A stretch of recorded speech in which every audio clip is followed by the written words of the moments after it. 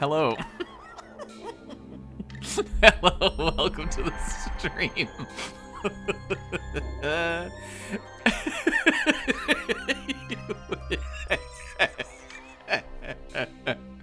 What if you wanted to go live, but YouTube said, no, here's the entire ending suite to Star Wars Episode 4 A New Hope, completely unaltered. Thank you, Nintendo Radio. I'm not taking my chances with that shit, but it's so funny that we went live and it played the whole fucking thing.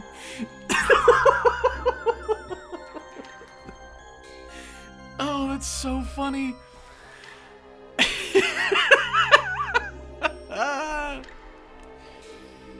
Good job, Chewbacca. Remember how he didn't get his medal and then they gave him his fucking medal in the stupid ass start in episode 9 or some bullshit? Go fuck yourselves. Guys, welcome to tier list night. It's Saturday. Did you know that? If you haven't seen, what the fuck is that last movie called? Rise of Skywalker. I'm gonna spoil it here. If you haven't seen Rise of Skywalker, who gives it to him? Someone, is it Ghost Leia? Somebody gives Chewbacca, no, maybe it's just someone, okay, so like there's the rebels and shit, the like new rebels, because it's all, nothing is original. And Chewbacca's there at the end, like when they win the day, and they like go up to him and they give Chewbacca a medal, and they're like, here, dude, you earned this. I don't know, they may not say that, but he gets a medal in the movie because, literally just because, like, it's a Star Wars meme that Chewbacca didn't get a medal at the end of the first movie. Literally, go fuck yourself. It's the most hack shit I've ever heard of. Deeply hacky. The movie sucks. I thought Last Jedi was fine though. Guys, welcome to the stream. It's only less fine in retrospect. Welcome. It's time for more ranking. Why? Well, welcome. Hello. Let me move this maybe. I know you can't see it. You can see my mouse though.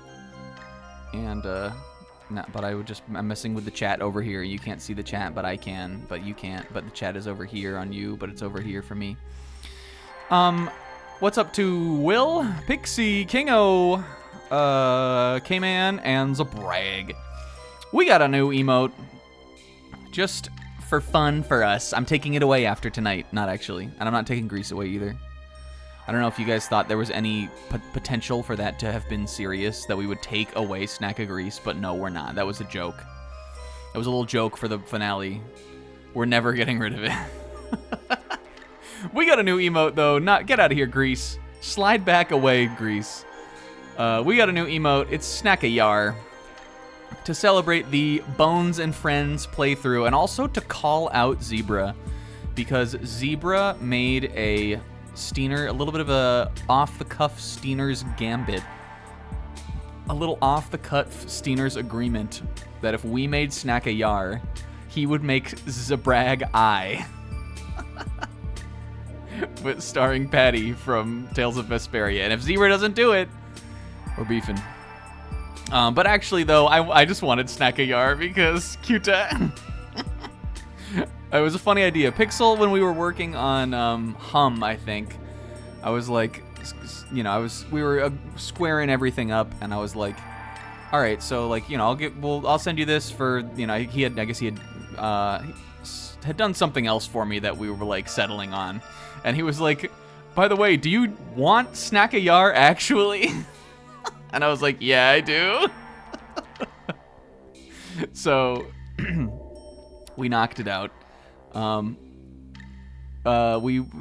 give the story of the emote, the only thing we really deliberated on was the face, because I couldn't decide exactly what I wanted the face to be, like what I wanted the expression to be.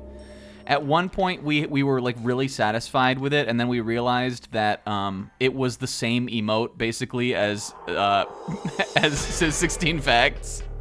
And so we were like, okay, well, fuck, we can't do that. So then we tweaked it a little bit there, but literally it came together great, and I love it. And Cuta.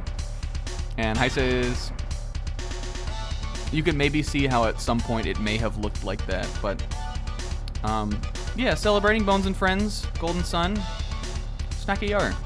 For when you, I don't know, I feel like it's applicable enough for when you want to be a pirate.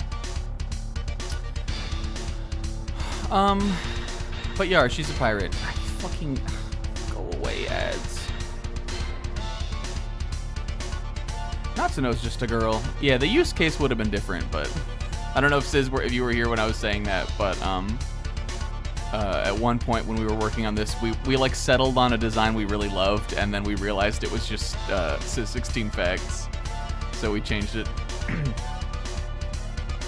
Who wants to be a pirate, Sis? Is it me?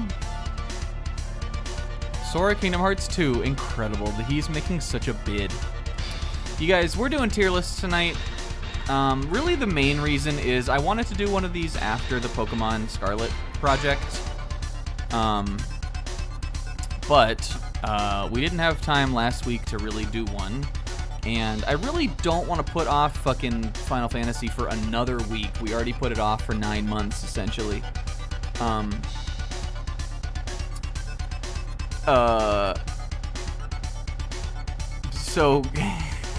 So here we are doing it on Saturday, because I worked last night, and we didn't get to play World of Goo, and I'm like, fuck it, we'll stream on a Saturday evening, why not?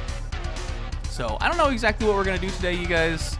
The only thing I'm 100% committed to is the Gen 9 Pokemon, but I'm sure we can find some other fun stuff to do, and I did get the stream playthroughs one ready and updated, so if we decide we want to do that, then I'm down to do that. And also potentially funniest boy names, maybe? Boy names based on comedy? That's something we talked about earlier. There's a bunch, whenever I think about like a tier list that would be fun to do, I always write them down. And I've got a little reservoir of topics we could choose from, so if we feel aimless, we can always fall back on that. But really I wanted to do this because in a way this is also a finale.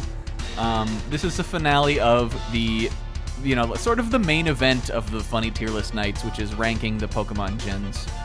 We've done all of them now up to Gen 9, which is the newest generation of Pokemon. And so now we can finally, at least until the next game comes out, like next time we do a tier list night, we never have the obligation. We never have to be like, like we got to do Pokemon too. I'm not saying this will be the end of these, but they're just freer from now on. And I'm looking at this and I'm realizing a lot of this like official art I've actually never even seen. I'm looking at Glimmet and I'm like, what? He doesn't look like that in the game. That's his official art. Look at Wattrel. Some of the old games official art, like the like their actual official renders, I'm like so familiar with like those poses and what they look like. And for this game, I'm just because they didn't release them like when the game came out, and I like, it's not like I have the strategy guide or something. I just have seen the 3D models of the Pokemon, and I have some of this I've just never seen. I don't know why they don't do it. They don't release it with the game anymore. Maybe for like the first couple guys they show in a trailer they do, but not when the games drop. They come out like slightly afterwards. I don't know, it's weird. Do you guys feel me on that? Do you think it's weird, or do you not care about it? Sis, the call out was that Zebra has to make Zabrag I now. I'm calling it out. So Zebra now has to make Zabrag I fucking battened down the hatches and loaded the cannons and lit the fuse on the pirate emote. I walked the plank on it, and now Zebra has to do it, or else I'm gonna keel Holland. Yeah. And they would be frienda. Also, what's up to Buddy Bro? There could be spoiler Pokemons. Not when the games are already out. Is the song too? Is the music like a little? We could probably turn the whole music down just like a little bit, and it'll be fine. Whoops. Okay. So, I guess we can get started. Yeah, the official art is so good. Even like these, like the new versions of them, they're always so clean. They I think there's a lot of Pokemon that you that look in here nice and presentable and look in the game like dog shit, kind of. I feel that way about Gen 8 and Gen 9, kind of. They always look less cool in the 3D in-game models than they do in this like nice artwork, I think. So if you show the artwork first, then you get to back, like now I know that Toad School is this funny little guy, and I get to like back translate it into the game. Even though Toad School also looks funny in the game, so that's not a very good example. He's a good design in general.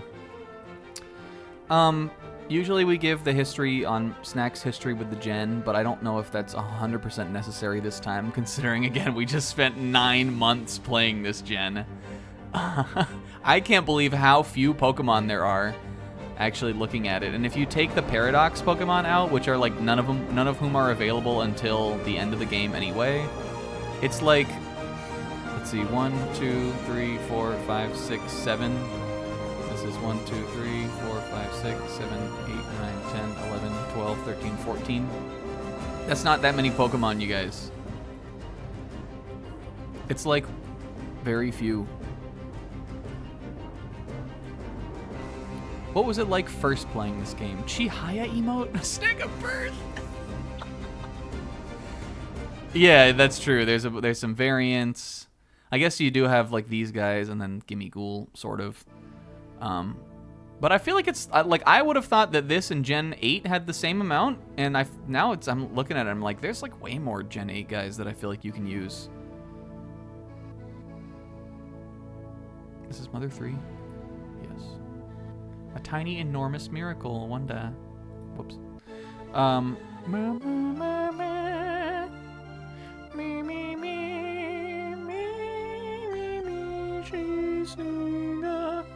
All right.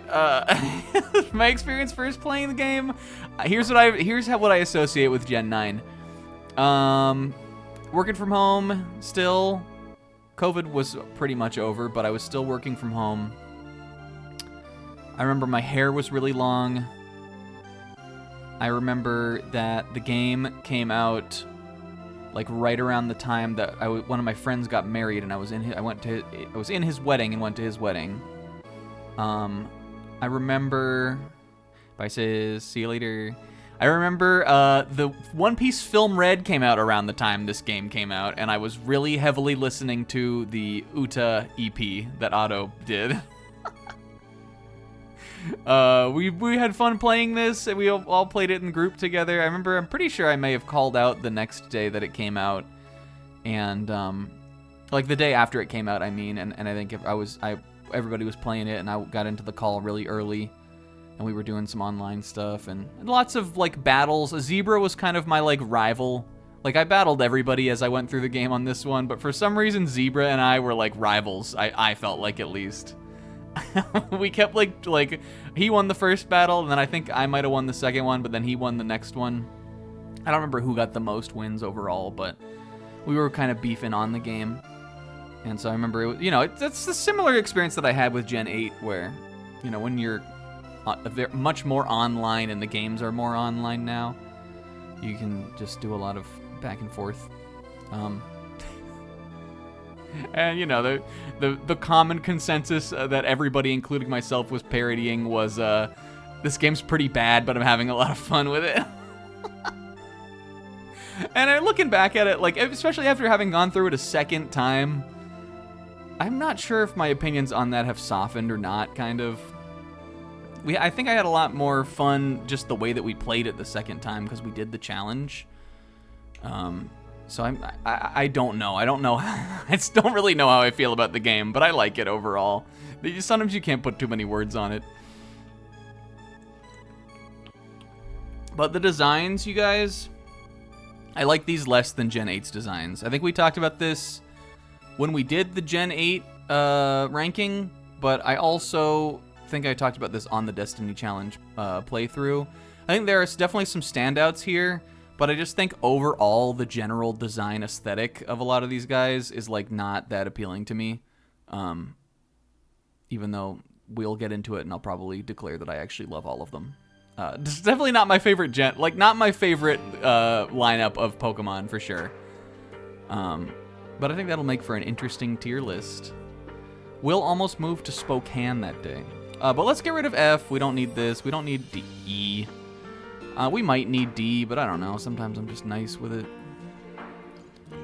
I'll leave D on there, but if we decide we don't need it, I'm not going to be surprised. Oh, I know this. Is this Xenoblade 3? Yes.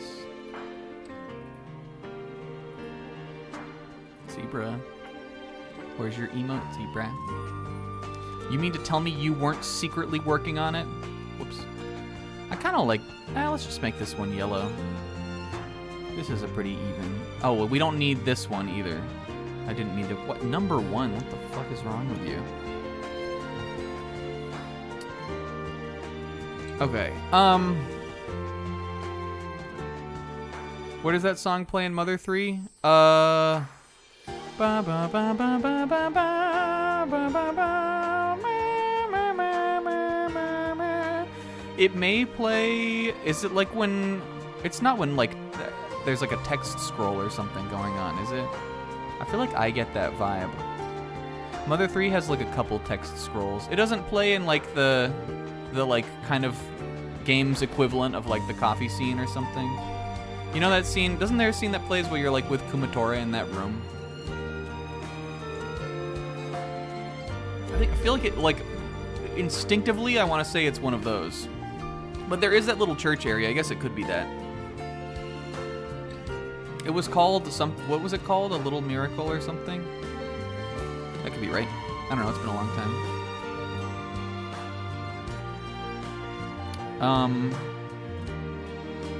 Okay. So let's do starters. How do we do this again? I'm like not sweating this one because again, actually there's no Pokemon in this game, I realized. Okay, let's put them all, they all suck. Let's put them all into D tier. I'm just gonna bring them up here. Oh, well, I guess I could have pinned the thing. I'm just gonna bring them up here so that we'll have them in the thing to talk about. And this is better for me. Okay, yes. The starters are definitely better than the last gen. I think overall I like all 3 of the lines. I have some nitpicks, but as a whole, I think they're pretty solid. I don't know if I would say they're among my like favorites, but they're definitely in the upper half, I would say. How many games are there? 9? I think they're in the upper half for me. I guess we can start with my favorite line of them, which is these guys. This is the one I used on the playthrough. I actually went through like shades of everything. When they first 3 of them got revealed, I was locked in on Quaxley. And then I think I'm actually not sure if I was ever Fuegojo. It's not what he's called. I'm not sure if I was ever like locked in on Fuecoco, but it just sort of feels like he was always like back pocket for me because he's such, like, so much about him does sort of read Snack Guy. But I don't know, Fuecoco was always the one I was like, least considering. I don't know why, he's good. Well, no, let me back up. I was locked in on Quaxley. It was the original order when I saw all 3 of them was Quaxley, Fuecoco, Sprigatito. This is the one that was least appealing to me. But I am a grass guy at heart, so I think this was back pocket. Fuecoco was the runner-up pick. If I didn't like Quaxley, I was figuring I would pivot to him. But then, when the games came out and all of the forums and everything leaked, which at least to me is the only way I ever want to experience a new Pokemon release. I don't want to play the game blind. I want to know what it's going to look like before I get into the game. So when when the game came out and I saw Florigato and Meowscarada, I was like, oh, they're so good! And then I immediately swerved to Sprigatito. So Sprigatito was the 3rd place for sure until we knew what they were all, and then I was like, last minute I was like, I'm going back to the grass, baby, and I pivoted. Okay, but should we do the little guys first? But I think of these guys, Sprigatito is the one that's an A, and I think of the little guys, these ones are S.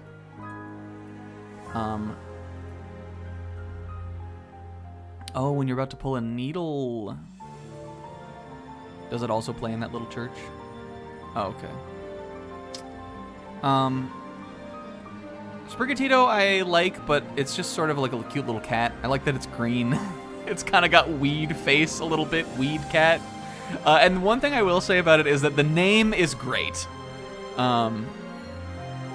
Sprigatito is a even though like I feel like when it came out everybody was like what the fuck is this name? Sprigatito is an awesome name. And I love it. It's just fun to say and it's cute. It's got a lot going on in there. Fuecoco is a funny little guy. He's a little alligator guy. The only thing I don't really like as much about Fuecoco is that I think he's got one of these little yellow patches on his face also. And I'm not sure I think he really needs these little yellow square things. They kind of look like you threw craft singles at him. And I think they're a little distracting in the design. It makes more sense once you see what the later forms look like that all have this kind of square pattern, I guess. But I think that they look a little weird. But I like his little hair, and I like that it glows in the game too, like it's like hot, like an ember. And he's shaped like a chili pepper. And I like that this looks like a stem, even though these guys don't look like chili peppers. Fuecoco does. And Quaxley I just think is cute. I think he's adorable. He's maybe the one that's got the most Gen 8 face a little bit. So I could see liking him the least. But I think he has personality. We've talked before on like that Snack likes starter Pokemon that have like a little attitude to them. And I think he's the least like, I don't know if maybe I just think he's like the least like kind of cute looking. I'm not sure. But I like him. He's a cool duck guy, and he's adorable. And I like his hair. He's like a little duck with a pompadour. He's good. Okay. But then, you guys, we got the rest of these guys. And I'm thinking...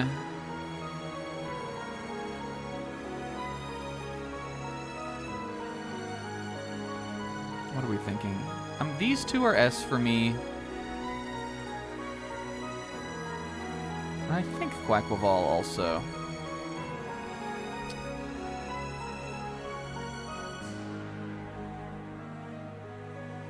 I'm gonna put them at the top.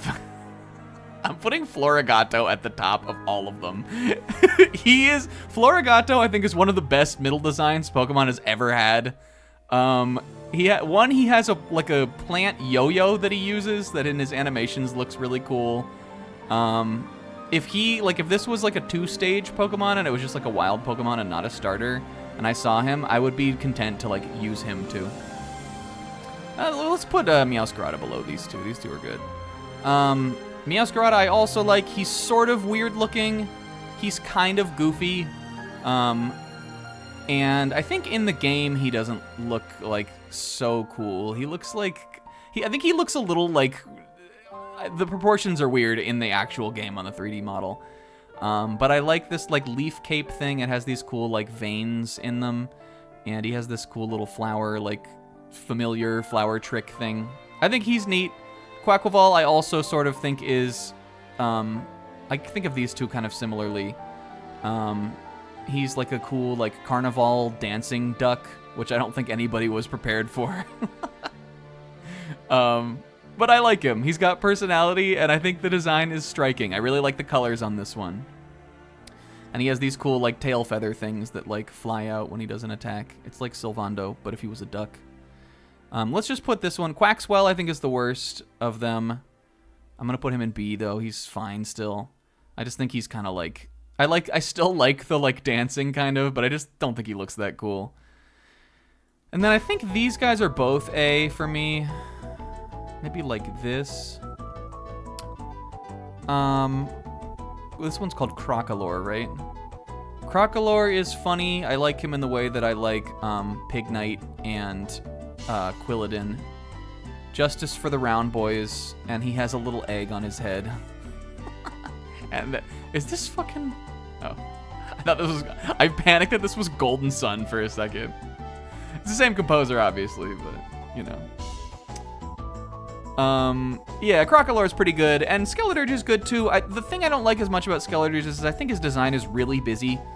I love a non-bipedal king, quadrupedal king, so that's cool. He's definitely a pretty unique starter design, I think.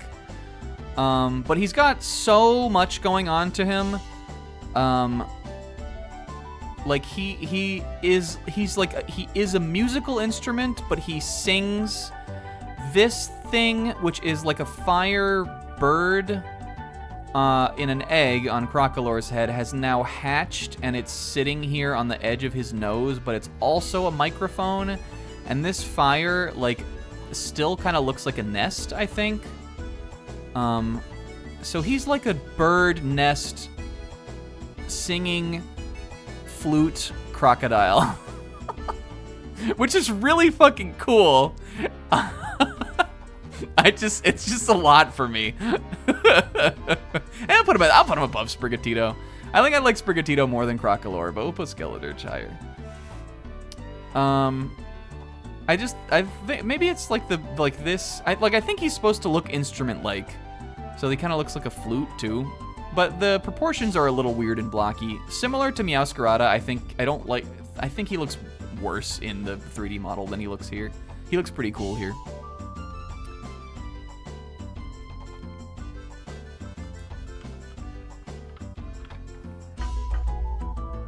And I think that these will be pretty close, like when it shakes out. I think that Quaquaval might run closer to the back of S, and Skeledirge, I can't imagine, will be lower than close to the top of A. So I don't know how we did for Gen 8. Let's look at the Gen 8 starters. I'm just going to look at them to compare. I have them right here. Gen 8, I had Grookey in the Hall of Famers, but that's a bit of an outlier because none of the rest of the starters even cracked A. Cinderace, or Scorbunny and Raboot were at closer to the top of A. Rillaboom was sort of in the middle. And it looks like everything else is in B. Thwackey was D tier. The entire Sobble line doesn't go any higher than B. Where's Cinderace? Cinderace was in A. So definitely better, these guys. I think these are definitely better. The lowest one, I think, is a B, and one of the entire starter lines of the other game I put in B. B and below. Yeah, the Evos were in C tier. So I think these guys are fun. I would love to play a game. I don't think I'll ever replay this game, which is a little bit of a bummer because I'd love to use Skeledirge or Quaquaval. I think they're both really cool. All right, and now it gets impossible because the next Pokemon up is the Lechonk line. And how does he do it? How do I reconcile this? Pig Swaggerty was in the S tier of I think he was bottom of S, top of A when we did our rankings for the Destiny Challenge. What do I actually think about this Pokemon though? Let's put Lechonk. I think he's probably like the epitome of a low A for me. He's sort of like Wooloo. I don't think he's as good as Wooloo. Wooloo we had in the S tier. But I think he serves a similar purpose. He's kind of a cute, funny little guy who you will run into on the early route of the game. And I like that. I think he's less cute, but he's still got like some personality. And I like that the shiny one is pink, even though I never found one. And he also has a Twitch emote, and I don't know why, but he does. It's a global emote. Yeah, Sobble might be the worst of all time. I probably have him the lowest ranked of all the starters, I would imagine. I'm trying to think of the other ones that are like probably towards the bottom for me, and it's like Finnegan line, but I definitely like them better than Sobble. What are the other? Oshawott, but I definitely like him better than Sobble. All three of the Snivy line might be pretty close. Snivy is doing heavy lifting on that line for me, but the rest of them, I'm sure they were not super high. You know what? Because there's not one form of the Sobble line that I like really like, I'm declaring him my woat too. I like Duat. We were nice to Duat, I think. Duat is extremely cool looking. All right, let's move on. I'm treading water here because I don't know what to do with this guy. He's better than Quaxwell.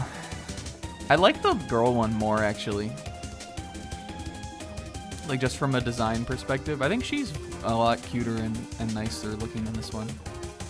I like the colors on her. And I like her little, like this little thing, instead of this weird little perfume nozzle. Pig Swaggerty. Let's put him in B, at the top of B for now. We can reassess later. Maybe the love of, from the Nuzlocke will have him at the bottom of A by the end. But, yeah. But, yeah. Okay, Tarantula, this guy I really like. I remember on the Destiny Challenge, in like the first 1 or 2 episodes, we were talking about how adorable I think he is, and that's true. He's definitely above... I think he's maybe right around Sprigatito. I think I like him more than Crocolore. There's nothing like super amazing about Tarantula, but I just think he's a cute little guy. It's funny to see him like crawling around and hanging out of trees and stuff in the early part of the game, and he's a little ball, little spider ball. He's adorable. Spidops. I want to give him his spy dues. I think he's sort of neat. So long, B tier, good luck. I don't recall saying good luck. Do you guys like the face cam, by the way? I've had that ready for a tier list night since, when did I watch JJK? I can see when the screenshot was saved, right? Where's my screenshot folder? Oh, I probably deleted a bunch of stuff from that. Oh no, there's still some JJK in here. April. It would have been in April. Yeah. It's been waiting that long. We did do a tier list night in between there, but what did we do? Did I even do a picture? Did we? We did one for Gen 8. What was the picture for that? I don't know. But this has been on the list. Like, I declared that we would use this at some point in the JJK thread, because it's such a good image. And even though we usually do a judge, sometimes we do like a 10. Yeah, this song is loud. Turn it down a little bit. Okay. Some songs are loud. Okay, Spidops, I'll put him in C. He's fine. He's kind of cool. I don't like hate him. I know a lot of people hate him because he's... I hear people regularly say that he's the worst Pokemon, like from a gameplay perspective in this game. And one of the worst Pokemon they've ever made. And I think he gets a lot of there's Lamau Spidops about that. But I don't I think he's just okay kind of in general. I like his he's got this tactical web kind of stuff. It's kind of cool looking, but he's also kind of weird. Nimble, I don't like at all. And I hate tripping over him. I mean, maybe I like him fine. Maybe I don't not like him at all. I'll put him in C. But I don't... You know what? A D for Principal. Fuck Nimble. He's the most annoying Pokemon to run into when you're riding Koraidon. And I think previously I would have put Lokix in C also. But I remember seeing Lokix in the playthrough and kind of fucking with what he was bringing to the table. His animations are really cool. These jackknife things on his back open up, and he they're an extra pair of legs, and he jumps up on his forelegs and kicks you and everything. So I'm gonna put him in B because of that. It's pretty neat. I don't really like the design though. This is one of the ones that when I was complaining about them, he's what I mean. He doesn't look like a I hate saying this, but only in the last gen or two I've actually felt it. So he doesn't really look like a Pokemon to me. They're like, it's something about like this, like the Pokemon that are like too geometric or just like simple in like weird ways. I don't know. I don't think the design is really that simple, but he looks weird. And I get that he's supposed to kind of be like a, you know, like a bug, but also kind of like a, I'm not really sure. Maybe there's sort of a Sentai angle here too. It's fine, because you know, bugs a lot of the time kind of look alien, but he's not the only Pokemon like that. And I don't know, I just like, it feels different than the game I loved. These guys are very Pokemon though. This is the Pikachu clone, right? I like this little one the most. I want to put him in A tier with the cutie boys. Sprigatito's got chutzpah. Pommy, Pomo, Pomot. I was watching a Wolf Glick video and he called this one Pommet, which apparently is the actual pronunciation. They have them say that in like tournaments and stuff in commentary. And I guess it's like a varmint or a marmot. Marmot is like a type of little rodent like animal like that. Apparently it's Pommet. So that's interesting. I always called it Pomot, but apparently it's Pommet. Pommy, I just think he looks like a little baby. The thing I like the most about these designs is I like their big old arms. They look like they're full of beans. Like a squishy bean bag. And Pommy's little, like, the fact that he's the only quadrupedal one, and he's still got these big, stupid little arms and his dumb little face. I think about when that little quest with Mr. Salvatore, where he finds one, it just looks like a little infant toddler thing. And I think it's cute. It's tiny. This one I'm gonna put in C tier for having no reason to exist. Because I think it's just one of the least necessary Pokemon that's ever been made. Why is it a 3-stage line?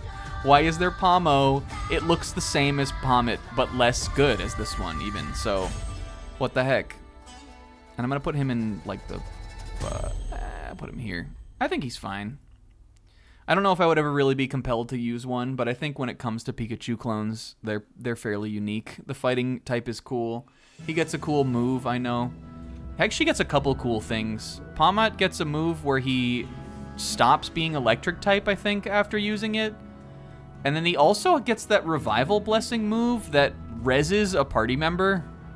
And that's pretty cool. I don't know how useful it is. Probably not very useful, but he's kind of neat. He's got some cool stuff going on. I like it more than B. Okay. Which one of these should we... Oh, these are two different Pokemon. It's like, which one of these should we put in the S tier? Oh, this is multiple Pokemon. There's this Tandemouse and Mousehold. I always just think of Mousehold, though, because it's just like, this is the real one, kind of. But I don't really understand splitting them up. I don't think there's any reason to do that. And they're, let me put them both in S tier. Maybe highest so far. This one is better though. This one's way better. Way better, but I also don't know how to get rid of the little one. Yeah, so again, similar. So, okay, so this is, so again, like, this is not, I think that there's a similarity between these and, like, what I'm talking about with low kicks. So I'm not just saying, like, you know, it can be a neutral statement that they don't really look like Pokemon to me, because if it's a good design, it's a good design either way, it doesn't matter. And I think these are a great design. They definitely look more like Sanrio characters than they do like Pokemon. But I also think that they do still have like sort of Pokemon's charm.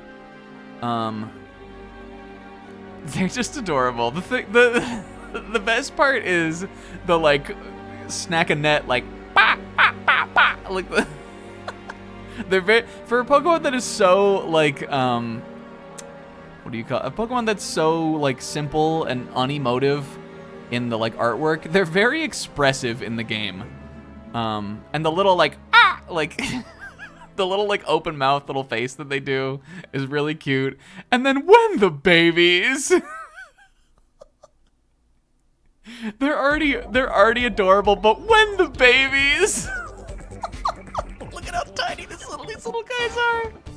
And I like the only child one too, even though I'd put in the one with more cuta, but it's cute when there's only one baby too. They're just a little family of snackinettes and wonderful. And pretty interesting Pokemon in their own. Yo, also, this is a Vibegus. This is the Smash version, right?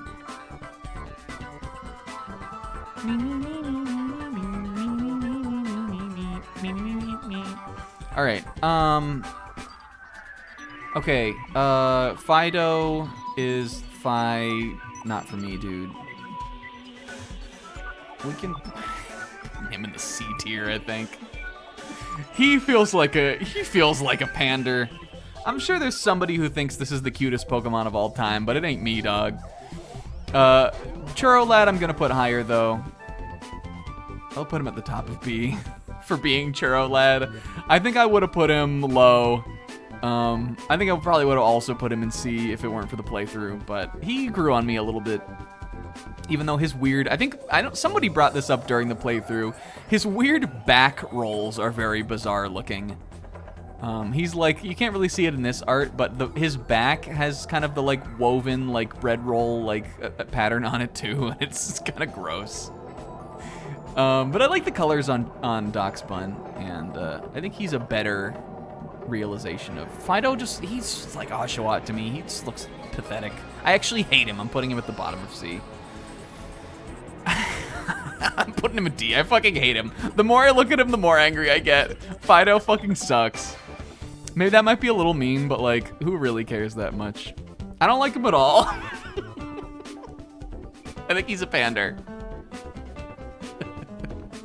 Okay. Let's keep moving. I don't think we even have a D tier yet. No, Nimble out of spite. Fido is like harmless to me at least. I don't like him, but he's never wronged me. But Nimble's wronged me. Okay. These guys are tricky because I like them, but I'm not sure how much. Looking at this down, actually there are a few more Ds that I don't like. I think we keep the D on this. Did I have D on the other game? Yes. Oh, remember how much I hated the Nickit line? Those guys suck. Those are like WOT contenders for me. They're the Fido of this, but they don't have Churro Lad. Those guys are WOT contenders. Even the little one, I don't like him at all. Okay. Yeah, these, they're all at least A. Is Smoliv an S? Smoliv might be like a high A for me.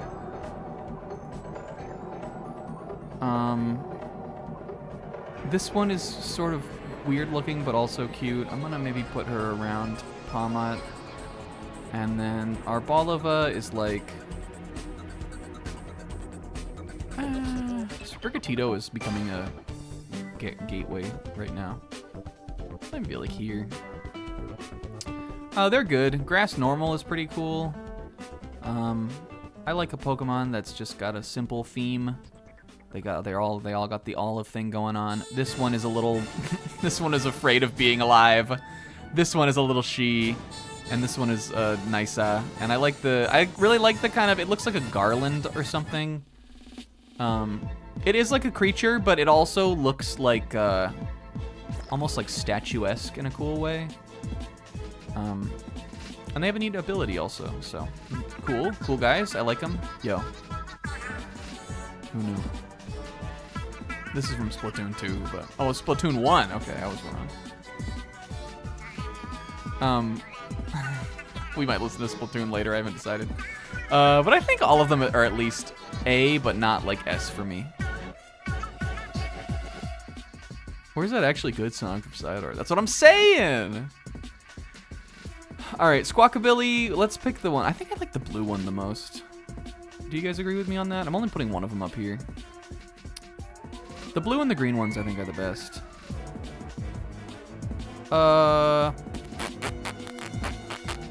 Squawkabilly. I'll pick the green one, I guess. He's like the... Is he like the sort of supposed to be like the main one? He is... I feel the exact same way, Zebra.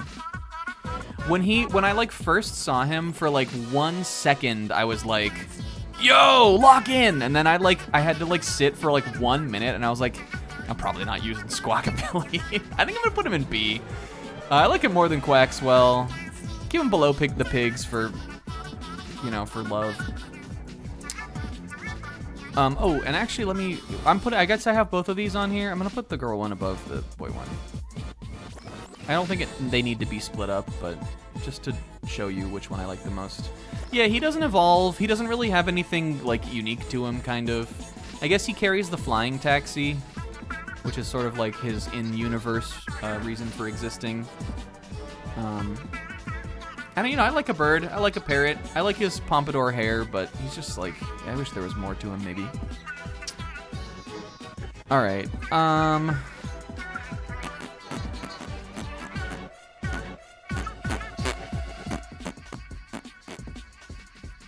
All right.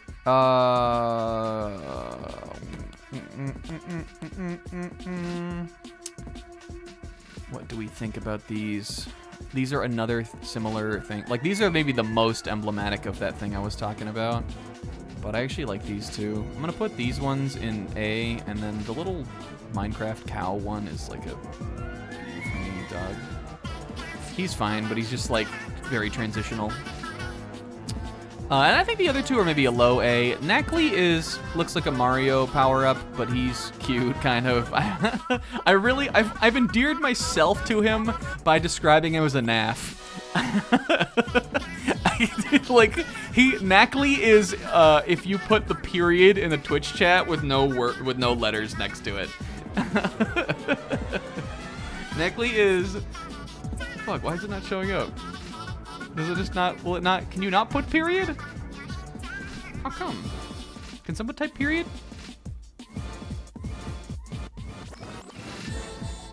Well, it's not showing my message. Maybe it's because I'm the Steener. Maybe it doesn't want me to put period. Anyway, Knackley is a period with, oh, space. There we go. Knackley is a period with no letters. He has an energy to him, and I like that. I'm gonna put him maybe here. And then I think I'm gonna keep, Garganical can be like here. Garganical, also fun to say. These guys have a cute name. I like the NACL. What's this one called? Knacklestack. That's also a very fun name to say. But I think that's as much as it's worth. Knacklestack, is that right? Am I thinking of Stackataka, or is this Pokemon called Knacklestack? These guys are funny. If I had rolled Garganical in the Destiny challenge, I think I would be in love with him. I think he would probably be like here or something. But we didn't, so I'm gonna keep him here. I could see myself completely falling in love with him and like hyperfixating on him. He's a very weird guy, but I like the vibe. Okay. These guys are cool, but Charcadet is like a B for me also. I can maybe put him at the Buffalo Churro Lad. Churro Lad's cute. I don't really like Charcadet that much. But these guys needed to have a first form. He just like looks weird, kind of. But the special endeared me to him some. And the special endeared me to these guys some too. I think that they don't look like Pokemon, but in a different way than like what I've been talking about. And by that I just mean like they sort of look, they to me they have like a legendary vibe, kind of. Even though they're like, I guess they're just sort of supposed to be the cool guys of this gen. But I don't think any of them are like I don't think they're really above like the absolute personality of some of the like most of the guys we've got here. I'll put them above Pig. So like all of this whole top row, these guys have absolute personality, and these guys are just like cool looking. I like Armor Rouge less. I like the colors less on him. But I still think he's kind of cool, and I like the cannon thing. I still think they're an A for me. And then Cerulege is like just really cool looking. He's just not like a little funny little animal. So that only takes you so far in Snack's book. Speaking of funny little animals, I think I'm gonna put Belly Bolt here for now. And Tadbulb is like too plain to me, kind of. He can be here. Tadbulb looks like fake, kind of. Bellybolt, like, I used him in my first playthrough of the game. And, I like him, definitely. I think I was kind of hype on him in a way that ended up kind of fading, sort of. Wherein I don't think I would put him in my, like, I don't know if I really think he's in the S tier, and maybe he's at the bottom, because we gotta think about the Vamers too. And I know some of the Vamers from this one. I'm not sure what to do with him yet. I'll keep him at the top of A for now. But I think he's cute. I like that he's got, like, I like his real face is this little face, and he has these weird eyes. I think he was fun to play with. As I recall, he has a kind of an interesting ability where he's like a charge character. He stocks up charge. I remember battling Pixel, I think, who also had Belly Bolt, and Pixel's was always way more annoying to play against than mine was. But he's pretty simple, but I just think he's like a fun, grimace-looking guy. You didn't have him? Maybe you had Kilowattrel, and that we were like always at a stalemate with each other. But I know, or maybe it was Zebra. Zebra had Belly Bolt? Zebra had him. Maybe that's what I was thinking of. I think Zebra's Belly Bolt was annoying to play against. Or maybe Zebra would like bring him when I didn't bring him. But still something about him I'm like, I don't quite know if he's S material. Speaking of electric types, we got these two up next, and these are both at least A, and I think I'm gonna put Kilowattrel in S. I didn't use these, but Kilowattrel is super cool. One, he's a frigate bird, which is a really interesting and funny and cool oceanic, what would you call them? Marine? Oceanic? It's like a seabird. If you've ever seen the birds that have the big red thing that like blows up like in front of their face, that's what Kilowattrel is. But listen, a good bird for Snack goes a long way. And he looks very like, even though he has this kind of big goofy like throat pouch, he's clearly, he reads electric type, but he also looks very like slick, very like fast, very kind of like he's like still a predator. And I don't think I realized this in my first playthrough, but he's giant. And I just really, really like him. I would please bring Wattrel and Kilowattrel back in the next Pokemon game, and I might use them. Wattrel, though, is just like a little bird. He's kind of got a dopey look on his face, though, that I like. I'm going to put him, like, here. The killer Wattrels. Oceanic? What is Oceanic, like, lives in the ocean? What's Oceanic? I'm looking it up. Not because I think Will's wrong, just because I, like, want to know.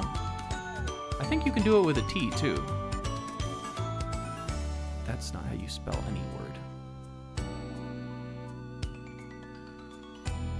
Maybe Oceanic isn't a word. Fuck off, Google. I don't need to sign in to Google Oceanic. What's up, 8? Yeah, what's up, Bobo? This is not... Okay, Oceanic, of or relating to the ocean, yes.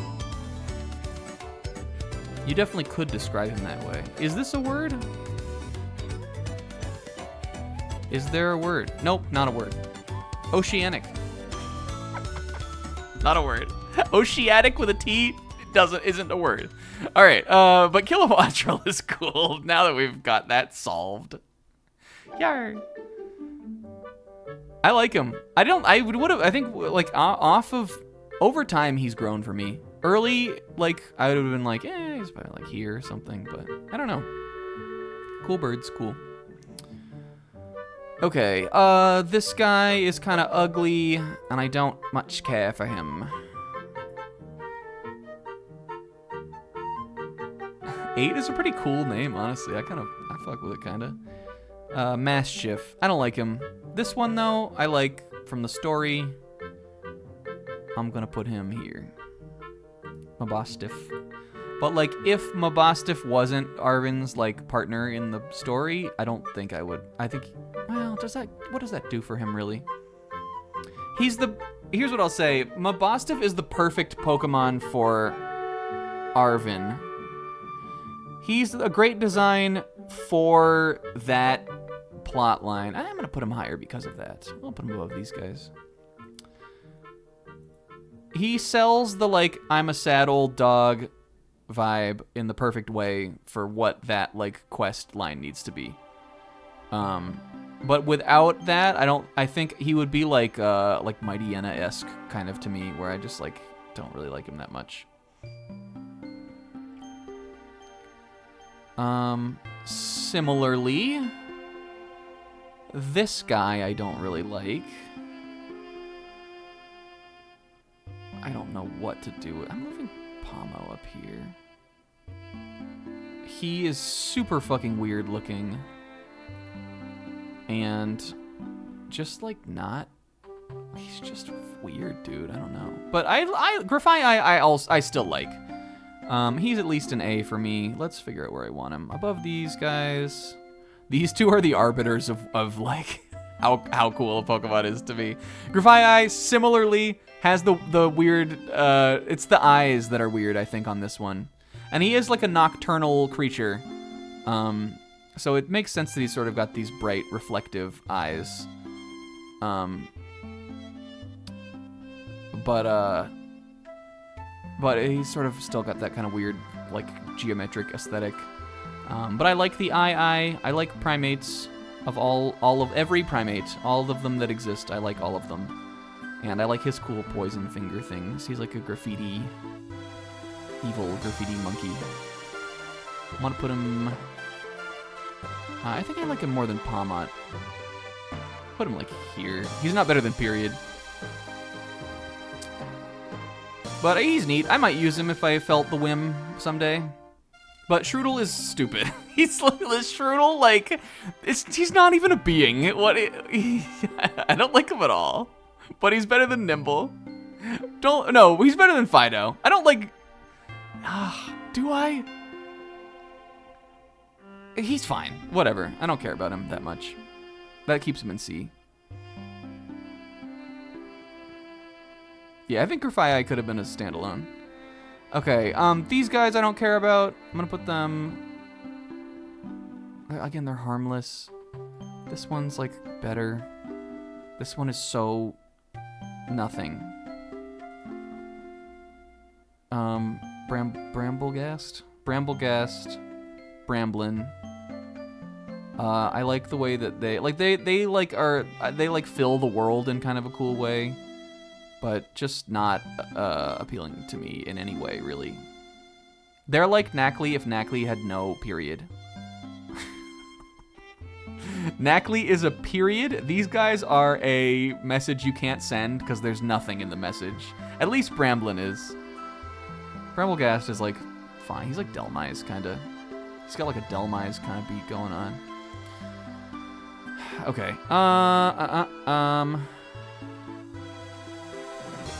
Toad's cool.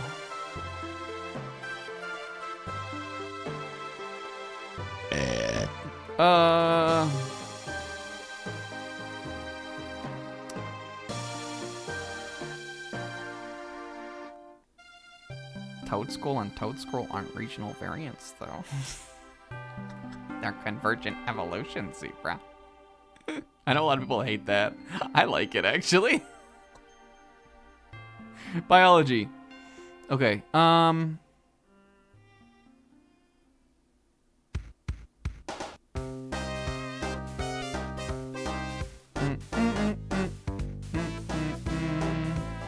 but it is sort of the same thing. I understand that it muddies the water.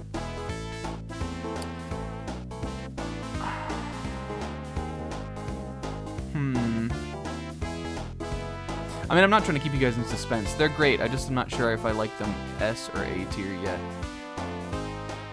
Everything about you but your rhymes are fat. Did I do that? You know it, guys. You know about it, guys.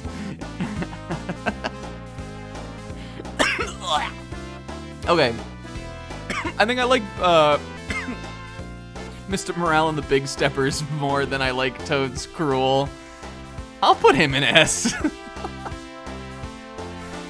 He's pretty good. Funny little guy. Actually, wonderful design. At his core, he's just Tentacool, who I don't think is a particularly strong design. He's probably like a low B, high C for me, maybe. But just the fact that he runs around is such a great idea. I like a joke if the joke is funny, and I think the joke is great here. And then Toad's Cruel. Looking at him now, I think I'm gonna keep him right here. Because I don't like him more than Tentacruel, but I still like him.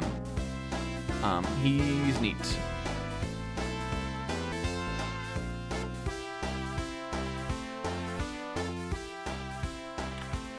He does have a very striking color palette.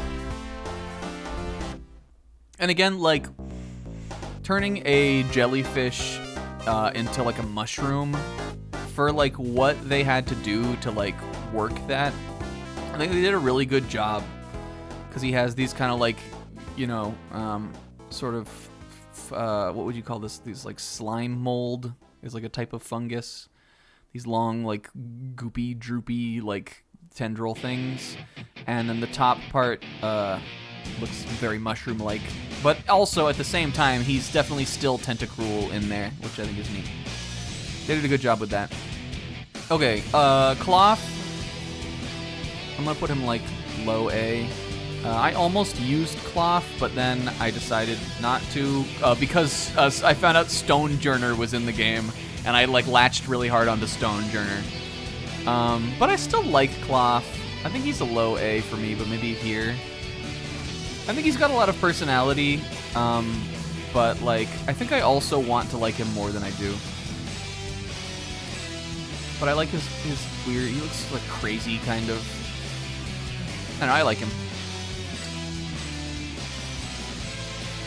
But I think it was more just like, I saw him initially, and I was like, maybe, he's kind of got the snack guy energy.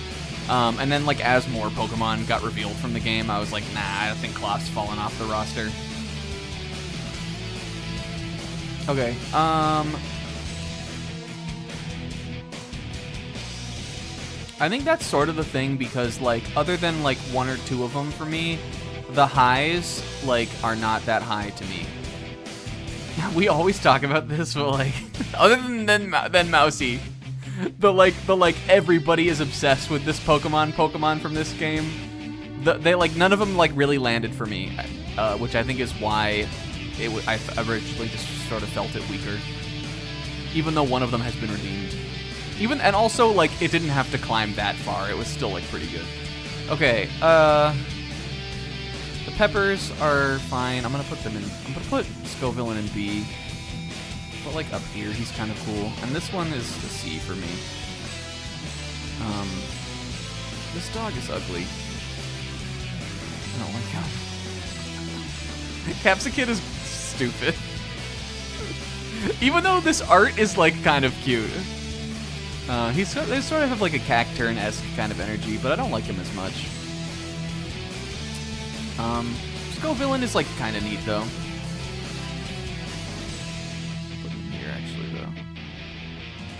Are they the first fire grass types? Neat type.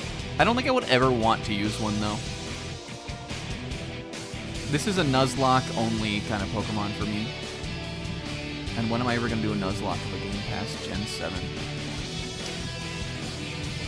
Okay. This thing sucks. He's kind of cute, though. He's a cute idea, but his face is not good. I'll put him... Pomotopachy. He can be here. I like dung beetles, but I don't really like Relor. Rabska is better, though. But I still think he's around Skullvillain mode for me. He's like a cool scarab thing, but...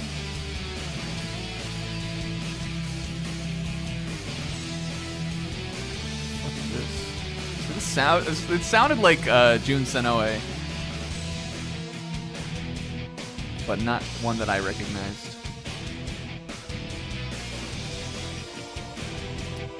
Is that good for Rabska? I still think he's pretty cool.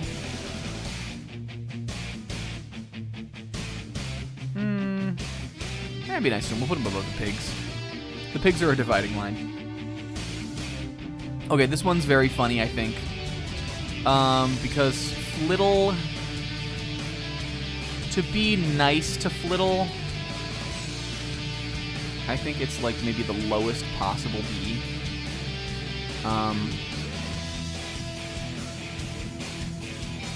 Might even be a C. It kind of looks like a Kirby enemy. But, I don't know, dude. I don't know if I really like the colors.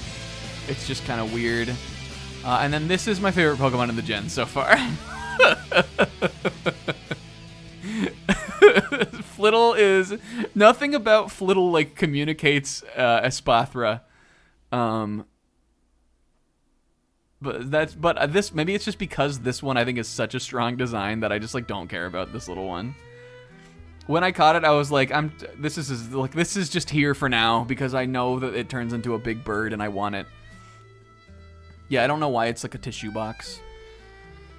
Espathra is awesome, though. It looks very alien kind of in a way too, but I think, again, that works on the design because it's a psychic type. It has these very, like, big, like, reflective kind of eyes. It also sort of has, like, an Egyptian kind of thing going on, which I think works because it also kind of gives it, like, a hieroglyphic kind of look. The Cleopatra hair is inspired. I like the colors. I like the banding on the neck and the legs. I love it. Great design. Okay, here we are.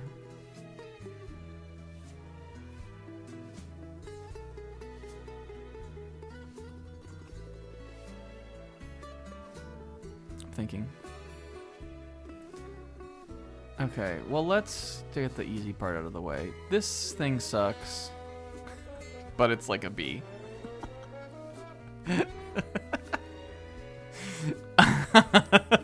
It's fine still. It's kind of cute in the worst way imaginable. I still like I liked Molly McBonk still when she was the little one, though. This is when she wanted to break their shins. I'll put it above Charcadet for that. And then I don't know what to do with Tinka Tough. Tinkaton, I'll put an S. I'm thinking she won me over in the end. I was a little meh on Tinkaton, and now I'm meh on Tinkaton. I think I was the only person who decided not to use it. Actually, I don't think Zebra had one. I was one of the few people who decided not to use it because I didn't think it was that cool. But now, having used it, yeah, it's nice. I'll put it above Quackaball too, but not above Meowska. I used Meowscarada as my starter. I have a connection to him for me. Here's my resistance. It's giving mythical a little bit. Not that without if you take the hammer away. Here's my resistance. She's giving mythical. And you guys know that we never rank the mythicals high at all. But with the hammer in there, cool. Remember the animation where she jumps up and sleeps on the hammer? Very cool. Just a funny little gremlin creature. I'm a fan, honestly. I've come around. And this one's good, too. I'm going to put her in... maybe around... Maybe, like, here. I like the little ponytail.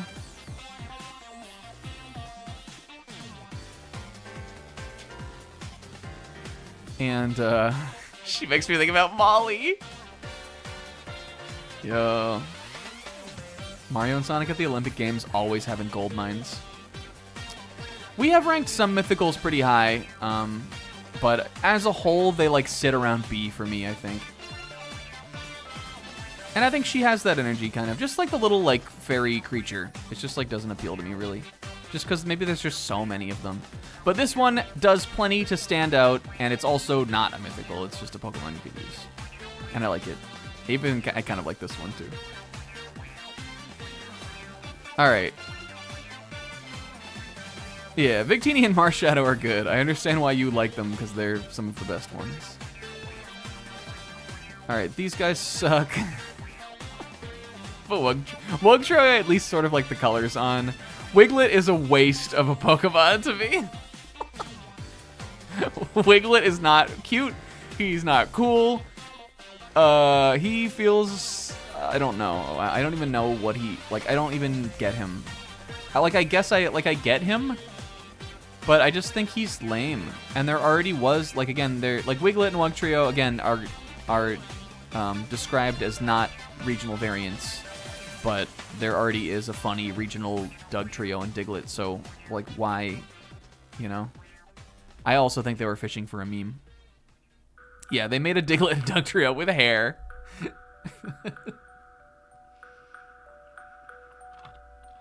Let Diglett and Dugtrio rest. They've done enough for us as a culture. Okay. Bombardier. I'm thinking he's like Bomber B. High Bomber B, maybe. I think he's pretty cool. But not that cool. Not as cool as some of the other big cool birds like this or this. Or this one. The artwork is cool, though. I like the dark, like he's sort of like a evil stork. He's got a cool, like, theming, I think.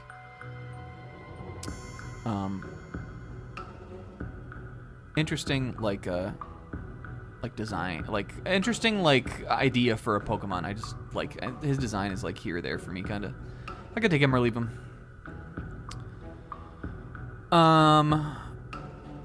Finizen is rather cute. Thinking he's like an A. Do I think he's better than stupid looking though? Stupid looking goes a long way here. I might move Cloth down to B tier. Really looking at him. I don't think he hangs with the rest of this.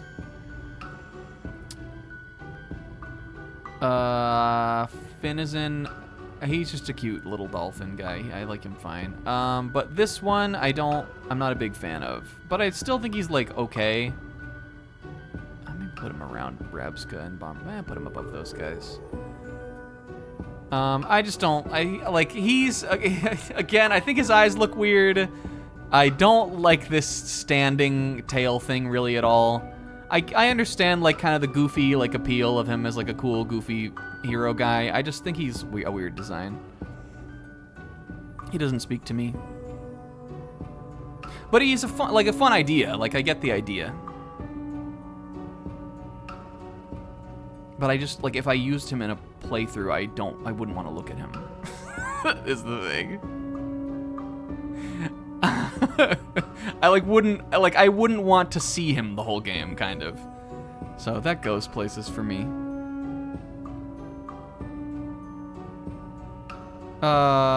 These guys are... This one is definitely a snack C, guaranteed snack C.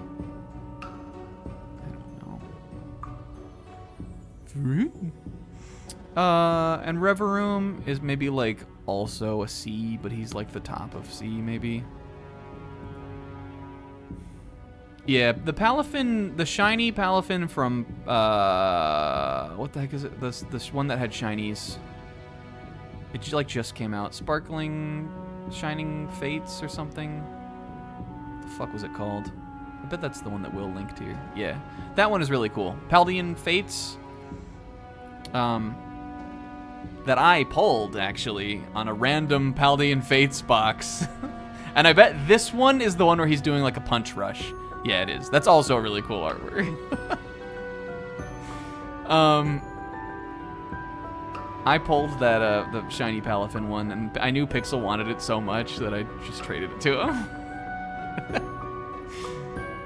Okay.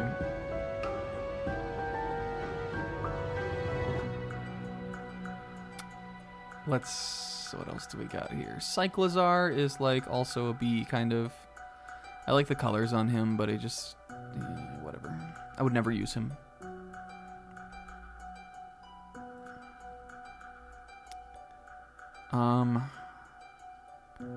Orthworm.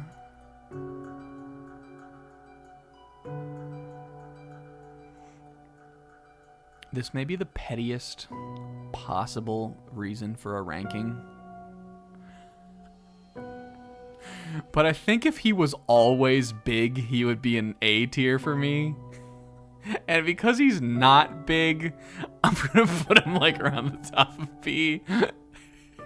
Put him up Charolad. The Titan Orthworm is awesome. But he's too small. He's too small.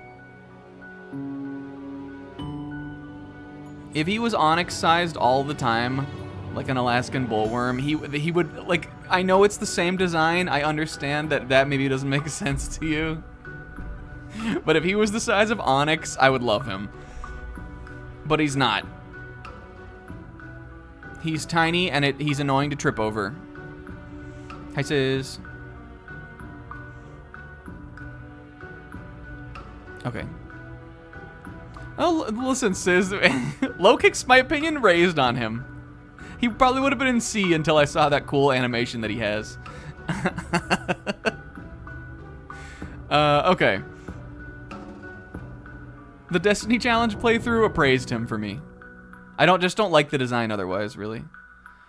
Okay, these guys are C's, though. This one is maybe like... This one looks like a butt plug.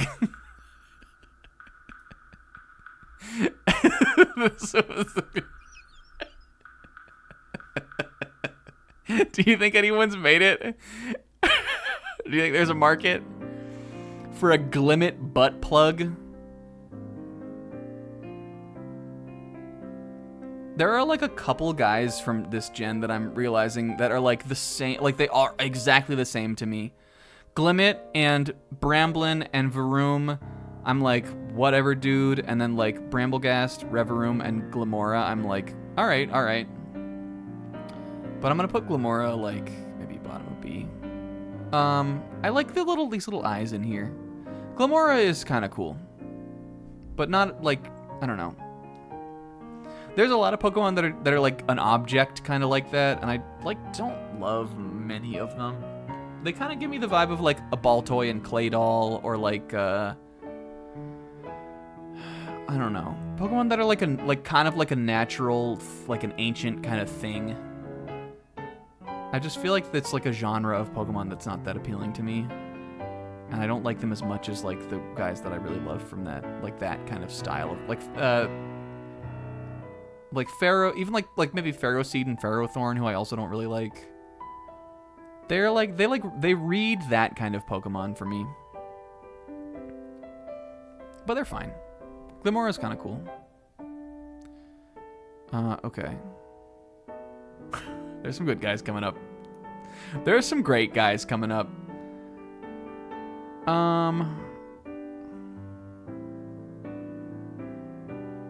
Yeah, what is this fist bump? This must be like from the ending or something. Or maybe the emotional moment where Sonic does a slow fist bump with his avatar. These guys I like. They're not like my number ones. They're definitely not favorites for me, but I think they're cool. I'm thinking A, like low A, sort of. But above some of these. I like them more than this dog. I like Houndstone more also. Greavard is cute, but Houndstone is like, he's got like, I like the like big like bone, like, he's like kind of wicked looking to me in a neat way. I think I might put him above Grafai, but below. Like this top row of A tier is very like, this is like a whole ass Vanguard to me. Because it's literally just like silly boys, and then like the top here. This is where like I always find that like Snacks tier lists start falling into place. When we get this little coalition of like the cutest guys that aren't in S tier for me. And they are a powerful blocking force.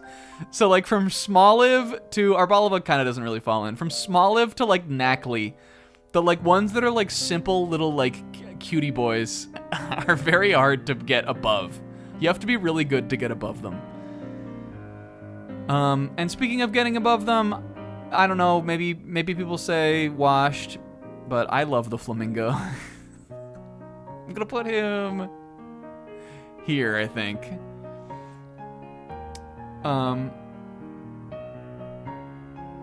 I've seen a lot of people, maybe that's a little high. I used this one, so I'll put him above Kilowattrel. I have sort of an affinity for him. I see a lot of people who are like, Pokemon is out of ideas, that's just a flamingo. And I couldn't disagree more. I think he's way more than just a flamingo. He's a very simple design, but he's like a lawn flamingo. And also he's like a balloon animal kind of too. His neck is tied in a knot to contain the power within. I think he's really cool. And he animates well in the game, I think. I like his like flapping and flying around like the animation. Yeah, this looks like a boxing glove kind of, which works as his fighting type. I really like him a lot. And I mean, you know, as we can see, there are 3 cool birds in the top and the S tier, so you know, it goes a distance. And yeah, he's fun to use too.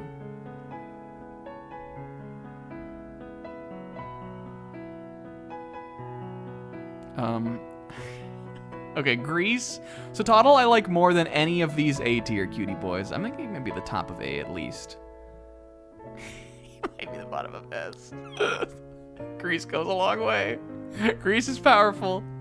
He's to me like the, this one's not really cute, but to me they're kind of like the Stuffle and Beware of this game.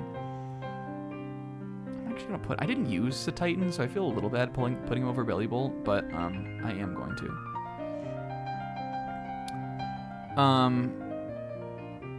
I really like these. Again, please bring them back in Gen 10 and I'll use them. Are these pure ice? There's a lot going on in this design, but I think it pulls it together because it's got simple enough colors, and I like the pink on the accent as the accent on the white and gray. It keeps them from looking plain, but there's so much going on in this design that I think that's fine. I think this looks like the Pseudo. Is anybody like kind of with me on that? So Titan is way cooler than Baxcalibur. Does anybody else feel me there? Can you imagine, like, what if Grease was the first form and there was, like, some middle form in the middle and this was the Pseudo? I would like that way more. I think he has Pseudo energy.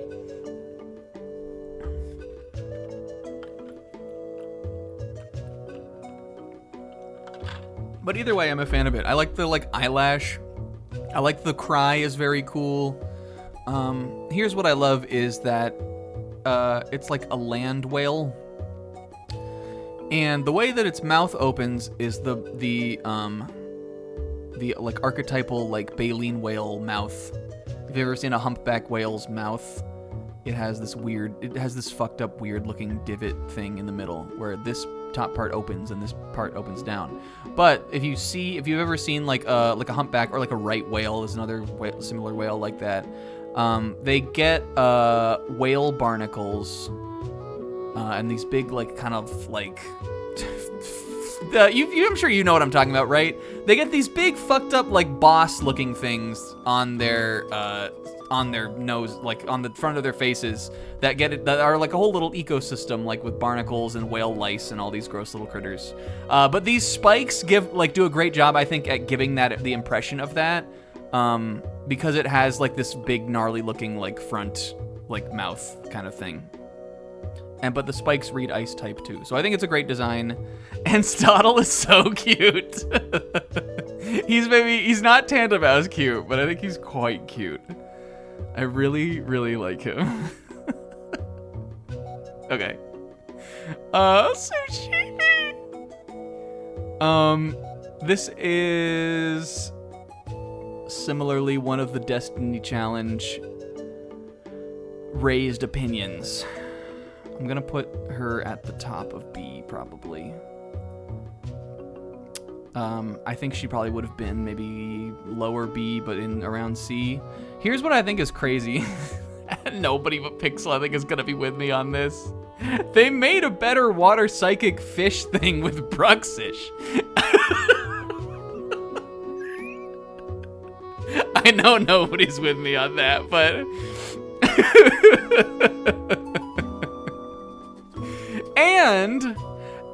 And the whole thing about Veluza is that like it has the like edible like jettison parts things that are like sushi kind of. They're like sashimi, but these are sushi. But Veluza isn't connected to these guys. So what the heck? There's just two sushi fish in the same gen. It's weird. But other than that, they like Tatsugiri and Veluza. They're really not anything alike. And I guess it's more like just like a fish, like a slice of fish with Veluza. I think it's a cool idea and a neat like. It's got like its own neat thing going on. And Sushimi really endeared me to how much I think that this is like a charming Pokemon when you've got one and you're you're like having picnics with it. I like the big smile kind of, but other than that, Orthworm's good. I wish it was big. B for small. Okay. It should have been a defensive juggernaut, so it could have been the Sushimi wall, yeah. Okay. I'm gonna put Tatsugiri first. He is an A tier for me. And I like the orange one the most as a design, even though I think that this one has such a funny looking face. He can be here. I really wanted to use Tatsugiri. He was the only water type I really, really liked because I knew I was off the Quackwaval train, and other than that, again, there's Finizen, who I get him, but I don't like really like him. And then there's this Water Tauros, which I didn't even fucking know about. And then there's Dondozo, who like I just wasn't gonna use. So it's when it came to water types from this gen, like a new water type, I saw Tatsugiri and I was like, oh yes, that one's awesome. I'm using that. But like, like I feel like he doesn't have really the legs to use on his own because he's supposed to be a doubles partner to Dondozo. So I never ended up doing it, and I used Azumarill instead. That was the reason for my Gen 9 water woe. That's why I picked a non-Gen 9 Pokemon, is because Tatsugiri ended up, and he's so late in the game also is the other thing. But I think he's a great design, and I think he's super cute, and I like that the little rice is like his gross, inflatable, throat pouch thing. The rice is part of his body, but I think that's fun. And salmon sushi is the best, so he's the best. And then the Doze, I think, is fine. I like that he is a sushi chef, clearly. He's got the little headband, bandana, wrap thing. And other than that, he's like a big catfish. But I don't like him as much. I think he's around a cloth for me. We'll put him below Palafin.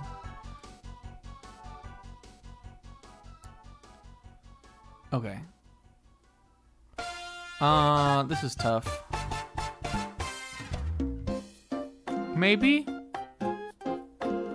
I think this is my favorite Pokemon from the gen. Possibly.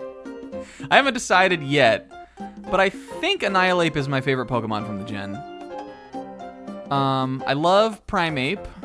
I think he has always been an underrated Gen 1 Pokemon. He's the fighting type from Gen 1 that I love the most, and that I've used the most for sure, because he's so available early into the game. And I think he is the perfect Pokemon to give an additional level of love to, because even though he's Gen 1, and like most of those guys you could say are like a little, like, you know, are well-loved enough, I think if there are a few that are cool beyond the level of love they've gotten, I think, to me, Primeape is one of them. And I think that this is so much more insanely cool than most people would want him to have gotten, kind of.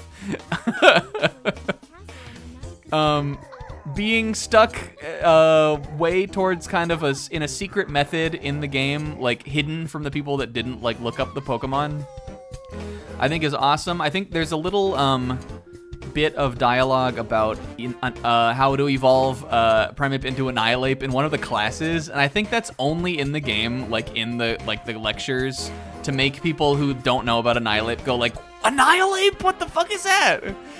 I think that's why that line of dialogue is in the game. And I just don't think he disappoints at all. He got so angry that he died. He's so pissed that he's an evil, vengeful spirit. And I like that his like bands are like have like cracked off. His cry when you throw him out has the sounds of bones cracking in the cry. I think he's fucking awesome, and I think thank you for showing love to Primeape. Cool, very cool Pokemon. Shuckle needs something, I think. I'm with you, Will, on that. Shuckle feels like Dunsparce, but like maybe like more deserving of a thing even. Like I love Dunsparce, but like I feel like when I think about like Shuckle and Dunsparce, it's like these are like funny little guys from Gen 2. But Shuckle, like I feel like people people aren't like on him like they are on Dunsparce, you know?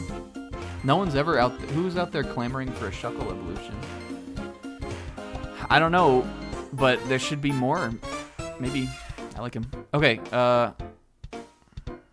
this thing is like, meh, who even knows how to get the Evo? I don't know, and I don't care, and I'm gonna put him in the C tier. Below the butt plug. He's still Tauros at the end of the day. I'm gonna put this guy below the butt plug. And I'm gonna move Fido down with it too. Fuck Fido. Tauros is still Tauros at the end of the day. I'll put him at the top of C. And we can rank these two. I like this one the most, and I like this one less. Why not? They're sort of different looking. A little Super Metroid. Yeah, I like Tauros a lot. I just don't really get them. And I feel like they're wasted in this game. Because again, how the fuck do you get these form versions? He's also bizarre in that he's the only he's a regional variant.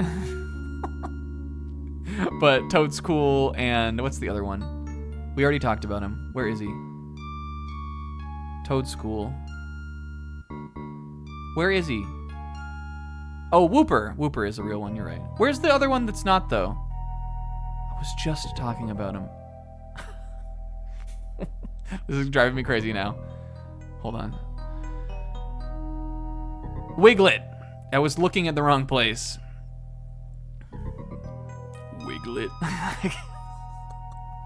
He's better than Wiglet. Kind of a shame of a Pokemon, though. Okay, where did I put Wooper in the Gen 2 list? Gen 2 is a much more stacked generation of Pokemon. Wooper is in the top 10. He is at the second from the top of S, only preceded by Wee. who I might, if I went back to that one, I might bump them both up into the Vamer tier, but they're basically at the top of the tier list. Beatles in Lost Woods. And these guys are great. They're a great iteration on an already peak design. I'm putting them both in S easily. I think I like Clodsire more just for originality. I'm gonna put him. I used him though. Here, baby. And whoop. Like, here's the thing: is like Whooper is better. Like Whooper, normal Whooper is better than like I would put Whooper more over all of these Pokemon. But like Paldean Whooper, he's really Whooper still. But I just like do you get it? Like me kind of keeping him below Grease and Toad's Cruel, just because he's like just Whooper kind of. You know what I mean? Like he's not, but he's just different colors, and I like the skull and crossbones looking. Like I think he's still a good design, but he's just like, you know, he's his own. Yeah, it's from God, which is the last song on Plastic Ono Band. It's I don't believe in Beatles. It's really funny that Beatles in Lost Woods.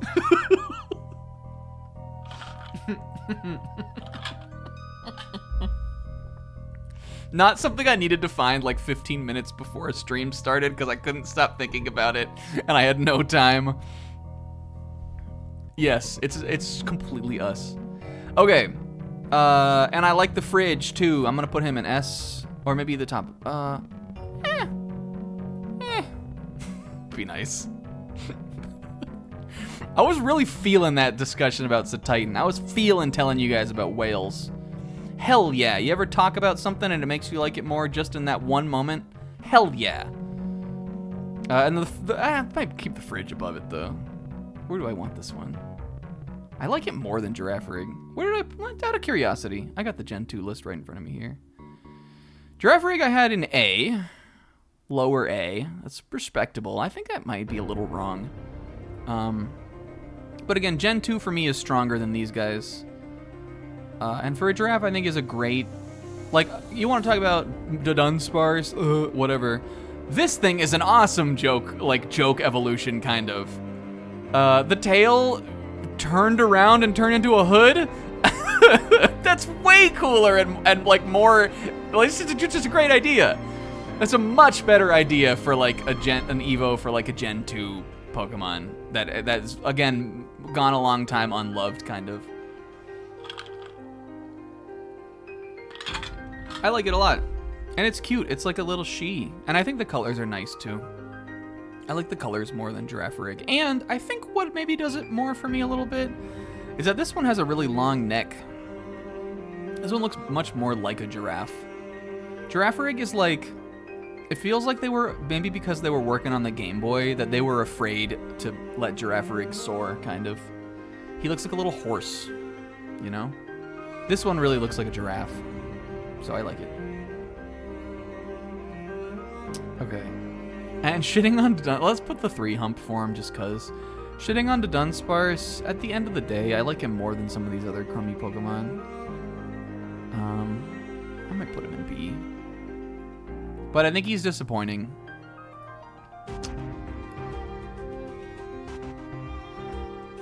Because there was potential there. And even though, like, we were just, I have not picked a side in the Dunsparce Shuckle battle.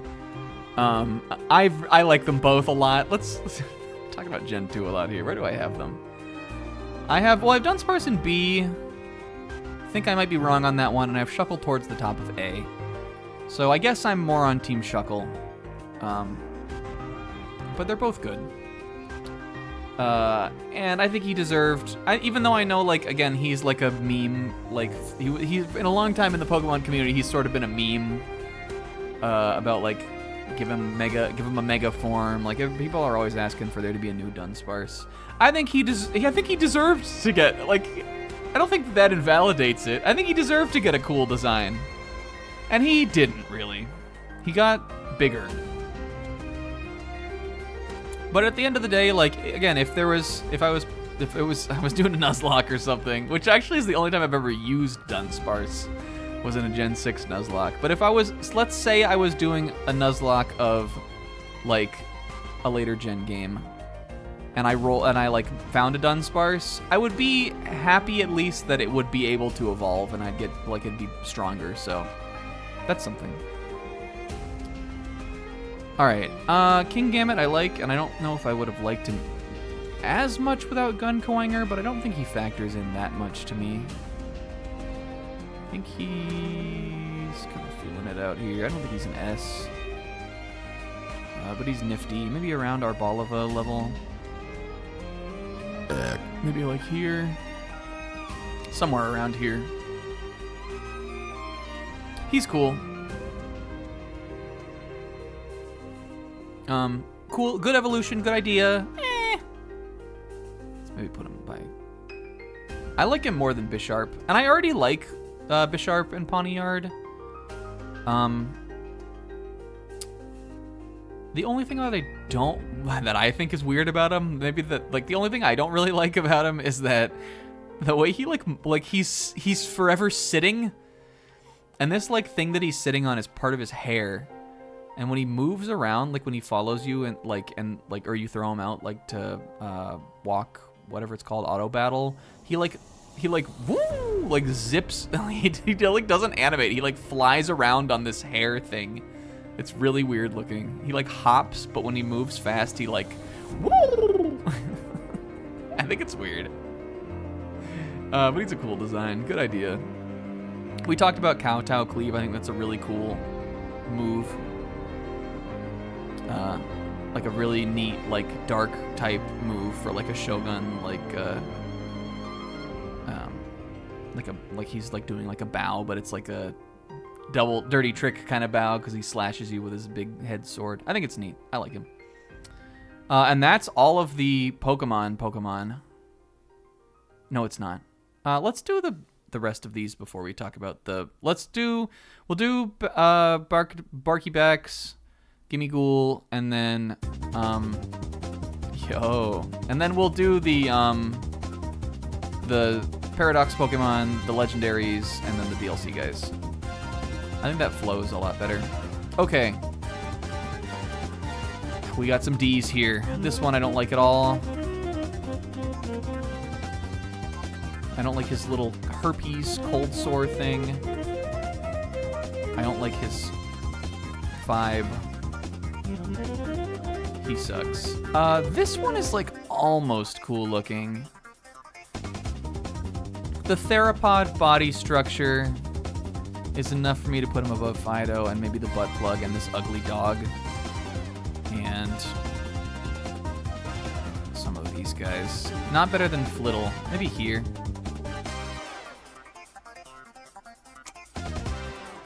Yeah, he sort of sells that this might end up being cool, and then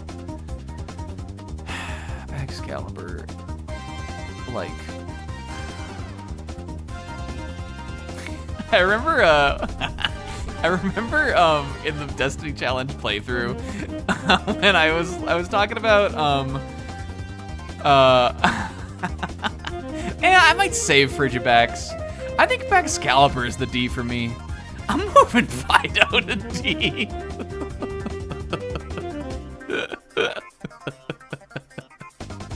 Frigibax is fine. You're right, Will. You're right. I don't really like him, but like I don't hate him.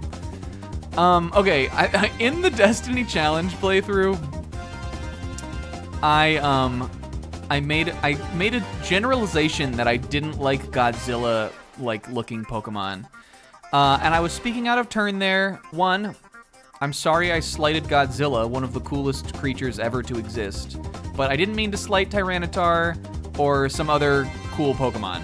But what I meant to slight was Baxcalibur. Who, like, he clearly has, like, the kaiju look. He looks like a man in a suit, kind of.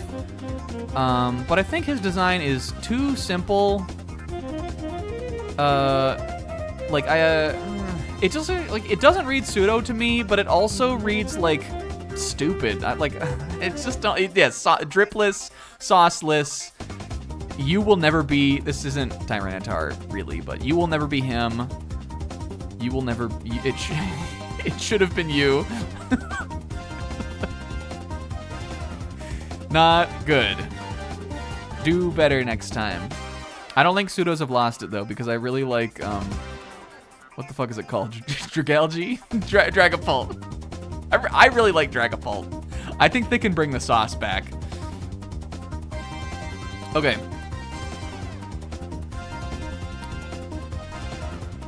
I have a really hard time ranking these Paradox Pokemon. I'm not like a huge Como-O fan really, but I think Como-O is much better than Baxcalibur 2. I understand why like somebody would like love Como-O.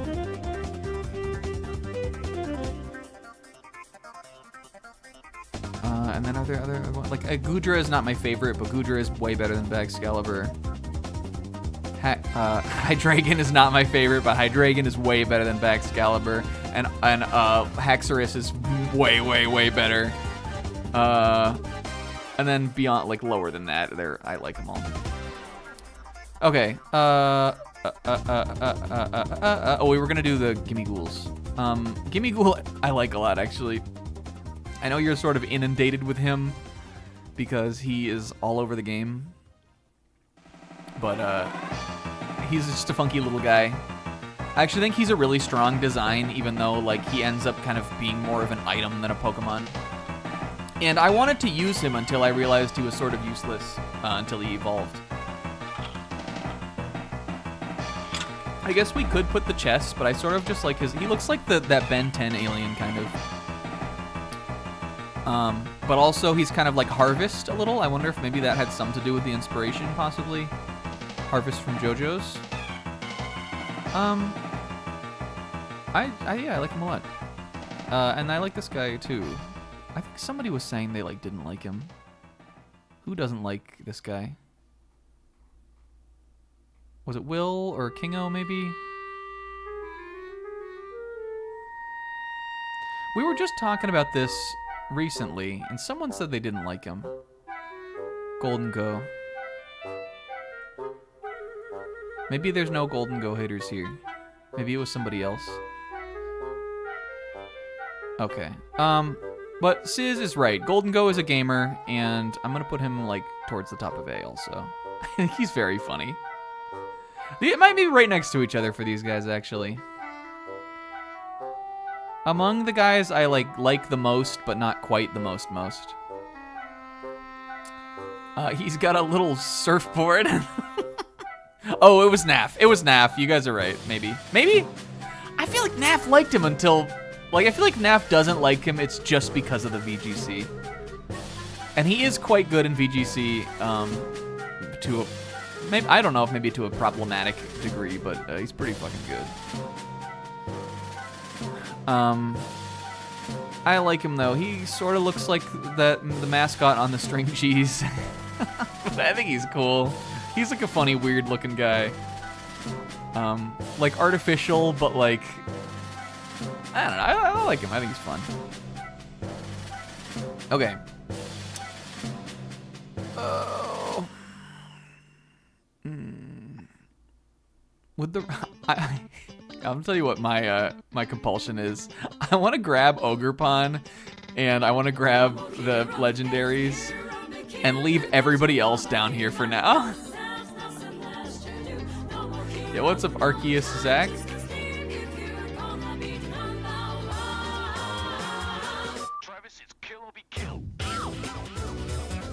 What's up, Bob? Okay, let's, but I think we'll knock out the Paradox Pokemon. Let me pick the ones I like. I'm gonna make a second tier for myself just for like 1 second. Just because this will help me organize these. Because normally, like, Pokemon like this, I would probably rank them on their own. But I think the Paradox Pokemon are enough of, like, real guys in the real game to not do that. They're more real, because they're not really, like, forms. They're their own Pokemon. They're more real than some of those. They're, like, regional variants to me more than they are to, like, you know. They're not tied to the mechanic. Okay, I like Screamtail. I like this one. This one's pretty cool. I really like Iron Hands. I like Slitherwing. And I like Great Tusk.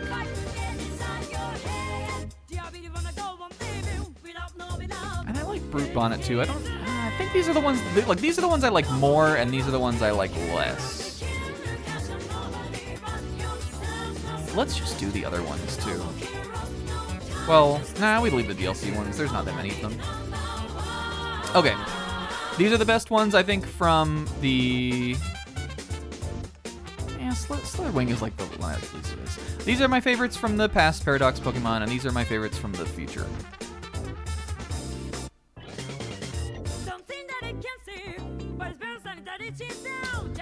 Yeah, I think it is a little bit of a bummer that you can't really, like, use... Like, you can catch Great Tusk fairly early, like, compared to the rest of them, but...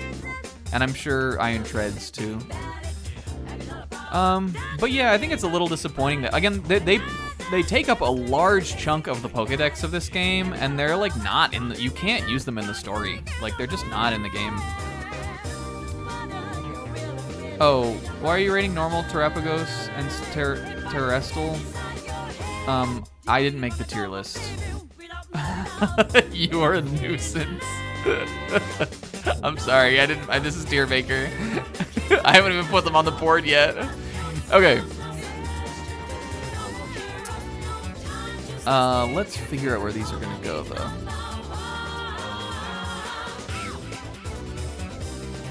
Who do I like the most? It might be Iron Bundle. Do we think? Is he the best? He looks like an egg. He looks like a Badnik to me. I think I like him the most. Are any of these S, though? I like his cannon, too. He's at least a high-ish A to me. Better than the cutie boys? Is he not himself a cutie boy, maybe? That's good. What did he say? Wait, what did he say that other time? Oh no, Kingo! Fuck, everybody! Hit the deck! No, it's fine to do that. Why does it say you removed the ban, though?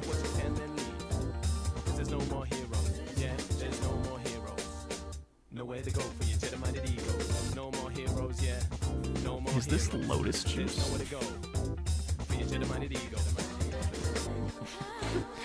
Oh, is this for Persona? Okay, Iron Bundle! His bag is like a cannon? He looks like a Badnik from Sonic. And I like him. And he's good. And I actually think the little scrimblows of, oh, I forgot about Iron Valiant. No. But he's not the lowest. Okay. The Scrimblows are the ones I like the most. Screamtail's not as good as Bundle, though.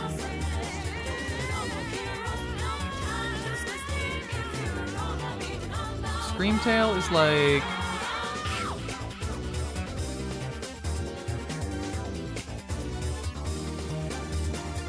It's cute, but it also sort of just looks like Jigglypuff got her hair did.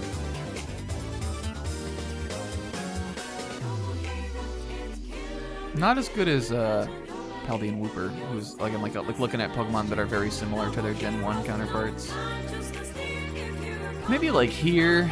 I still think it's in the A tier. Yeah, I don't. Iron Valiant, like I'm already not really a Gallade fan, and like I think that the Darth Maul double-sided blades is a neat idea. Again, he's probably the best of the guys that I've got left on the board here. But it just doesn't really do that much for me. And you know what? This may have actually talking about Iron Valiant now may have made a revelation for me. I'll keep Ceruledge maybe at the bottom of A, but I think I'm moving Armor Rouge down. Pokemon's not people, damn it. Pokemons aren't people, god damn it. Okay. But speaking of other, like, humanoid-looking Pokemon, I really like Iron Hands. Let's put him, like, maybe next to Knackle Gackle. He's cool. Electric is also cool that he picks that up. I like that his hands look like big bumpers, kind of. And I like Hariyama, we've already talked about. We can put Future Haruka near him. Not better than Tyranitar, but still pretty cool. I like this one as like a past Dawn fan, even though I'm not crazy really about the colors on him. That's probably good. And Brute Bonnet I might also put around like low A. I think he's funny. My complaint with a lot of the past Paradox Pokemon is that I wish they leaned more dinosaur. And I think the ones that I like the most kind of do lean, like, have like kind of a cool prehistoric vibe. Like this isn't really a dinosaur, but it's got these really elongated tusks, kind of like a mammoth would have. Slitherwing is like a monstrous kind of bug creature. And then Brute Bonnet I think is funny because he's got these little peats. He's so clearly still a Mungus. But I think he's got just enough to kind of sell it for me because he's got 4 feet and a little tail. I like him. I'm putting him like bottom of A. And then I think I might have been a little overestimated on Slitherwing, who I like more than Iron Moth, but it's probably like B-ish for me. Give it to Palafin. This is probably fine. But I like Volcarona a lot. Yeah, they call all of them dinosaurs. Or a lot of them. They call, we complained about this multiple times, but they called Fluttermane a pterosaur, which I think is the most phoned-in thing in the entire world. I think a lot of the Scarlet Book entries describe them as such. Okay, let's put the rest of the base game guys in. These guys are part of it too. Alright, I am gonna, I'll give it to Sizz, I am gonna put Iron Valiant next. We'll put it high B. And I don't think this is terrible because Orthworm is only held back into B because he's not big. These two are Pokemon I just got done falling in love with. And I'll make it better. This is why I split them up. I don't like it as much as Ceruledge, but I like it more than Armarouge. The blades are cool. So, like, this top of B is, like, not, like, an awful place to be. It's a decently appraised spot. And are there any of these that I, like, really hate? Not really. I don't hate them. I think it might be Treads next.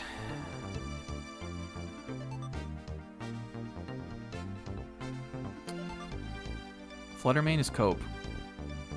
I'm sorry, Naf. Yeah, I like it more than Roaring Moon, too. Roaring Moon I'm actually not big on. Actually, I'm looking at him. He's kind of grotesque. Okay. I'm sorry, Naf. Mischievous is good, but... this is coping. Put it bottom of B. It's, like, not harmful.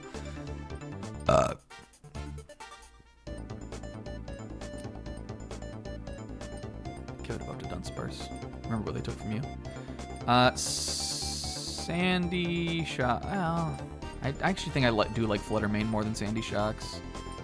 It's, looking at it, it's better than some of these. I'll put it below the pigs. Sandy Shocks, he's like, I think he's still B to me. Do I like Roaring Moon the least? Let me look at, like, Roaring Moon.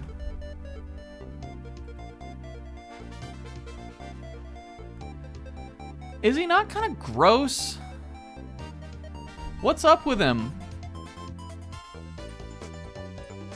Like, why are his forelimbs so long?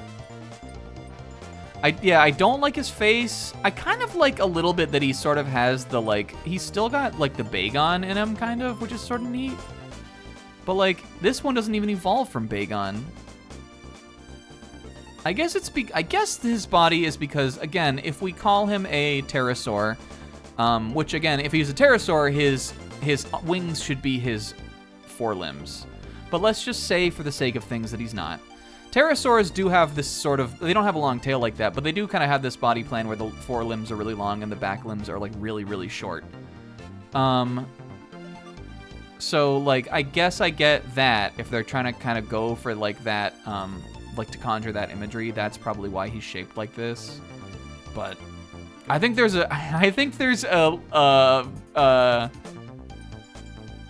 like a reality where this one could have been cool, and I actually think I like it the least of the past Paradox Pokemon now.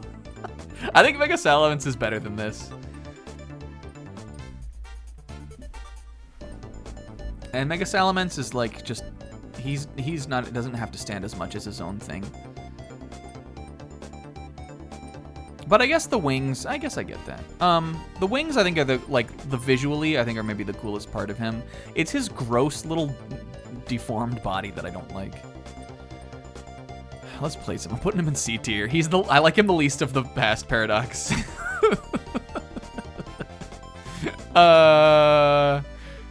This feels insulting. But we just described him as gross.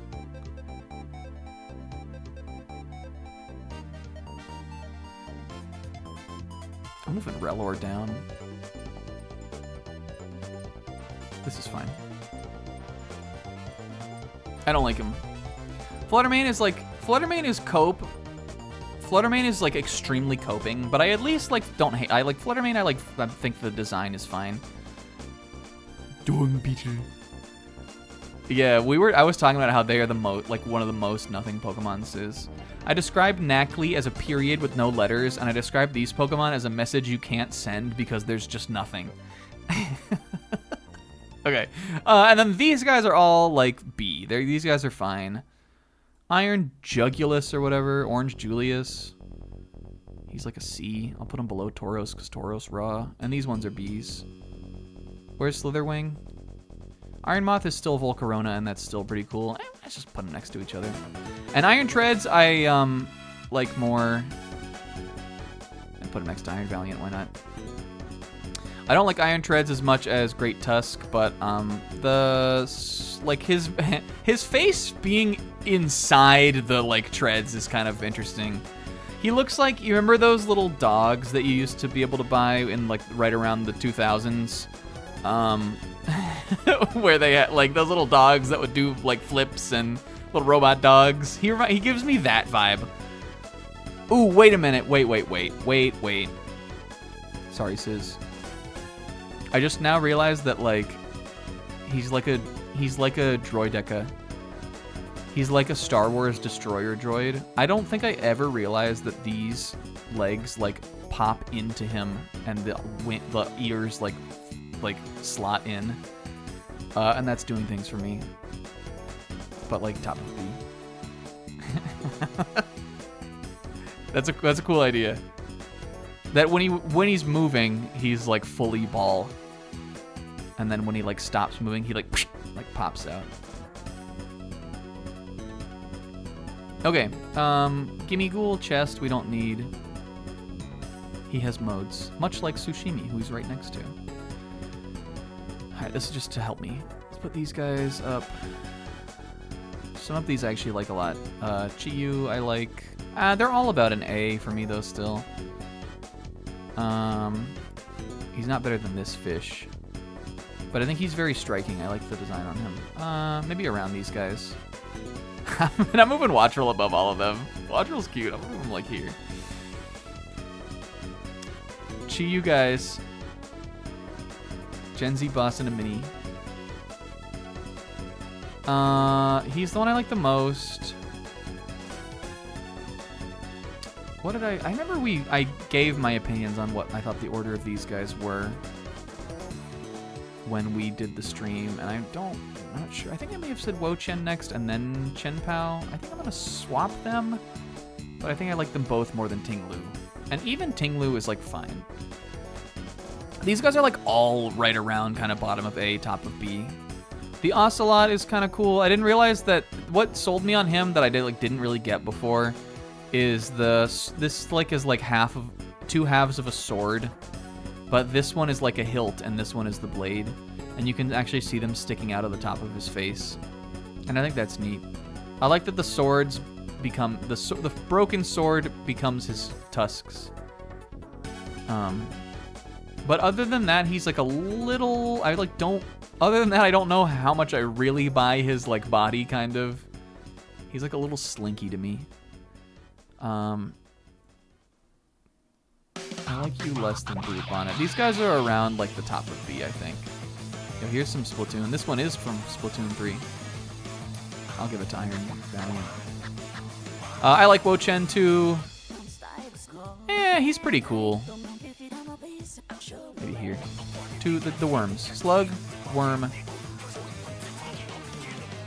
I like, he's got like the tablets.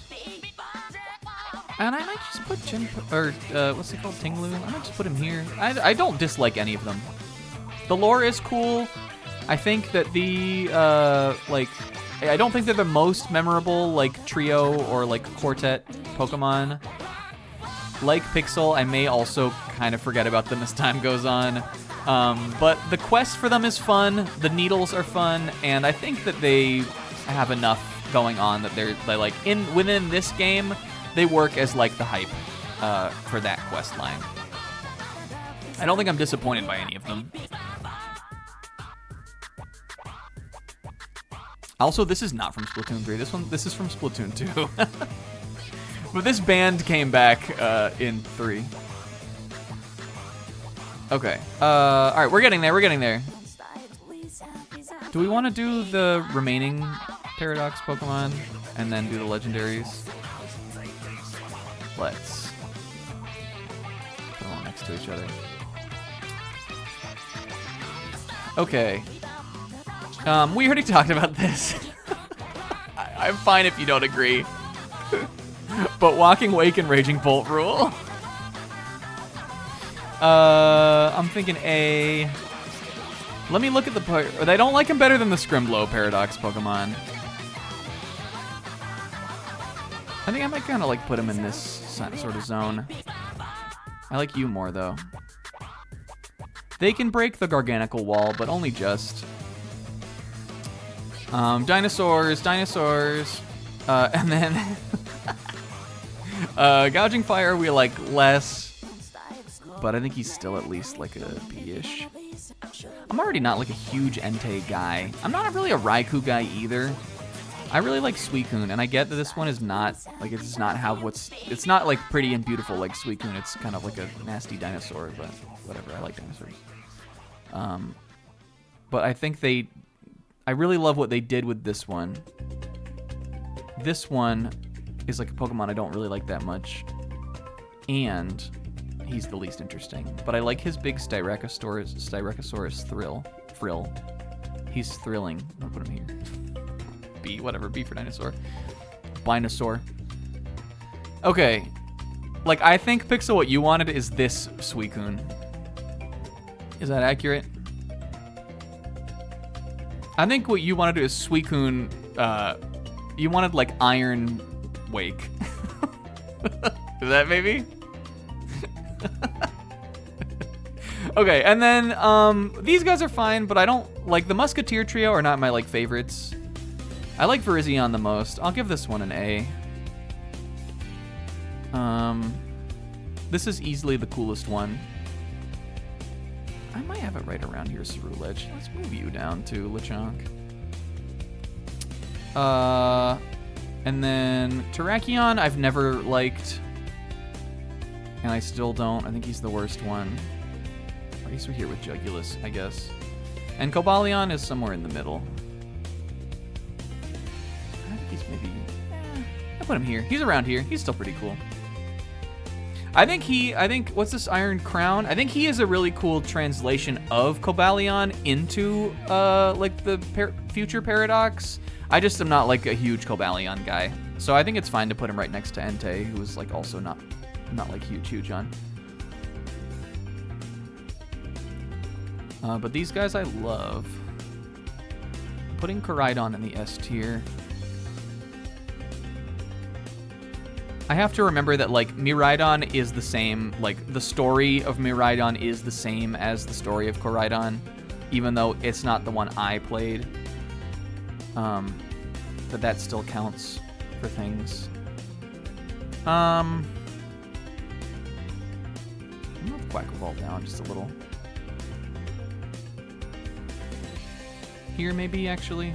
I know that's way lower than he was, but he's not leaving S, but I think he's a little lower. I think, like, how much? I'll put him here. Koraidon gets to beat Molly. I like him more because, again, as this list and also the previous 8 lists have determined, he looks like an animal. And I like that he runs around on his feet, even though, like I get that this one animates cooler. He's the one who transforms into a bike. He transforms into like a glider. All that is neat. I like that. That's cool. But it isn't like it doesn't feel to me like it would be like my big lizard buddy that I ran around on all game, kinda. And to some people, I feel like maybe that is less interesting. To me, that is more interesting. That's the snack way, kind of. I can understand that this is maybe the more, like, to some would be cooler and more interesting, and this is maybe more plain, but it's the opposite for me. And I otherwise think that Koraidon is a very good design. I really like his big head dress thing. I like his wing antenna things more than I like Miraidon's. He doesn't really have them as much. I think the feathers are really neat, and I like I think the working the wheel into like him here is good. He's neat, and I like Miraidon too. I'm gonna put him sort of towards the top of A. Still good. Maybe like, I think I like him more than, maybe right behind Bundle. And I really like them in the story. I think they're great. My favorite legendaries in a while. And I don't remember where we put them. I liked the wolves too. I think the wolves are a little overhated. But I get not liking them. I like these guys' designs more than the Gen 7 legendaries. But those were pretty good in the story too. Hail the wolves. But these are better than the wolves in Sword and Shield, and they're better than the better than Xerneas. They're better than Yveltal. I like them more than the Gen 5 guys. I like them more than the Gen 4 guys. I might like them more than the Gen 3 guys, but not 2. All right, whatever. They're great. I think they're good. Top half of legendaries for me. Okay. Let's do the Loyal 3, Ogerpon, and Peacharunt and Terrapagos too. I'm just gonna rank this one, I think. These are like pretty different designs. I don't put them both in the same place. I don't feel particularly like I care more about one or the other of these. They feel like they're like the same. Like just that this guy's thing is that he turns into this. It feels like the same to me. But where's the stellar terrestrial form? Why did you do it like this? Okay, Ogerpon is so good. I'm gonna put her. Is this fair? I think I might put her in S tier. She's adorable. Put her above Quackleval. Not better than this whale that I had a love affair with. The fucking on this whale tonight. She's wonderful.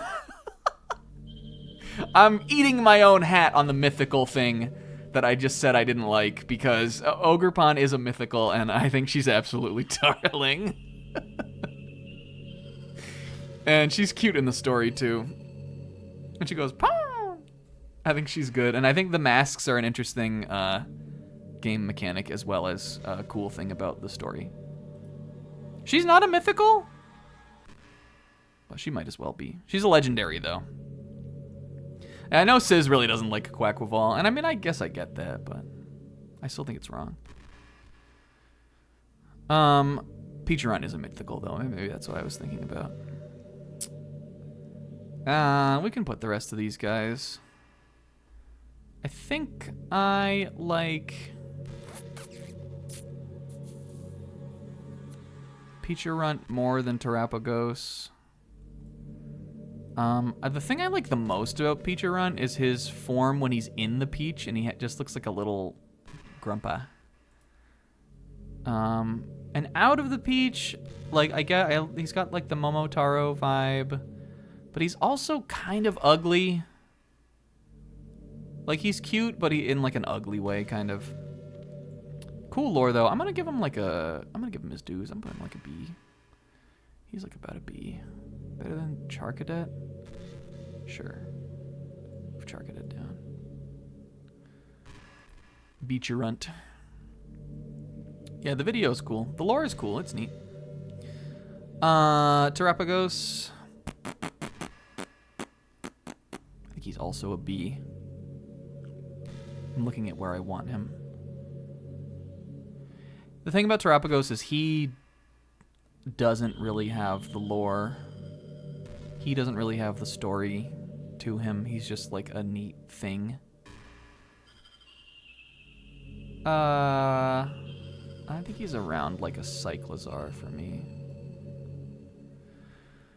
But he's fine, I guess. Yeah, the fact that we were talking about this when we finished the DLC, that they call it the hidden, like both of the DLCs together are called the Hidden Treasure of Area Zero. And really the only reason why they're together is because Carmine and Kieran are in both of them. It's so funny. Briar, I guess, is also in both of them, but it really feels like the only reason that the Crystal Pool is even in the Teal Mask is just to connect them. And otherwise, they're totally disparate. They have, like, nothing to do with each other.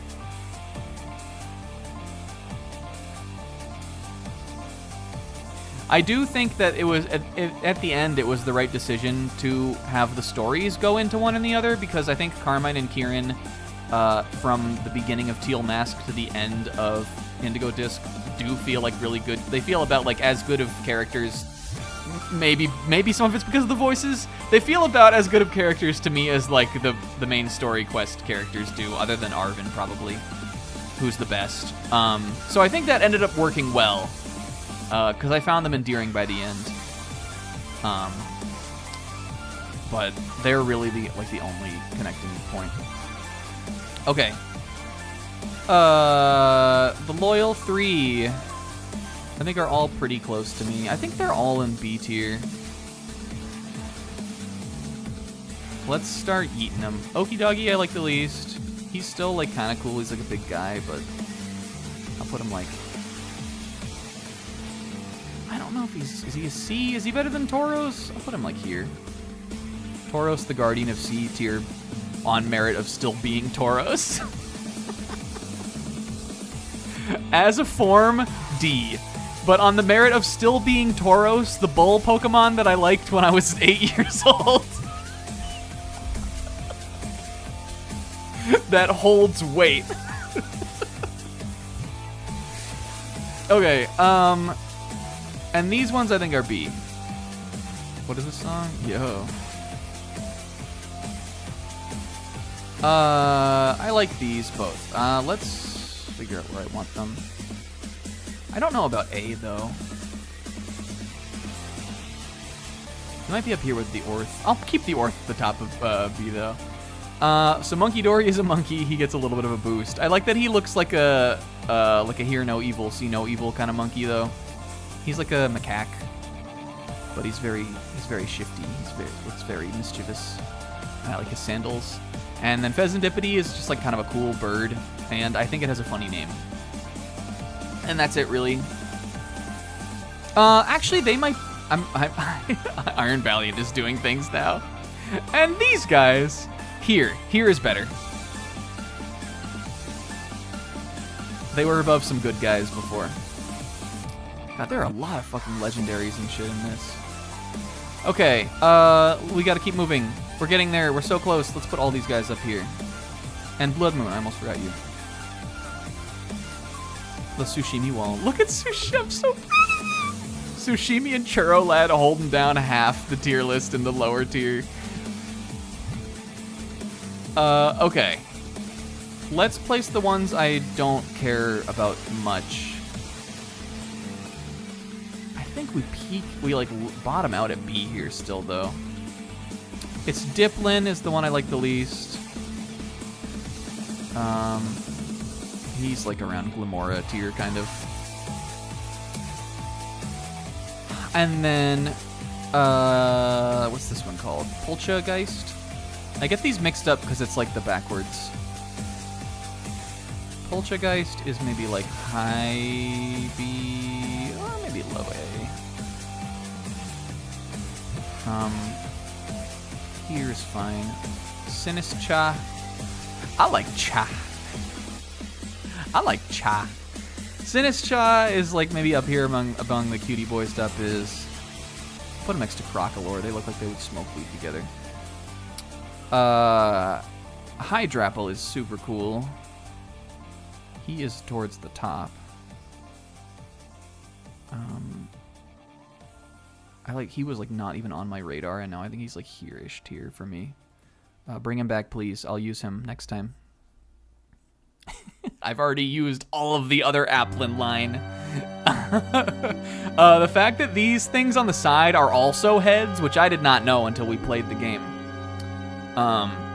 is awesome. And Fickle Beam Raw, sick. And Archaludon I actually quite like too. I'm gonna put him lower A. I don't like Duraludon. Where did I put him in that tier list? We just did it. Duraludon was C tier. And Archaludon, I think, is a lot better. He's like a walking bridge man. I think he's still probably around lower A. But I like him. And Ursaluna Blood Moon, I don't like as much as Ursaluna, who was my favorite Arceus Pokemon. So that makes him a downgrade to me. Whereas maybe to some he might be an upgrade. But the lore of him is cool, and he's neat, and he's like around high B probably. We can put him here. Oh, fuck, and that's it. Man, I like Ogerpon Cute Dad. Okay. So yeah, like a decent amount of S. Are you really Florigato? Are you really?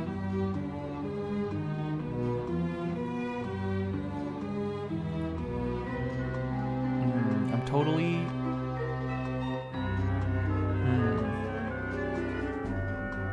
This is crazy. Okay. We'll be nice. Okay, get rid of D tier. So compared to my Gen 8 list, which I'm not gonna like put on the screen or anything, I don't want to give too much time on it. Gen 8, who Eternatus was the very, very bottom, and then we have 5 Pokemon in D. This one has 5 of them in D also. The rest of this looks pretty even, except this has a much bigger B and A. And my Gen 8 list has... Does it just have less Pokemon? Maybe a bigger C? Are there more Pokemon in this than in 8? My Gen 8 list has a really big A tier. So does this. They're pretty similar, honestly, all things considered. What Gen 9 Pokemon do you want to get a new form or Evo in Gen 10? Skullvillain's not bad. I'm not really sure otherwise. Give Palmot a 4th Evo. So, okay.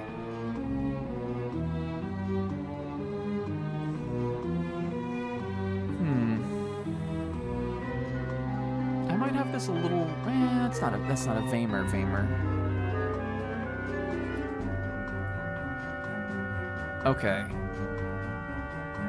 So here's why I pulled this up. So Gen 8 had 5 Vamers, all of 5 of whom I really, really love. Cramorant, that's a favorite. Cufant, that's a favorite. Fucking Corviknight, definitely a favorite. Grookey, love him, and Sinistee, love him. When I'm thinking about the Vamers on this game, as much as I still really like a lot of these S-tier Pokemon, I'm thinking the only ones to me that are Vamers are 1, 2... These are sort of don't really count because I think of them as the same. 3 and 4. And I think that's it. Because if I'm thinking of Vamer, I'm thinking you're making the top 50 list. You're making an all... You're not just my favorite from the gen, but you're like an all-timer of all time.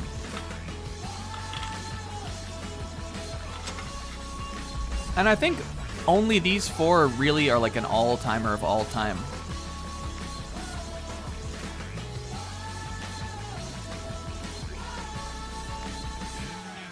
Do I want to move anybody up to S? No, I don't think. I think it's perfect. The S is still filled with a bunch of really strong Pokemon that I like a lot. Got a lot of the starters, again, we said are good. Some legendaries are good. These are, I think that Koraidon and Okapuan are like emblematic of the stories in this series getting better.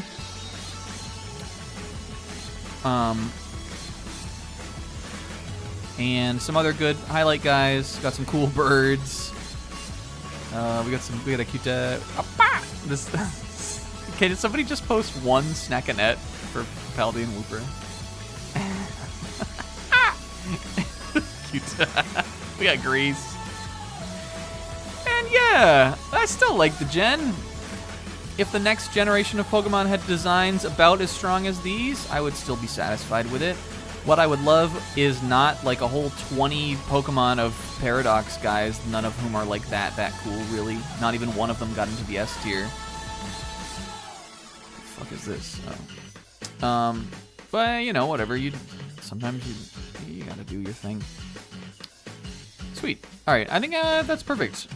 The S tier I feel really strongly about. The A tier I feel good about. And then I just don't care as much about these. And the D tier is perfect. Fuck you, Fido. Were you probably fine? Yeah, but you suck. How long did this take? Why do I feel like it took a long time? When did we start? Did it take 3 hours? I know they always take a long time, but I swear I thought it would be shorter. It's 10. I guess that's 2.5.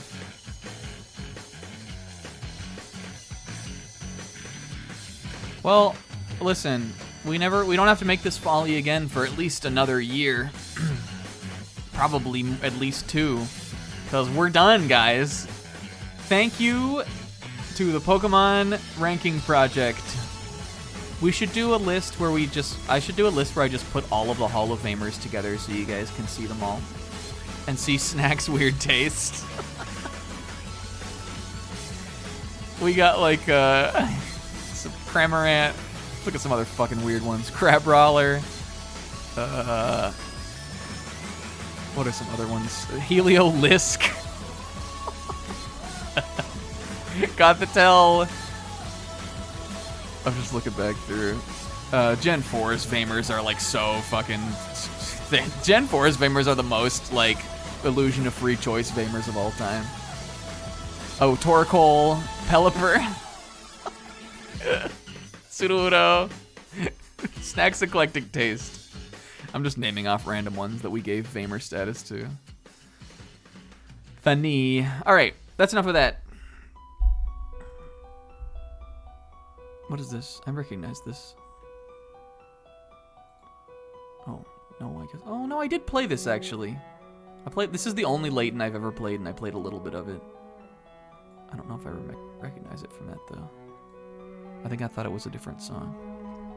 All right, do we want to do another tier list? And then rank?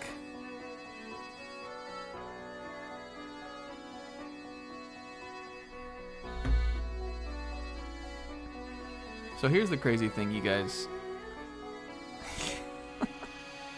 We're done with Pokemon.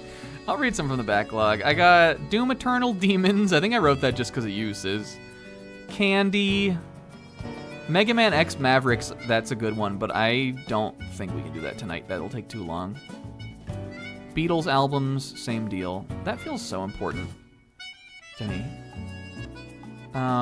We wrote down some today. Boy names ranked funniest. That was mostly a joke. I swear that someone posted me some good ones. Beat cells in lost woods.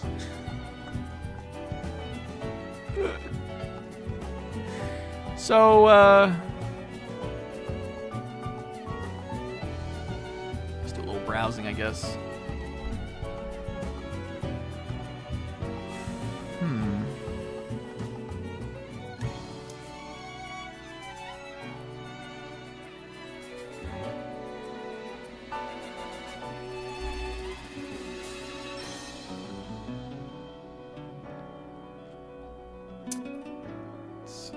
Just checking out like what's going on here.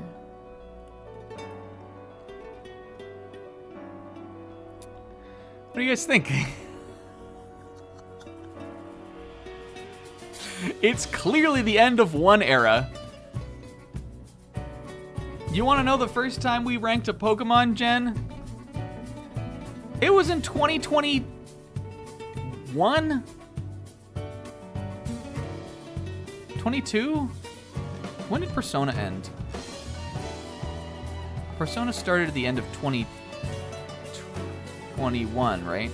Or was it 2020? It feels so anciently long ago. I actually have it all right here.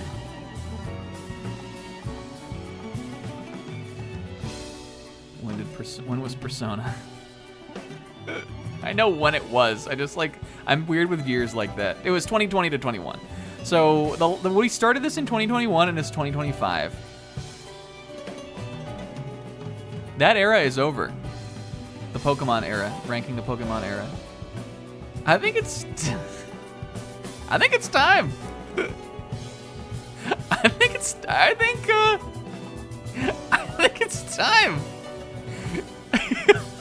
You guys? I think we're doing soda.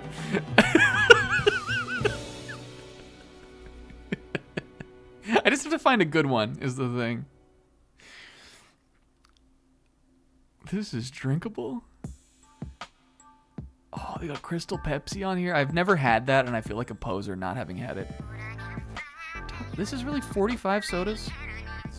There's no way RC Cola's in the top 45. Here's the thing about the soda tier list that, like, okay, peek behind the bit curtain. Do I care that much about it? No. Do I care about it as a bit? Yes. Is part of the reason that I was resistant to do it initially before the bit really took off, is that none of these tier lists are very good, and I want one that has, like, a bunch of, like, flavors of soda. Like, if I'm gonna rank soda, I need all the Cokes, you know? Oh, this one has so low resolution. I need all the Cokes. I want, like, all the Mountain Dews. I haven't had all of them, but, like, 100 plus sodas. Ooh, this has a lot of esoteric sodas on it. But, like, you get where I'm at? Like, I want the flavors. And a lot of them just have, like, a lot of them don't have all the flavors. Let's try this out. How's this one? We got Coke, a bunch of Coke Zeros. We got Mountain Dew, Code Red. The Dews are all split up, but I think the Dew has a lot of flavors. Where's We got Pepsi. Where's Wild Cherry Pepsi? Regular. This one has a bunch of diets on it, but we want to look for a soda tier list that has a bunch of entries. This one is 42.65. Who is she? I don't really want one that has the store colas on them, though, because I think of them all as the same. And, like I've had Haritos, but I don't know what this is. Coke Cinnamon, I haven't had that. I think that other one we were on was okay, though. So that's 65. Oh! Oh! This has every 15, 20 fucking flavors of Faygo. What am I, a Juggalo? Is this better? Ooh, this has this. What was this called? Coke Dream? Oh, this has those weird Cokes we tried. Remember that? I didn't like any of those. Alright, this has some Cokes. It's got a bunch of Dr. Peppers. All the Mountain Dews. God, there's so many of them. Pepsi. Ooh, I tried Pepsi Nitro too. This could be a good one. I've had some of the funky ones that were on this. Okay, where was that? This one also seems good.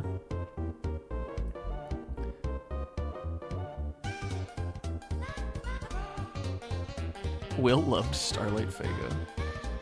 Starlight, Coke Starlight, I mean, not Starlight Faygo. Should we have Faygo?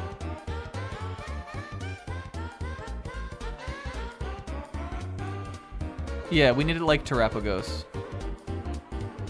I'll rank Coke Starlight for you, Will, just to put it low. That's the only one that had those weird Cokes. What is this? 84 versus 65, though. This has a lot of good things on it, though. Does it? Oh, that says Squirt and Sundrop.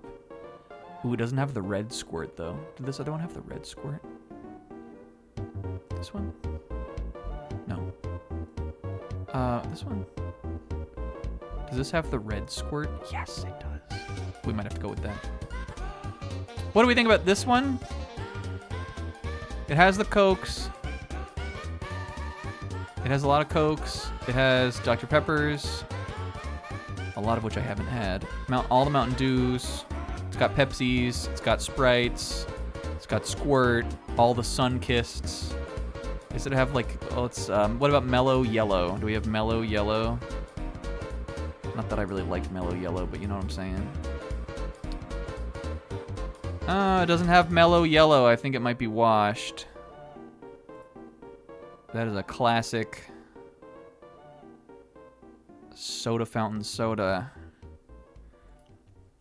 Does this one have the Mellow? Maybe Mellow Yellow's out of date. Does anything have it anymore? Was this the one I was just looking at? Yes. This one has it. I might go this one. I think this is the best we've got.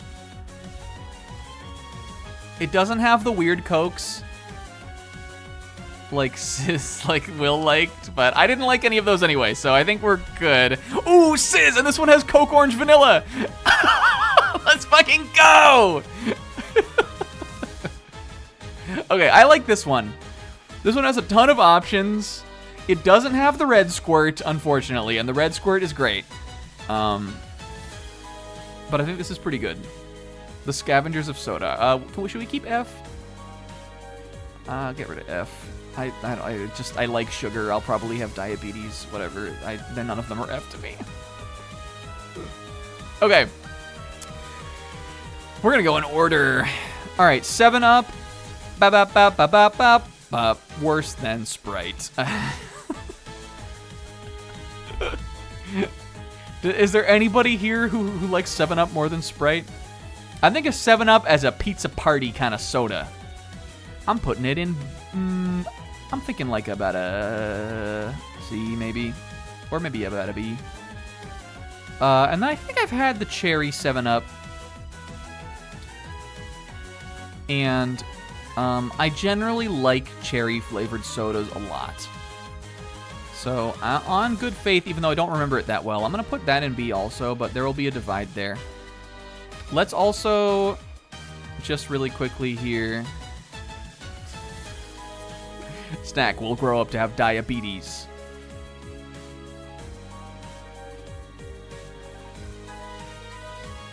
No way, dude. No. Nope. What are you even doing? Diet Orange Crush? No. No. No. Yuck. Yucky.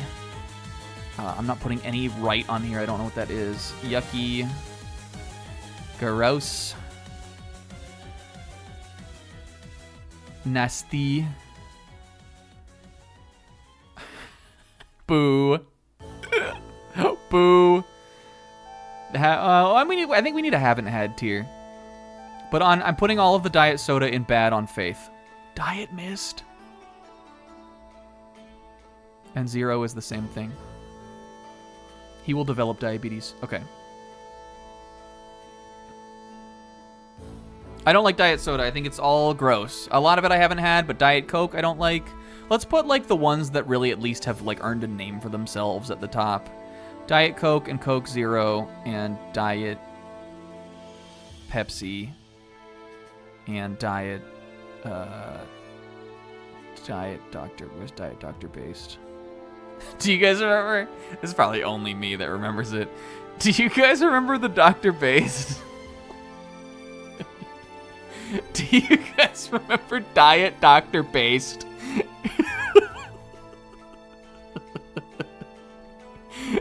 This was from Mario.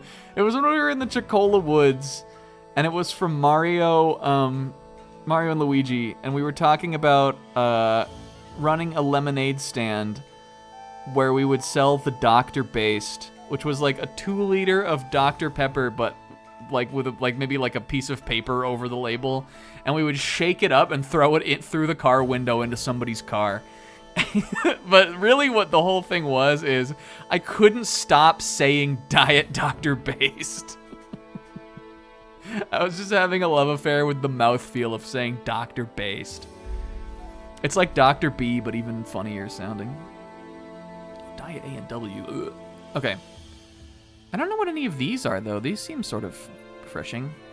Listen, I'm not saying soda is like my go-to beverage.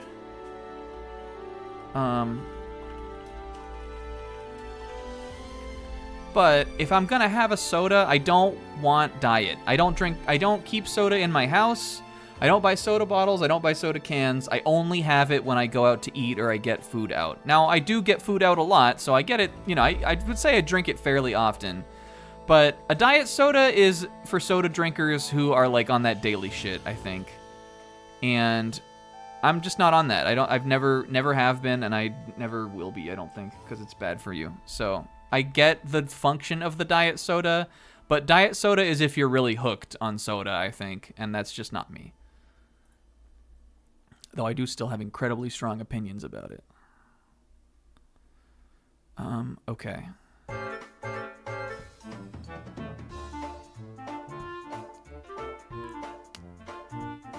All right, let's do the root beers, because I have strong opinions on that too. Let me find them. There's A&W. Okay, here's an early D. I don't like cream soda. I think it's nasty. I don't like it at all. So I'm putting, are there more cream sodas on here? I like vanilla sodas, but I just don't like cream soda. I think it's gross. So we'll do A&W cream. Is there another cream soda? Not really, right? This is like the one, kinda. I'm sure Mug or something does a cream soda, but not for me, dog. Okay, Will, I'm with you 100% of the way. It's all about Barks. Barks is, well, maybe I'm thinking of Mug. Mug is caffeine-free. I think Barks is too. Barks is I'm pretty sure can we get a verification on that? I'm pretty sure Barks is caffeine-free. So it tastes wonderful, but you could have one fairly late at night and not be up like super late. I like root beer. I like a Barks. I'm thinking maybe A for Barks. Or maybe even S. But it's definitely the best root beer. And Mug is fine. But when I'm sipping on a root beer, I'm putting Mug way lower. Put Mug here. I would drink a Mug. Oh, and we have A&W too. Actually, I might like Mug the least. Okay, sis. Drive safe. I think A&W is better than Mug, actually. Mug's the worst. C, I don't know. It's still root beer. I like it. I like root beer. Okay. Okay. I don't know if this is controversial or not. I need a haven't had tier, and I don't know where to do that. Another similar one. So Canada Dry ginger ale. I'm going S easily. First S.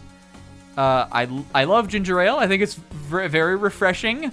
Also caffeine free, so it's not gonna like keep you up late at night. I got a ginger ale from the gas station the other day. And it also, I associate it with feeling better when I'm sick. Have I puked up a lot of ginger ale before in my life? Probably. But it's one of the few things that like I kind of look forward to about having a stomach ache.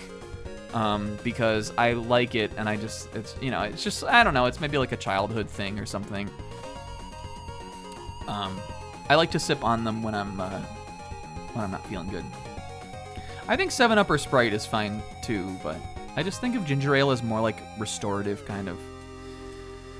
And I've never had this. I have had the ginger ale cranberry though, and I like this too.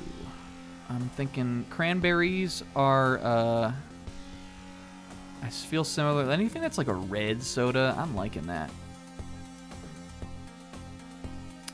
Cherry, 7-Up, cranberry, Canada. I'd put this above these actually. It's still like a B. Like I'm not like huge on it, but it hasn't really earned what these have earned. But yeah, that's good. That's good shit. Yeah, I like ginger beer too. Ginger is a good flavor. Actually, I'm not a huge fan of. My mom eats these little ginger chews that are just like pure ginger, and that shit fucking blows my nose out. It's pretty fucking strong stuff, but ginger is a flavor I like. Okay. Cherry Coke is an S for me also. If I'm gonna get a Coke, I'm probably getting Cherry Coke. Do I like it more than Canada Dry? I think so. Well, hold on.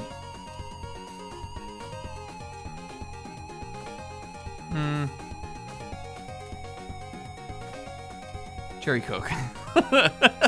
I like it. It's definitely an S tier soda for me. I'm a big fan of the cherry version of most sodas. Here's what I was sort of debating is, so I also like Wild Cherry Pepsi. Even though I am not a Pepsi guy. Like if I can pick between the two, I'm taking Coke. I think they're very similar, and I won't like not drink one of them over the other. Cola is kind of cola. But I'm definitely on the Coke side and not on the Pepsi side. But do you remember being a kid how cool the Wild Cherry Pepsi can used to look? Let's see if we can find it.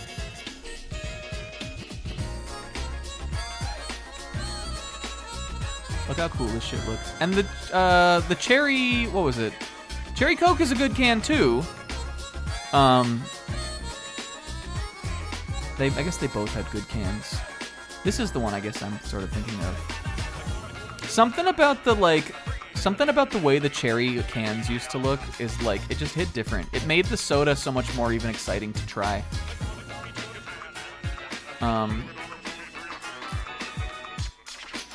But I think realistically I am a Cherry Coke guy more, but I'm gonna move WCP up here among the goats as well.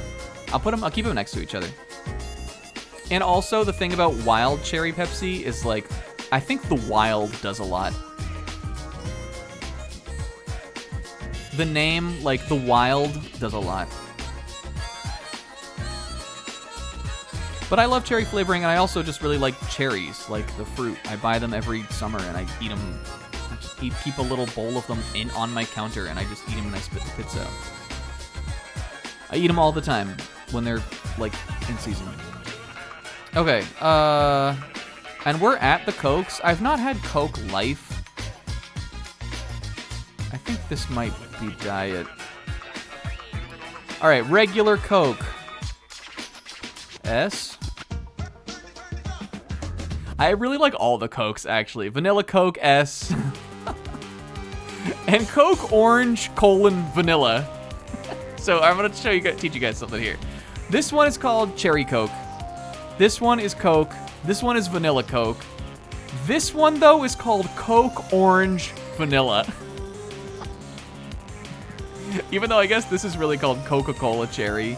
No, it isn't. You see this? It's called Cherry fucking Coke, you idiots. But because of Sizz, this beverage is called Coke Orange Vanilla. And it's pretty good. I'm going to put it in the A tier. I used to get that a lot at the...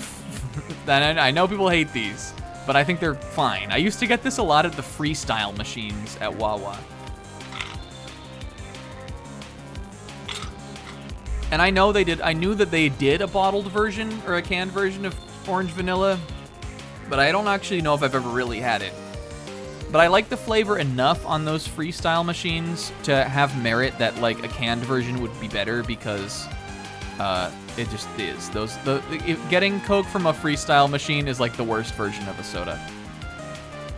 Okay, the Crush family. When it comes to orange soda, Crush versus Fanta and versus Sunkist also. I do think that Crush is the best. Just when it comes to orange, though. And orange soda I also sort of like in like a pizza party way.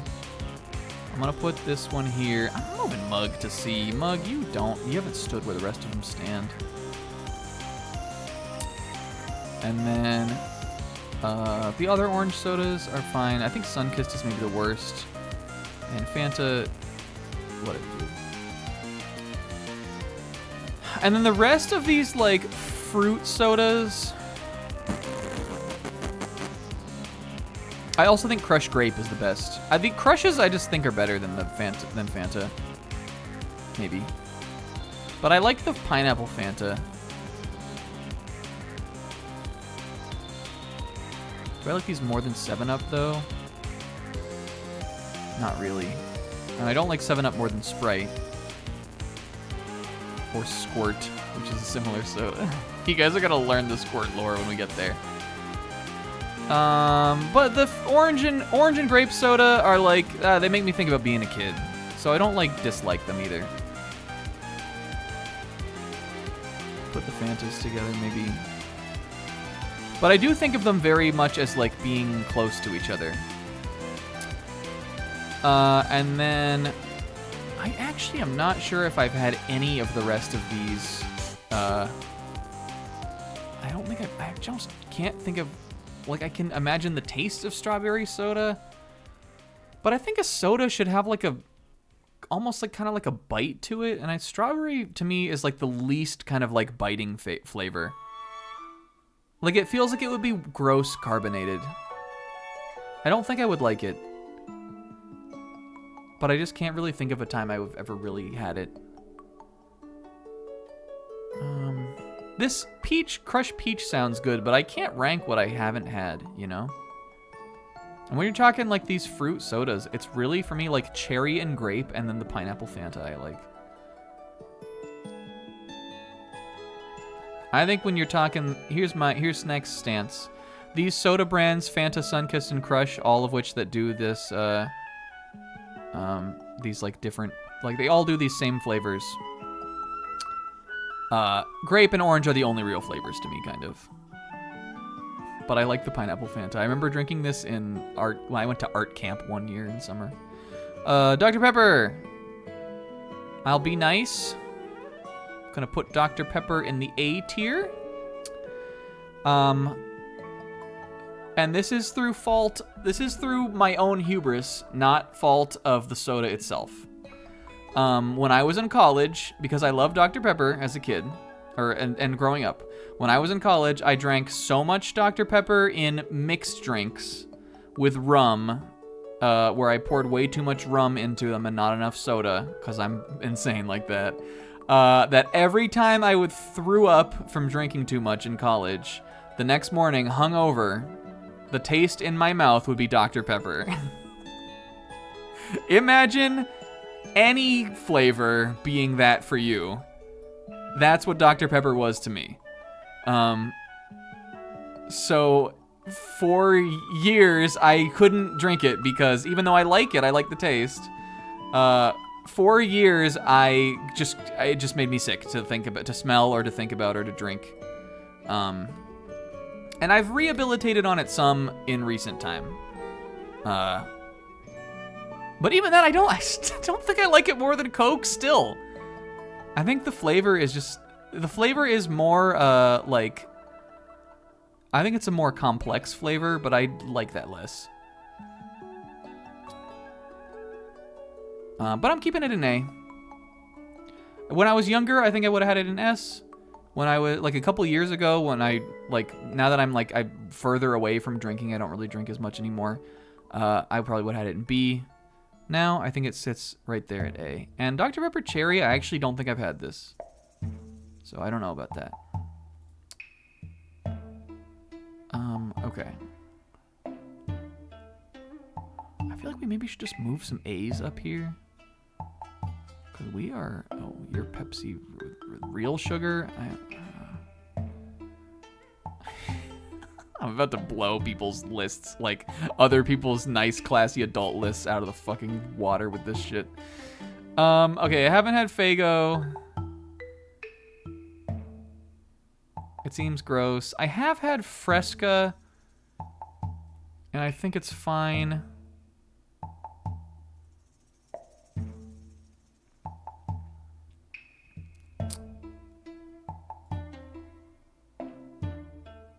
No. Oh, whoops.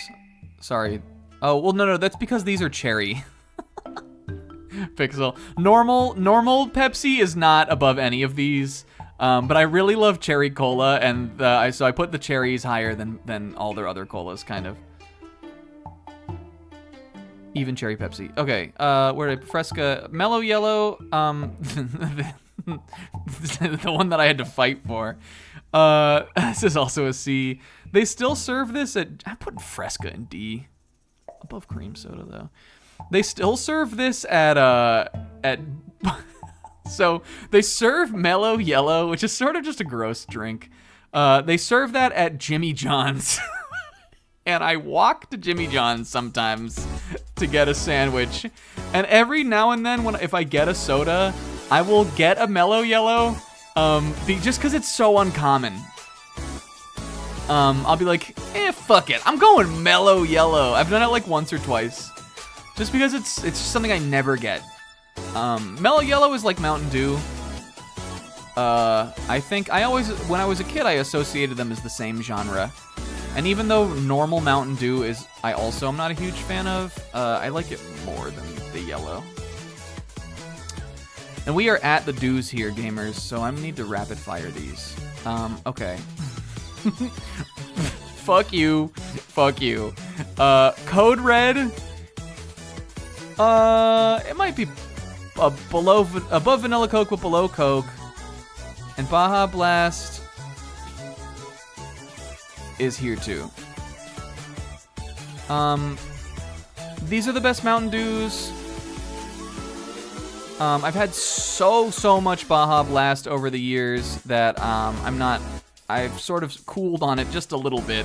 It doesn't have the classic. I can't believe Canada Dry is number 1. I don't hate it though. I might be fucking with it. I never get this in a can. I do believe that it's better than the Taco. Actually, Taco Bell Tap isn't good.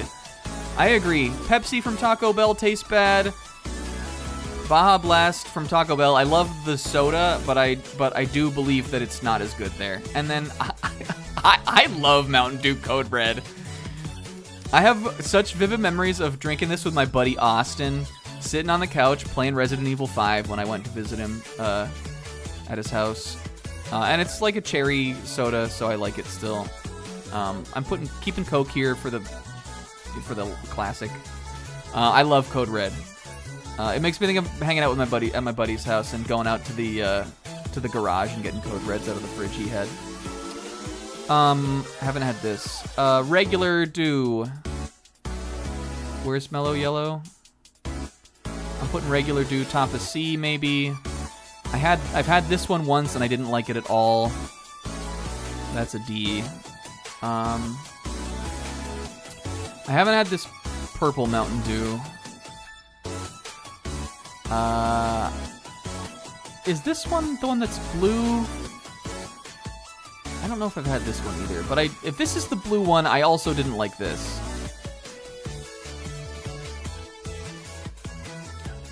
So the Dew is like a toss-up. The thing I think of the most is like my least favorite soda is my least favorite. I'm trying to remember. Maybe I do like Voltage more. I'm gonna put it in maybe next to these, above Mellow Yellow. I can't remember. I can't exactly put my finger on the on like which one of these this is. But this one might be good. But it's definitely not better than these ones I love. So Mountain Dew is a wild card, very widespread.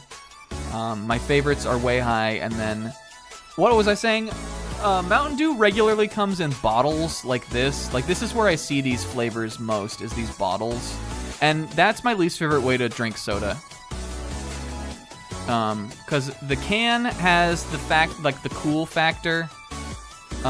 Where like you got a cold metal can. It's like, it feels like it's keeping the soda cold. You take little cool little sips out of it.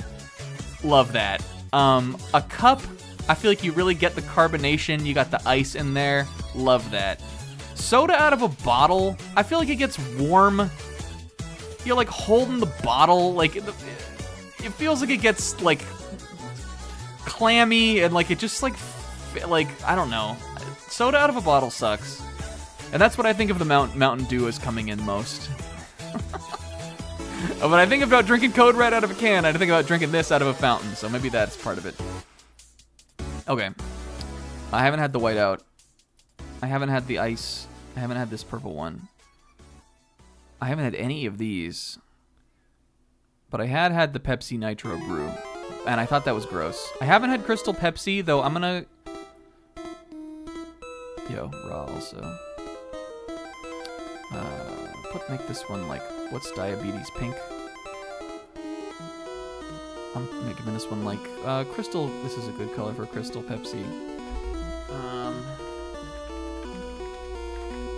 I don't know if they make this anymore, but if I was drinking soda and like a cogent human being, I would absolutely have done a soda review of this. But the Crystal Pepsi is like an 80s or 90s fad kind of thing, and I think they maybe brought it back eventually. Like, I can't imagine they've never brought it back, but it doesn't, like, it feels like a lost relic. Actually, that's better. Let's call this the Lost Relic. I would have absolutely tried this if I was, like, old enough to try it. But now it feels like it's from beyond, it's from a different age. Okay, regular Pepsi, we're hitting the A tiers now. Vanilla, sure, I'm sure you're fine. RC Cola is bad. I'll put that in D. I don't like any of those fake colas. Where is RC from?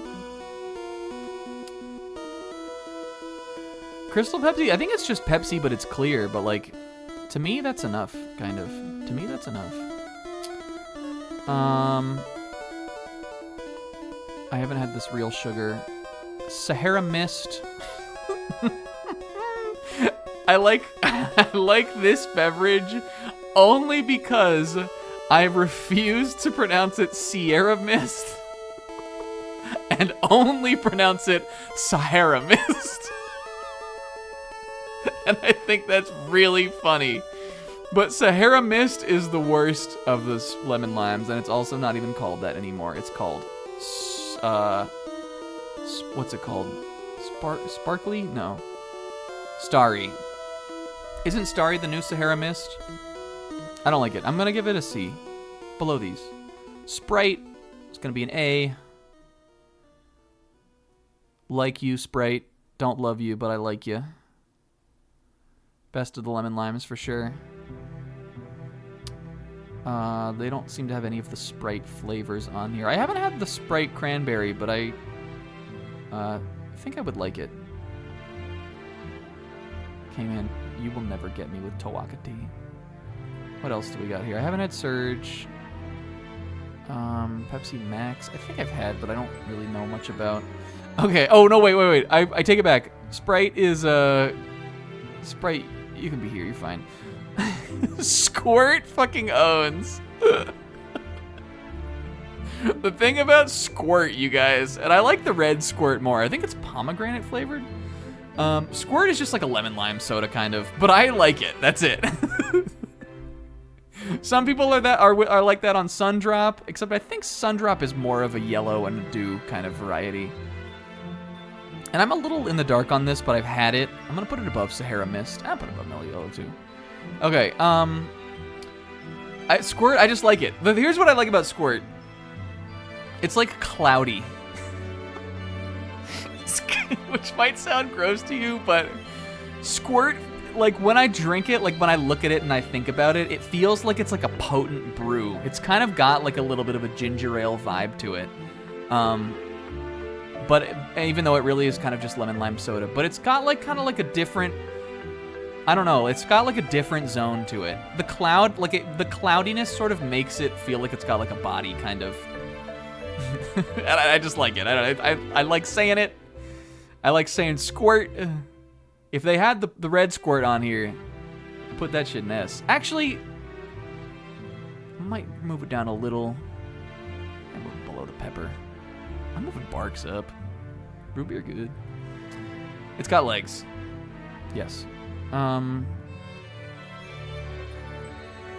Okay, and then I think we're gonna do a haven't had tier. If you get red Squirt, you gotta go to the doctor. You gotta see Dr. B. Let's just call this one. Let's do this one, this purple.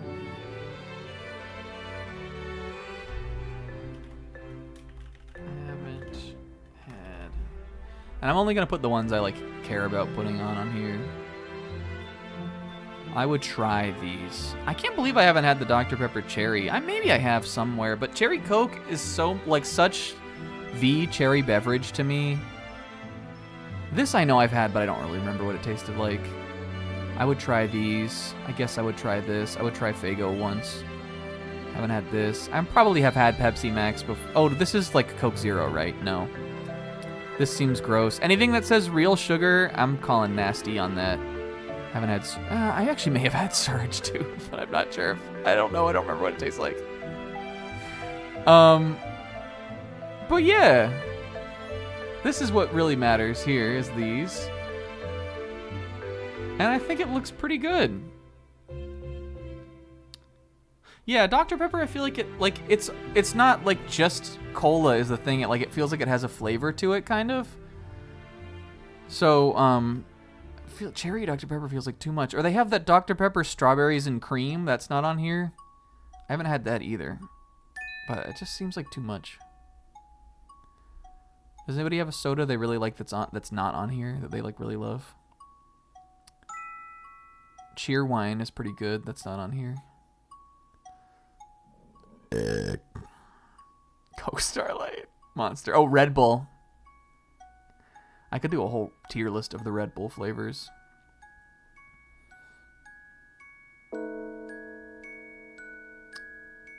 Red Bull's not a soda, though it is carbonated.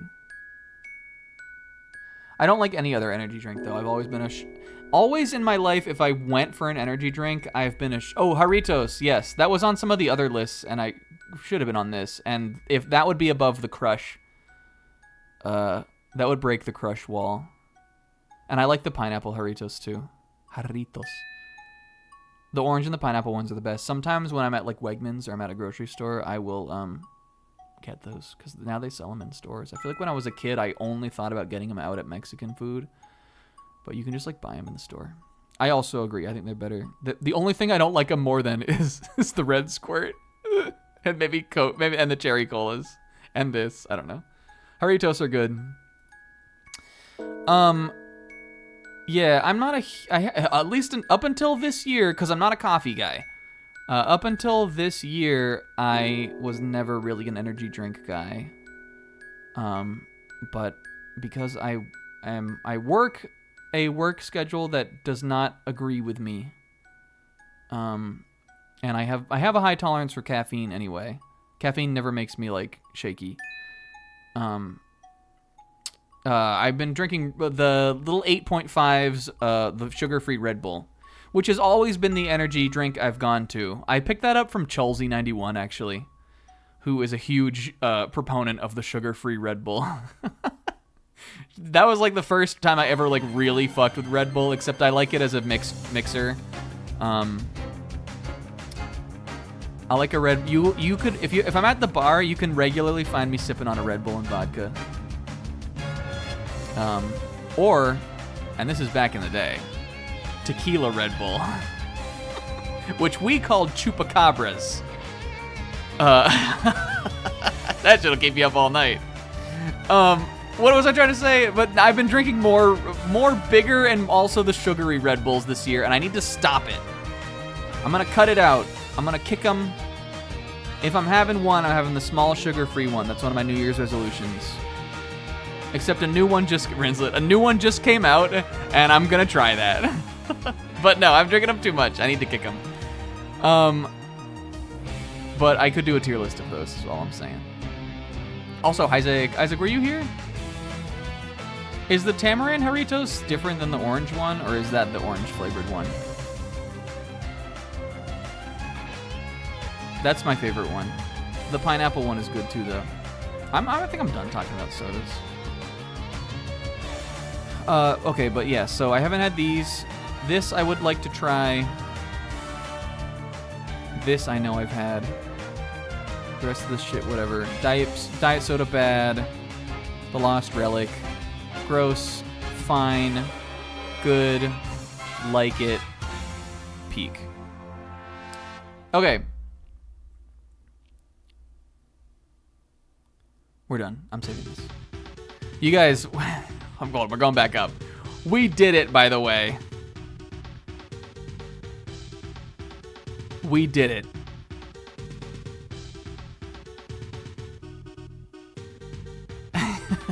It happened. And it was fairly good content. I don't think this was as good as the fast food tier list, which, when I think about my favorite tier maker tier list night tier list, that was one of my favorites. We opened, I think, a stream with that one once. This was not as good as the fast food tier list. One, I had stronger opinions and also more controversial opinions on. That one I loved. The best funny tier list night tier list, you guys, were the letters of the alphabet. Whoa, Mondo, cool. Hey Isaac, thank you for the resub. Appreciate it. These are the best tier list night tier lists. Letters of the alphabet. Fast food. Cryptids. The Nami and or Bulma outfits ones were good.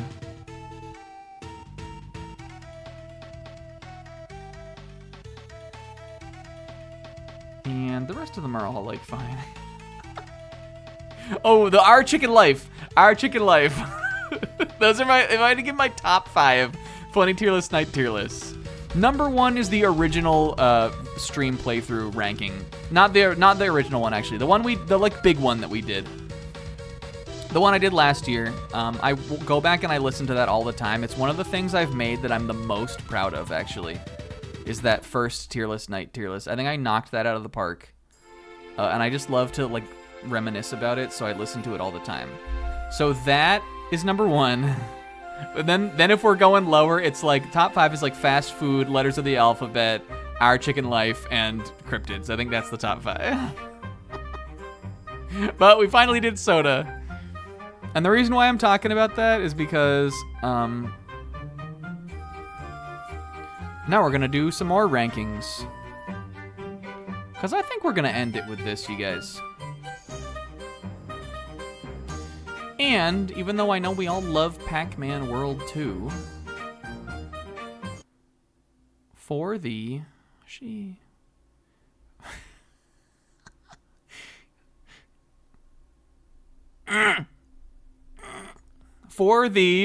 stream ranking, I have put together a little baby fake playlist of the games that are new for us. Eventually, I'm going to take these and dump them into the big playlist. But for now, I think, because this isn't going to take that as long as the other one. So I think it's fine to have one that's, shuffle on. One that's it's fine for the playlist to not be like as long as it is. Eventually, I'm going to take this and I'm just going to throw all of these into the big one. Also, Isaac. What did you say about my brother? Okay. What was I gonna do? Okay. So we're gonna. Oh fuck! You know what? Fuck me. I just realized I meant to like re-put all of these on here, and that's gonna take for fucking ever.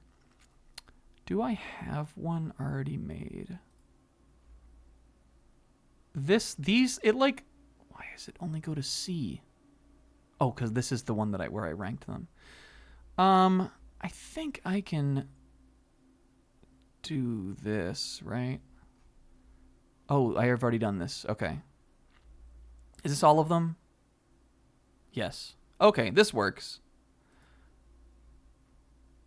Okay, good. All right, so this is the stream playthroughs. The old one we did. We're gonna end it off by doing this, I think. Definitely won't. We have 10 games to put on here. Some of them are extremely short though. And World of Goo 2, while not finished, I felt like it was finished enough to just throw on there. I don't think anything is gonna surprise us like last week did, and that's the reason I put that on here. We can play this also. I don't know why we're being quiet. Get out of here, soda. This. Okay.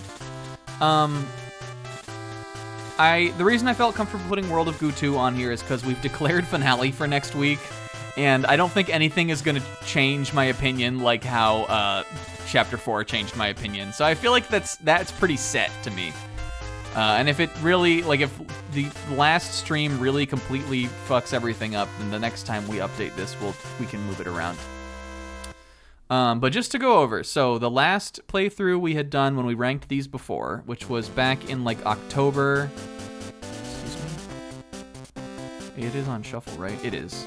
There's probably going to be some overlap here because there aren't that many songs in this, but that's fine. Okay. And also nice. The last time we did this, which was in which was in October last year. It's been over a year. The most recent playthroughs were P5S and Wario. We were in the middle of Pokemon Trading Card Game, but it wasn't finished. And that one was really in the middle. I don't think we had even done the one where we looked through the binder yet, which was my favorite part of that playthrough. So these are our 10 that we need to put on the list now. Pokemon TCG, Danganronpa 2, Watam, the Banjo-Kazooie Challenge, Halo 3 to ODST, What Remains of Edith Finch, This Is Side Order, Destiny Challenge, Bones and Friends, World of Goo 2. This is the last year in the life of a Steener.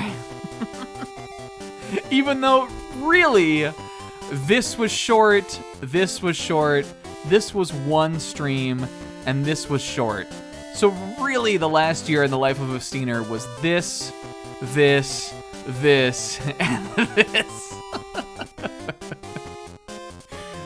But I think that these all together is a very interesting mix, because some of our longest ever playthroughs are in here, and some of my including my absolute shortest playthrough is also in here too. So I think we did a decent job, at least towards the kind of the beginning of 2024, kind of supplementing all that.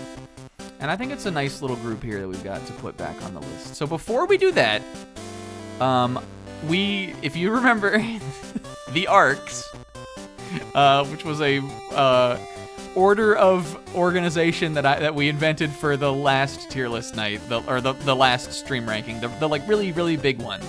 The only time I think I'm ever gonna do a really big one like that. We made the ARCs. Last time we did this, the flop era was massive. because I hadn't come up with a new idea. I hadn't figured out the identity of the arc after Flop Era. But I have figured it out here, and I have 2 new exciting arcs for you guys. So to go over the Flop Era, iconically, at least to me, it began with Danganronpa. This is where I declared Flop. And then this is definitely Flop Era. I think this is too. And even though, like, I loved these, I feel wrong splitting them all up. I mean, I loved these too, but, like, even though I don't think the eco theme playthroughs, like, are super flop, they feel more flop than I think the next arc. So arc number, how many are there? 1, 2, 3, 4, 5, 6, 7. Arc number 8 is Revenge of the Gamer arc. I don't. Oh, also, speaking of JJK, I took some inspiration from how dog shit Gege is at naming arcs for one of these. It's not this one, but I decided just to, like, think, just the arcs are funny, and I decided to just make funny out of them. So, the Revenge of the Gamer arc. It might seem a little apparent right now what this is. This arc was, like, late-ish 2023 into, I think, no, this was, I need my thing. I know when they were in the year, but the years just messed me up. Yes, the earlier-ish part of 2023. P5S, which was most of that year. TAC was early, and Master Chief. This is like 2023 before like the midway point of the year, and Persona. Yo, here it is, Will. Okay, so Revenge of the Gamer. Why is it the Revenge of the Gamer? Because the 3 games I've chosen to group in this arc are all sequels to things that started in the Video Game Boy Rises arc. We have the sequel to Persona 5 Royal, the sequel to TAC, and another Halo. So when I make the arcs, I try to really find, like, a narrative through line of the things I'm going to put into it. And that's what I figured out for this one. Now, there is another playthrough that actually ended before P5S, which was Wario. And Wario, I think, could have gone in Revenge of the Gamer, but Wario, I decided, had much more in common with Arc 9, the Midnight Shift arc. This is also not the Gege one. I forgot, actually, there's 3. This is not the Gege one. I think this name is genius. The reason for the Midnight Shift arc is this stretch of games is where I really felt like Weird Champ Friday, like, leveled up. Even though, like, if you look at the Weird Champs, Zelda, Dark Souls, Mario, like, these are all ones, and these like all ones that I really love. But Midnight Shift feels like where it, like, I feel like I started to take it as seriously as the Sunday block. So, like, you know, like Wario, Pokemon we got creative with, Watam, Banjo-Kazooie we got mega creative with. I think of, like, these 4 as, like, to me it feels like Friday was running the show for a while, even though clearly the best playthrough of all of these is still the Sunday one that happened. But I don't know, like, it felt like, to me, like, at least my vibe of it felt different. It felt like we were taking Friday seriously here, and so we shifted to midnight, get it? And also, regularly, Danganronpa 2 went past midnight, so I think it's fine. But that's that arc. And then lastly, we have, this is the Gege one. Can't you just see fucking stupid-ass Gege naming an arc some bullshit like this? The Prolonged Exposure arc. Which likely, when things really shake out, will not include World of Goo 2. But will absolutely include these 3 games. I feel like it goes without saying why this is called the Prolonged Exposure arc. It's because Side Order, Pokemon, and Golden Sun were almost the entirety of 2024. I think we finished ODST in like March. And then it was just this all year. I can look at that too, actually. January. Edith Finch was after that. I actually don't think I remembered that.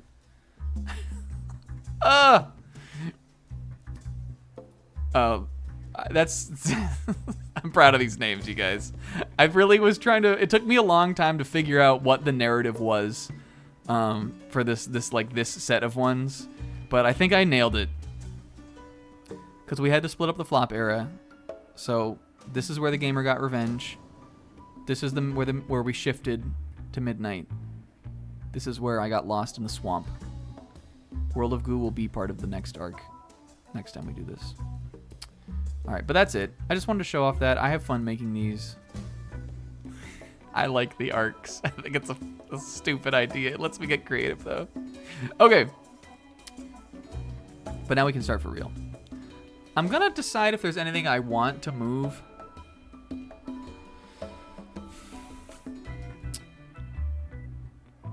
Here's where I'm at on this. I don't want to move anything out of S. But I do want to move Splatoon down to B.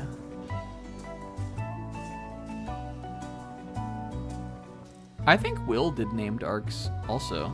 I like to hear the names of the arcs that people come up with, so Zebra, you should just put that on the stream anyway. And also explain them to me. I live for that kind of stuff. You should copy me is what I mean to say. I want to know what they are. Wicked Games Raw. Okay. Okay, I'm moving Splatoon down because I think that Side Order was... I think it was better. I feel prouder of what it was. It wasn't really the same kind of project, but I like this more than Splatoon 2, so I'm gonna move that down just because they're similar. Hat and Top, like, here's the thing. I might shuffle these around like a little bit. I just like think about like what they've meant over time. These like back half of A. I'm moving. This is the original Destiny challenge. This is also kind of a tough one to place now. But I think it's fine to stay where it is. Well,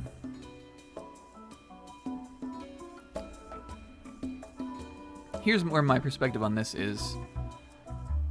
If we compare like RPGs, I think that Chrono Trigger was a better RPG, like a better like older snack RPG playthrough than Destiny. And the reason I have this valued so highly, I think, is because I thought it was a good idea and I was proud of it. But again, now in comparison to this one, which I feel like was the true culmination of the idea, which here seems rudimentary to me now. I think I am gonna move this one back. But the ordering within the tiers doesn't matter that much. And I think everything else in here looks really solid to me. I only think I really need to move those, like this Destiny challenge and this Splatoon around, because I think that there are playthroughs that help put those ones into perspective for me. And then the rest of these like older A-tier playthroughs have at least like something that I'm really fond of or I like really like about them. And then these are sort of the newer ones, which are like just missed S kind of. And the reason I'm messing around with A-tier is because I think a lot of these are going to go in the A-tier.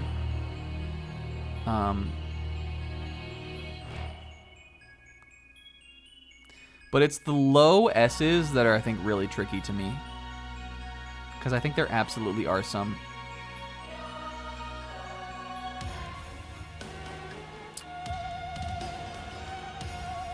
Almost to the point where I almost feel like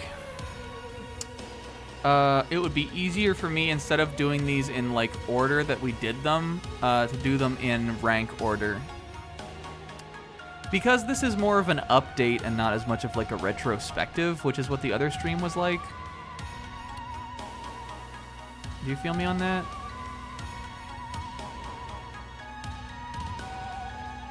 I think that to me feels easier right now.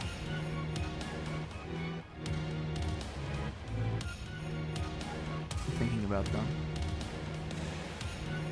Okay, I think I'm gonna start then. We might start with World of Goo 2. That kind of throws off. I like to go through this also. This is all the names and everything. We can still go through it though. Do I want to do it like that or not? I think we can. I think it's fine too. I think I'm gonna start with World of Goo 2. And it's the freshest in our mind. So we don't really have to go through this. But if we're talking about titles Snack really likes from this this playthrough, Double Pump My Muck Dump is definitely the one. This is the one I like a lot. The rest of these I think are fine. All of them are pretty funny, but none of them are amazing like that one. We get rid of the arcs too. That got rid of the wrong one. It's all terrible. He's blowing this.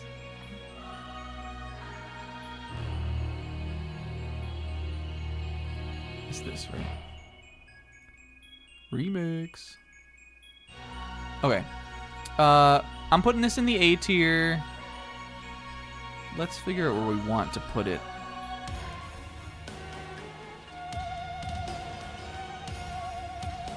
I might even... It's so hard. I feel like it's so easy to get granular. Okay, what does Snack like this less than? I like it less than Halo 2. Halo 2 had silvers. That means a lot to me.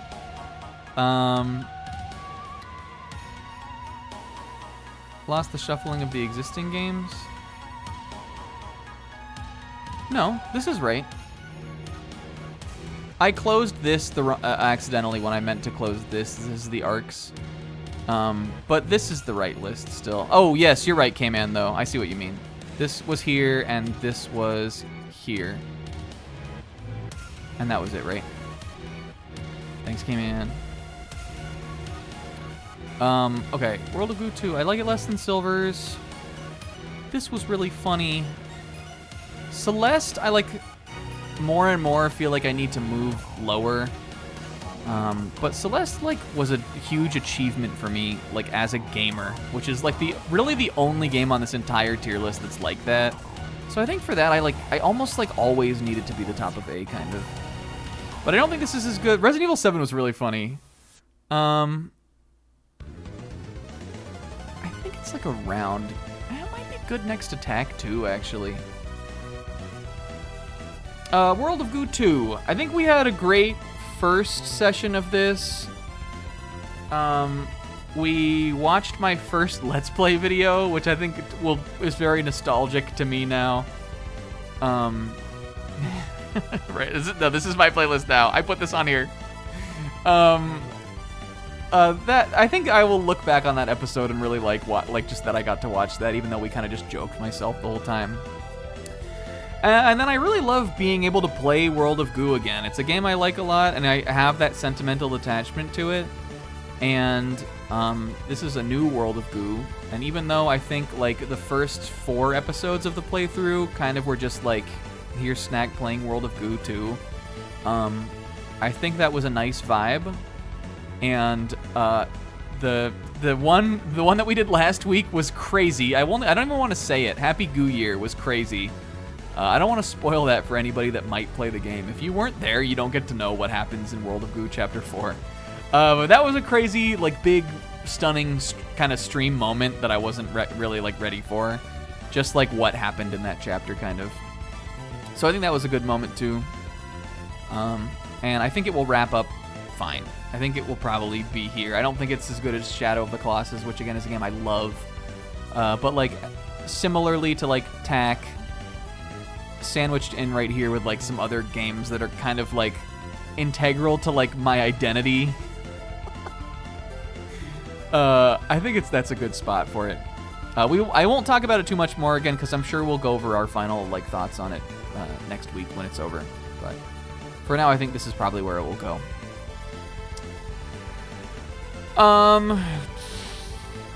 Let's do Edith Finch. This is so hard.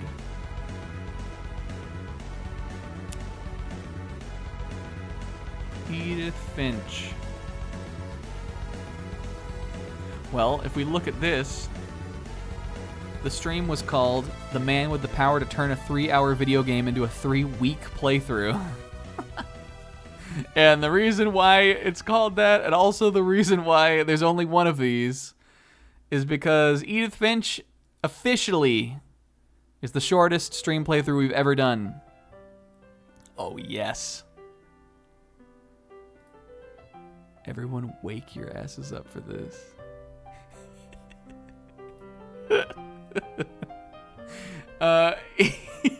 Edith Finch was our shortest ever playthrough. It was one stream. It was like 3-ish hours long. But I think this was a great game to go through like that. I might put it more around here. I don't know if I think it's better than Cow Family or The Sounds of Yoshi. But I think it's entertaining. I think it's a good watch still. I don't think it's bad is the thing. It's just it's unique for me to rank because it's so short. I'm not ranking the game here. I quite liked the game. The walking simulator genre, which is like what this game is not my favorite genre, and it's not a genre I like really engage with much because I don't really like it. I think it's totally a totally valid genre of video game. It's just like not one I really engage with that much. But this is my favorite of those kind of games that I've played. It's an interesting story that kind of unravels as you go through. I like a story with like a lot of characters to keep track of, and this is that, which is funny for how short of a game it is.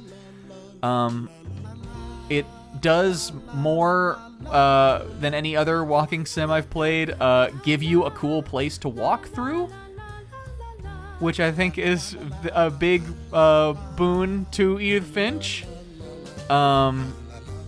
And some of the stories are wonderful, and by wonderful I mean tragic also. The three that really stick out in my mind are the baby one,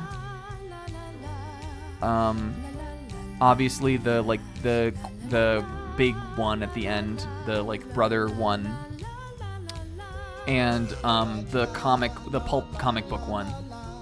Those are the three that stick out the most to me, and I think that all three of those are like really, really great segments. And the guy underground too. Those are the 4 best, I think. No, Sis, we just started, basically. We have a lot to go. Basically, I put it on here tentatively because I wanted another game to put, and finale is going to be next week. I'm pretty positive, Sis. And I felt like after what we went through last week, it was rankable.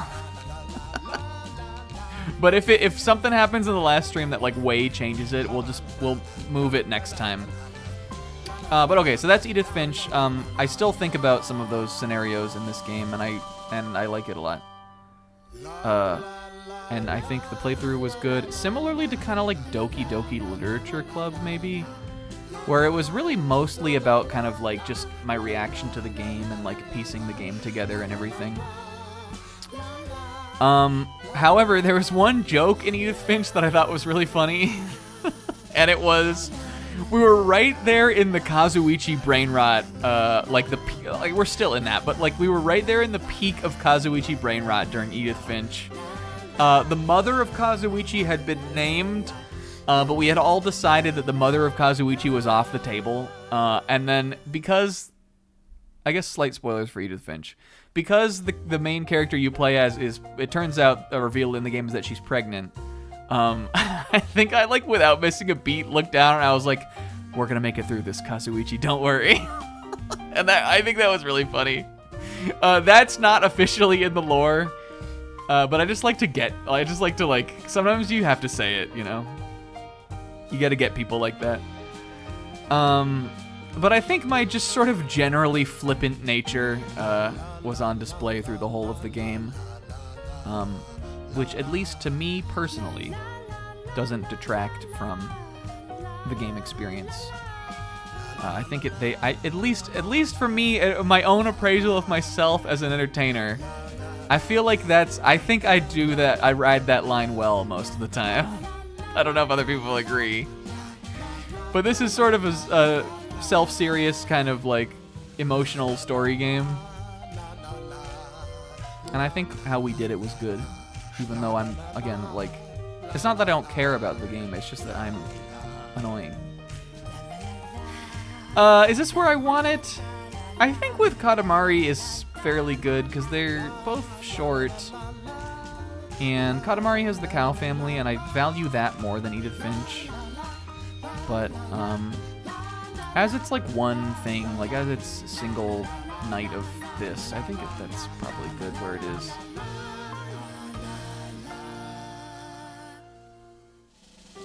I like it more than Hat in Time. Maybe? Yeah. It's hard because I feel I could see myself putting it here also. I don't know. I'm keeping it here. Somewhere in the lower A tier. It didn't have the room to run like these last 4 in the A tier did, but it's also easily the newest thing in the back of these streams, and just for me at least, I think newer is better almost all the time on these. What time? There are 2 versions of this 6-minute song in this playlist. I have the lyrics one in here too. Okay, and let's just go to Watam. Speaking of, let's get the shortiest boys out of the way. Watam was 2 streams long, and Watam funny. The one I'm gravitating most to Watam as higher A, top of A. I don't dislike this spot. This is the spot that's really sticking to me here. Watam, Here's the thing about Watam. The first stream of Watam, I felt more challenged with commentary than I've felt in a long time. The first stream of Watam was challenging for me. It's just because it's such a hyperactive little like baby game that I just didn't know how to wrap my head around it at all. We weren't making jokes. I was all over the place, and I couldn't. It was chaos. It did feel like a bunch of little kids running around, except I was vaguely in control of them. But I think we grabbed the reins on Watam eventually. I can't remember actually which. Let's look at the sessions. Watam was only 2, right? Yeah, Watam, look guys, look. And then Watam Wonderful World, I actually like this title a lot. I'm proud of that one. I think it might have been Watam Wonderful World where we did this, but I think we really grabbed the reins when we did the detective arc, The Case of the Ikura Kids. I'll show you that in a sec, Sis, when we're done talking about Watam. I thought I made a highlight of that whole part, actually. That was the highlight of the game, and I think that was a great part of the playthrough also. Watam had a fun bit of latching on to characters. In fact, we tiered the Watam characters at the end of the stream. That was the last bit of Watam. We did a tier list. The thing I remember the most about the tier list was taking the nose, the character, I think his name was Alex, the character that was a sentient nose, and I remember I described him as a Gary Stew. I think Will pointed it out, was like, we just described the nose from Watam as a Gary Stew. Or maybe it was Kingo. It sounds like something Kingo would say. Or it might have been Will. It was one of those two, I think. I think that was one of our funniest, like, character ranking tier lists. Yo, you know what this is? You should know. I think that was one of our funniest character tier lists, just because so much of it had to be, like, invented. Oh, that was way shorter than I thought it was gonna be. That was from World of Goo 2. That was the Black Stain. I thought that was I didn't think it was gonna be that short. That was just the intro to it, I guess. I'll put a real one, song like that on there somewhere. Okay, back to Atom. So the latching onto the characters and then the tier list being the culmination of that, I think was good. Shoutouts to, I've sort of forgotten a lot of them, but I remember Margaret the phone was one da. She was so nice. Shoutouts to Mr. Circle, who was the mayor from Watam's like buddy, and yes, and Christopher. Christopher, who was a rock who turned into an onion, who then became a little, like, mischievous little, like, rascal. And then, do you remember Christopher got a boyfriend at the end? His boyfriend was a fork. He was a rock who turned into a stinky little onion who found love. He found a boyfriend, and his boyfriend was that fork. So, like, oh, and also huge. This is the last time in recent there was a Kyle. Kyle was one of the flowers came in. Yeah, that was Christopher. Christopher the rock who became an onion who had a fork boyfriend. Kyle was one of the flowers. And remember they kept losing their little caps? Watam is so crazy. Like, it's the most hyperactive game of all time. There's sort of a zen to it, but I don't think there's a zen like Katamari has zen. I think Watam is, like, crazy. Another really funny aspect of it, though, this is what I was gonna say, is, I don't know if how much you guys really remember this 100%. This is her last big appearance in the streams, like, on the channel. Flaney was telling the story of this game. Do you guys remember that? Which was a callback to Mega Man Legends, where the Mega Man Legends, the plot of this game is that it's a story a bedtime story that Sedith was telling to Flaney. Watam was the inverse of that, where Flaney was telling the story to Sedith this time. And for what Watam ended up being, I think it was that was perfectly cast, and she did a wonderful job. There was even an outside bit, kind of, that we were doing as the playthrough was going, where other characters were, like, getting into the bed. Because they wanted to hear what was happening. I think Miura and Natsuno maybe were there at some point. The one I remember is, like, I think Jables-kun, they ordered a pizza, and he was the pizza guy. And then like, it cut back to them telling the story, and he was climbing into the bed, like, oh, fuck, what happened next, then? And Flaney was telling the whole story. And I think that's adorable to think about. I don't even remember if we had, no, he, yeah, why would they have ordered a pizza? Maybe somebody else ordered the pizza. I don't know, but Jables showed up and he got into the bed with him. And they were all in bed with Flaney, and she was telling the story to everybody. And Flaney. But I could be misremembering that again, because this playthrough was just insane.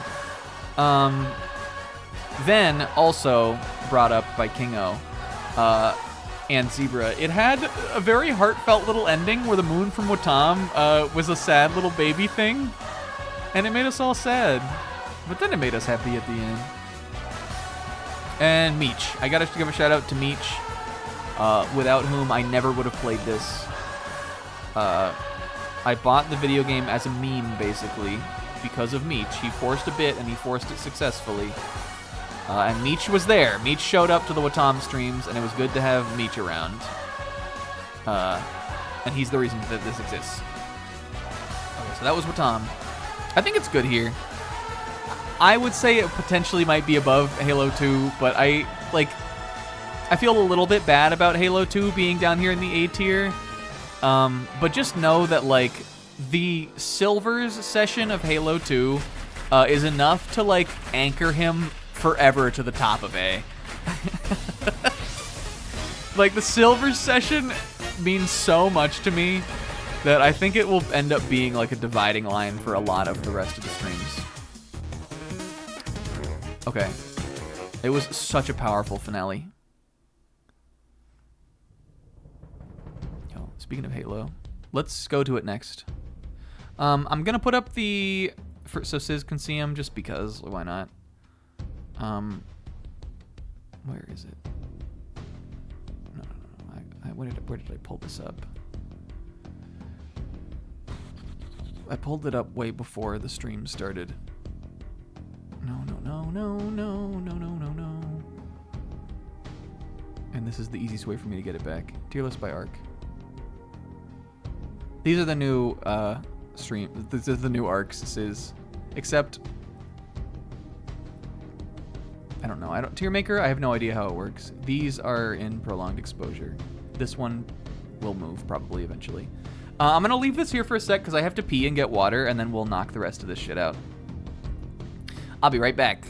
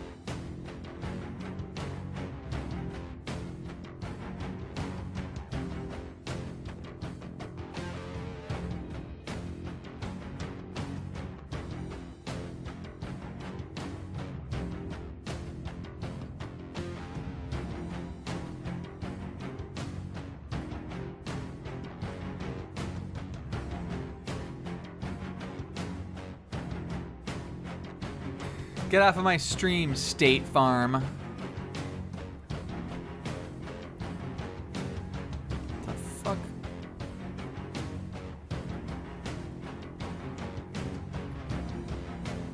We don't just see a policyholder. We see a neighbor.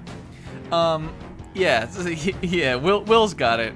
Revenge of the Gamer is sort of sequels to games that were in the video game Boy Rises. Midnight Shift is, yeah, Weird Champ Friday, leveled. I feel like Weird Champ Friday, kind of leveled up here, and we got more creative with it. And also, Danganronpa 2 regularly went past midnight anyway, so that belongs here. And then Prolonged Exposure is a dog shit gay name, but also, it's 3 games that took almost an entire year for me to do. World of Goo is just on here because. That's the new arcs. Okay, let's put Halo. This song is good, but I think this is the worst Halo playthrough. I don't mean for it to be here. I'm just like, last time we did this, we had a currently discussing tier, and I'm just gonna do that because it makes it easier for me. Look at this fucking song. Is it too loud? I think it's probably a little loud.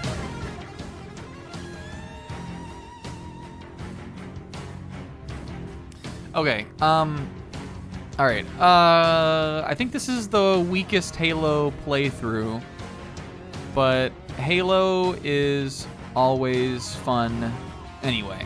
There's always at least one really banger session from a Halo.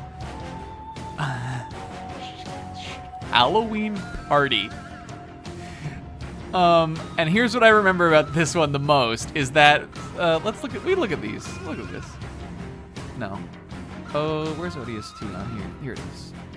We got some pretty good titles here too. National Marine Corps' Chiefless Vacation. This is definitely a SIS title. I think that's the best of these. Gyatlo 3 Ohio Drop Skibbity Trooper. It was 2020, the end of 2023. That one's mine. Sizz, I think, was Johnson Split Up and Die, and I think Sizz was this too. Sizz always comes up with titles for Halo.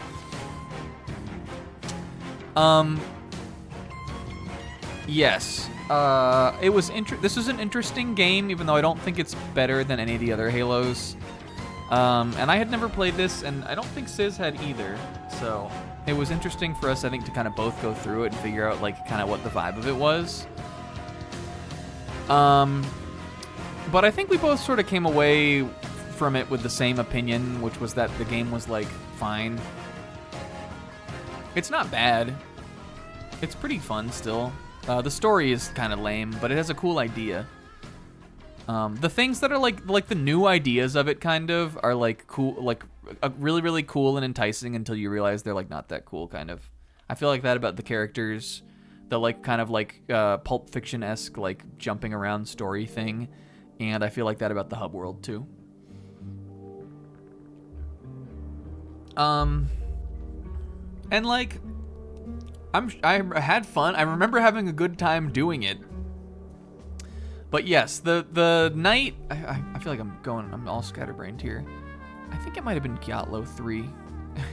The best session was definitely the one where we were joking around about the grandfather of Kazuichi. God, there's so much fucking Kazuichi. We haven't even talked about Danganronpa 2 yet, or Banjo-Kazooie. What did I do? What are we doing? This is a whole year. What did I do?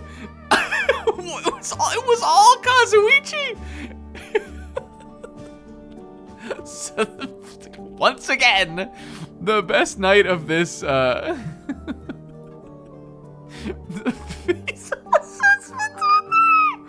The best night of the ODST playthrough was definitely the one where we decided that Kazuichi's grandpa was that Marine. I remember not even just that bit, but I remember that being a really fun mission, and I remember us cracking up during that one. But yes, we talked about Toxic Shock Syndrome. That was in this. I remember we talked about Toxic Shock Syndrome. What else was there? I remember the last mission being good.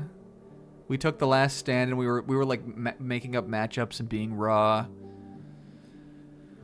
I don't know. Do you remember anything else about this? I'm struggling with where to put it. It's definitely lower than Halo 2. It's definitely not a B playthrough though. It's definitely still an A. I think I like it more still than the older ones that are hanging out here in A. Yeah, what's a raw disease name? Oh, I remember we talked about bands that have colors in them. That was this one, right? That wasn't Halo 3. That was this split. I think that was this one. That was a fun discussion. I think that was this. It might have been the end of Halo 3 though. No, you're right. That was Halo 3. I remember we were in that that like gross flood level, I think, when we were talking about that. That's towards the end of the game. Bands with numbers. Yes. That was a classic Sizz discussion topic.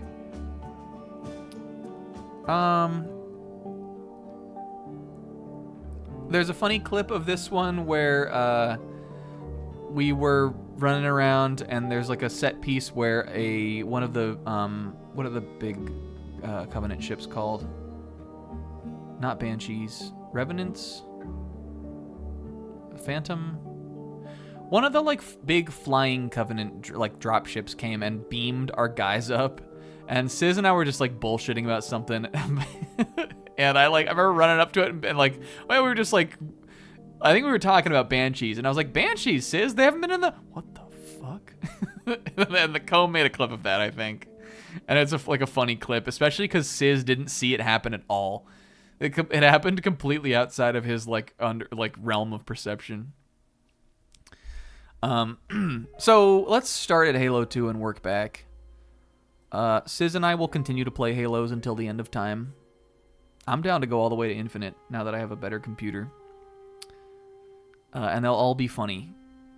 But I think when it comes to the Halo projects, this one just happens to be the least good one. I think maybe around, like, maybe here?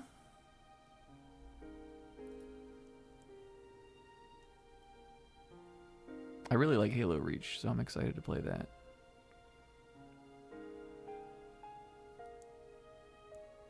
This one's quiet. This game also has a really good soundtrack. I mean, all the Halos do, but this one has a unique soundtrack that's also really good. Because it's definitely still A. I like it more than Edith Finch and probably funnier and better than all of the other lower A ones, which are really just mostly on there for sentimental value to me. I think, did I already say this tonight? This like clump of 4 playthroughs, are all like, these are like old guard, especially these 3. These are all like old guard guys that I like, for one reason or another, like really, really mean something. And you know what? I'm putting Super Paper the Super at the top of B. Totally off the cuff. But if we're moving stuff around, Super Paper the Super is kind of iconic. This is the first Weird Champ Friday. I'm putting that top of B. That's a good one. Even these Bs are like, I still think of them fondly. Okay, yeah.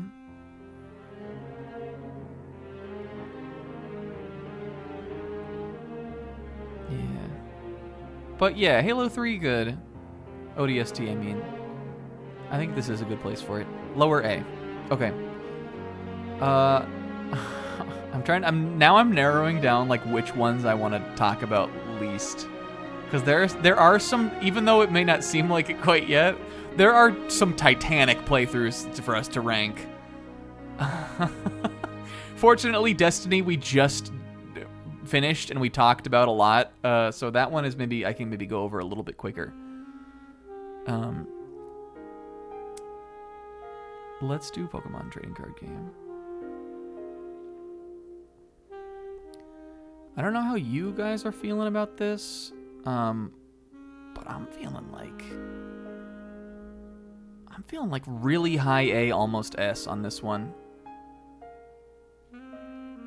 I might actually put it, I know we just mentioned Celeste at the top of A forever, but I think I'm a fucking liar about that. And I think I might love it. I like really liked playing this.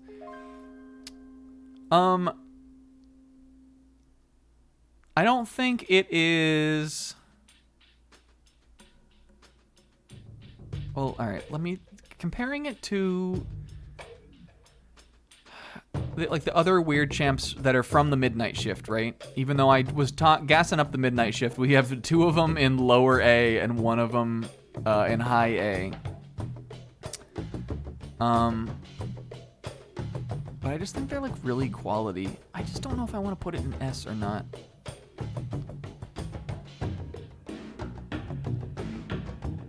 If it's not S, though, it's definitely the top of A tier. This is still the same song, by the way. So, well, let's talk about it. Okay, yeah, so Sizz made some funny clips because Pokemon TCG, I don't know, I was just feeling silly, like, at least this entire month. We got goofy with it a lot during this playthrough. There were a lot of, the one I really like is, there's one where, I bet I can find it, but I just don't want to take up too much of you guys' time. There's one where I'm talking about the EPO. I don't even know how to describe the clip. There's one where I'm talking about this, like a punching bag in the fighting club, and it starts with me like singing the EPO song, and then I say something like,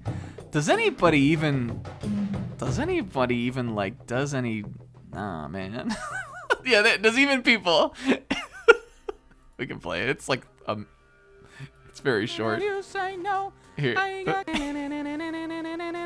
say no. I got Kimi.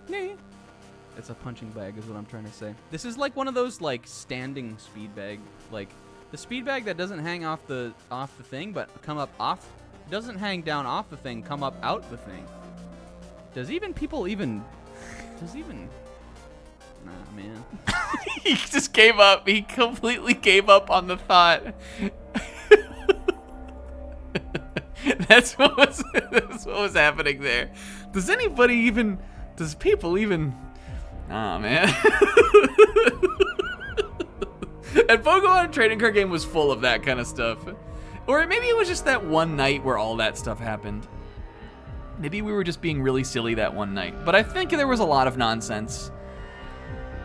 Here we got the stream titles. Which Pokemon's type is weak to the 3 of Spades? That is a reference to Tycoon. Eating my damage counters when my opponent's not looking. That's pretty funny. Banned from local for RPing Team Rocket. Holding out for a Nido. That's because we wanted Nidoking all playthrough because we were trying to do boyfriends. They call him One Club 8 Stop. This is sort of when the playthrough started to slow down. This is one of my favorite stream titles I've ever made. For a computer search, why don't you get on the computer and search for a job? That's actually one of my favorite stream titles we've ever done. Like of all this whole fucking list over here. Oh man, I have a really hard time with it. I almost want to put it in S because the other thing about this, Banjo Cookie. The other thing about this Pokemon Trading TCG playthrough is that it was very sentimental and nostalgic too. Even though, again, like we mentioned a bunch in the playthrough, I don't really actually have any nostalgia for the game. I didn't have it as a kid. I love the Pokemon TCG and the original like run of the cards, like those first couple expansions that are in this game. And we did a whole stream once where we looked at like my old binder of Pokemon cards too. And that's the kind of stuff that I'm kind of talking about when it comes to like Midnight Shift is like, I just feel like a lot of these Weird Champ playthroughs had like something or another about them, like Wario, where Wario took over the whole layout. This, we had the binder night. This had a tier list. Banjo was completely off the wall, crazy. Like I just feel like they got like that block and those games got a lot more creative then. Well, Pokemon 151 is what got me recently in the TCG stuff, but this certainly helped. So yeah, I loved this, and it was really fun to kind of get creative with the decks. We made a number of funny decks, including Boyfriends, which I actually managed to beat one of the Grandmasters with, and it was good. I don't think it's better than P5S. But everything... Well, that's not true. I'm thinking about what's S tier that's left here.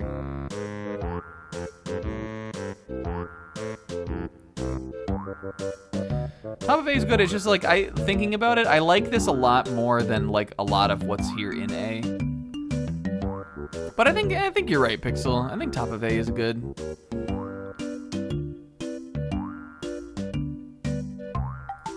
Turned it up too much because of that quiet song from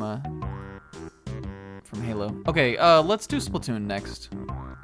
I should have put this next if we were talking about like if we're going up in order of how much I enjoy them. This should have been before Pokemon because I like it less. We can look at this. So Splatoon is the first thing we're ranking from the fucking prolonged exposure arc. Now Splatoon is not that many sessions. 1, 2, 3, 4, 5, 6, 7, 8, 9, 10, 11, 12. It hits the 12 stream quota of being long. 14 streams. But this is the era where we are now, instead of taking a Sunday off each every month like we were with DR2, we're now taking a Friday off every month, and so that didn't help. Splatoon 3 side order took place in one of the busiest times of the year I've been in the last couple years. So much so that one of the memorable things about this playthrough is that Zebra and I completely traded time slots for an entire month. I had a whole month where I like, it was just not even going to be feasible for me to stream at our normal Weird Champ time schedule at all. And so Zebra, being very kind and generous to do so, offered to trade with me, and we just swapped. Which left a lasting impact on Splatoon and also on Persona 3 Reload, which is still going. Because we did Kazuichi Purple and Andy's Komeji Orange. A Spyro and Crash Bandicoot-esque switch of time schedules featuring two mascot characters that had absolutely nothing at all to do with Splatoon 3 Side Order or Persona 5 or Persona 3 Reload. It was an inspired idea, mostly all Zebra, because he came up with the idea and he made the graphic. But Kazuichi is still there on the P3 Reload face cam. And I think that also had tied in some to the hilarious weekend where Will was on the hunt for Andy's Komeji. Which is a really funny weekend. I think it tied in, or it was around that time where that happened. So that's all like the set dressing of Splatoon 3 though. The song is raw, but it's kind of distracting me right now. So yeah, let's look at the I had a hard time coming up with titles for this one. Prawny Frostville, and this is the class of Clash. I think that's a funny title. This one is funny because this is about World of Goo 2, which we briefly thought we might have to cut this playthrough in half to do, which I'm glad didn't end up happening. A lot of these are about the Splatfests. This one's about a Splatfest, and so is this one. This one's the start of Fresh Season. And then the funny thing is that, so your order is up. I intended for this to be the final session. And then I intended for this to be the final session. And then we did one more session.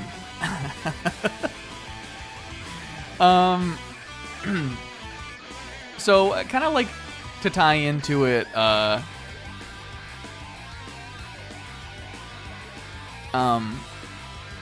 one thing that was interesting about Splatoon 3 is that it was a playthrough of Side Order, but it was also sort of a playthrough of the ongoing game of Splatoon 3, which was still getting content updates when we were doing the stream. And I was really, really big into Splatoon 3 at that time. It was sort of my like last hurrah for being like really, really into the game, which I was for like over a year. I was like really, really into the game. Following the meta, I was playing ranked constantly. I put like a ton, like it's like one of my most played Switch games now. I put like a ton of time into it. So I think it came at the perfect time because I was really excited for the DLC. I had been waiting for it ever since it was announced, and I was really passionate about the game at that time. So I kind of wanted it to be like a comprehensive like love letter of mine to Splatoon 3. And I think it worked as that pretty well. But what we sort of started to realize is that like doing the stream series like that was gonna make it take a really long time. So then we kind of I feel like towards the end of the playthrough, more buckled down on Side Order. Especially because Side Order had one really tough challenge at the end that we really needed to like put our nose to the grind and beat. It was also tough to get a foothold into Side Order because the beginning of the mode, before we had a bunch of like power-ups and kind of like cash to play with, was also pretty tough. And there were a few times when I was really worried about this project because in my, especially with going before Zebra, in my like 3 hours that I had to like play the game every night, I would sometimes be worried that we just weren't even gonna get a single thing done. But overall, I think it came together really well. I really like Side Order as a mode. It definitely challenged me. I don't know if I would say this is a Mount Hardmore playthrough, But I think even like all the runs and runs that we did of the mode, it was engaging the whole way through for me. And we did it with we cleared every palette. We fought Smollusk a bunch of times. I really love, and I've gone back and rewatched that like last final Smollusk fight where we did it with the Octoshot palette, the really restrictive one. And like that was like a white knuckle moment for me. Like I was like shaking when we beat that. Because we had fucked it up so many times. But yeah, it was definitely sometimes crushing to get all the way to the end of the spire and then lose and feel like I had wasted a whole night of streaming. But again, I think my love for the game carried me through it, and I hope that made it entertaining too. And also, Pearl and Marina are in love, and I'm in love with them. And the face cam was funny for this one too. I married them. I officiated the wedding. The prolonged exposure arc is a very gay arc. If we had Watam in here, then that would really be the perfect trifecta. This was girls getting married right into girls being in love. And if we had Christopher and his spoon boyfriend in this arc instead, then that would have been... It would have really come together. The face cam for TCG was good too. It was the Flaney card. Thank you, Flaney. It's a really long song too. 11 minutes. I'm ready to move on. Aww. Do you wanna do my Pikachu deck? This is a Zem, please. Is it loud? This is such a Zem, please. Okay. I think that's all I really have to say about this. This gave me a lot of opportunities to tell stories, and there were some really funny stories told in this playthrough. I remember talking about the class of Clash, and that's why we got a stream title. That was a story from back in the day when me and my childhood friends were playing Jackass. But the best story we told on here was the Legend of the Firecracker Rap. Which I think is one of my...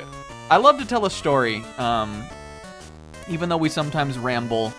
It's something that I think is a lot of fun to do, and when I do it well, I really like to look back on it. For instance, stuff like the Telemore Dream. There was one in P5S. Oh, the Gerard Way Dream. And then the Firecracker Rap, I think, is one of my all-time favorite stories that we've told. The thing about a story, you have to see the comedy in it, kind of. That's my philosophy, at least. Even if it's sort of mundane, which the Firecracker Rap story, like, sort of is mundane, you have to understand the comedy in it. But I don't know. I remember we were fighting asynchronous Rondo and trying to tell this story about the Firecracker Rap. And it was just really funny. It just a really memorable moment to me. So this definitely had downsides to it. It had some parts that were kind of dire, but overall I still feel really positively about it. And even though it took for fucking ever, and I kind of think it probably could have been shorter. You know, you gotta stop and smell the flowers, especially with a game you really like sometimes. But I think if I'm gonna put it, I maybe want it around here, because I love Shadow of the Colossus. And similarly, these two together, like, and World of Goo kind of also, where like these are two games I'm really passionate about and I really like to talk about. But I don't think it's better than, like, Mega Man. I really want to give its dues. This was fucking funny. And then we've already kind of talked about the rest of this. I think this is in a decent spot. I might put it above Shadow. But this is like a very close kind of row to me. Oh, I guess this is Nemona's theme. Okay, and yeah, I'm with Kingo. I think these four are all S.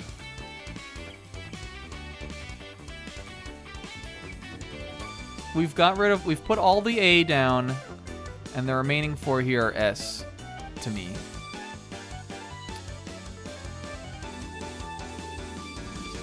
Now, I don't know. This might seem crazy to some. There's 2 that are Titans IMO, and there's 1 that I know is highly regarded by many. But one there's only between the other 2 that I'm thinking of. One of them to me has like some absolute all-timer highlight moments that are unique to anything else on here. And the other one is Bones and Friends. So I think I'm gonna put that one up next. Oh, Bones and Friends and Bones and his friends. Let's see. We recently finished this too, but let's look at it. And oh, his friends.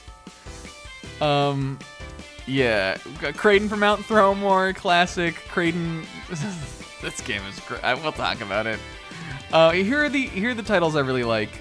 I want to read your mind. Bleh. That one I think is very cute.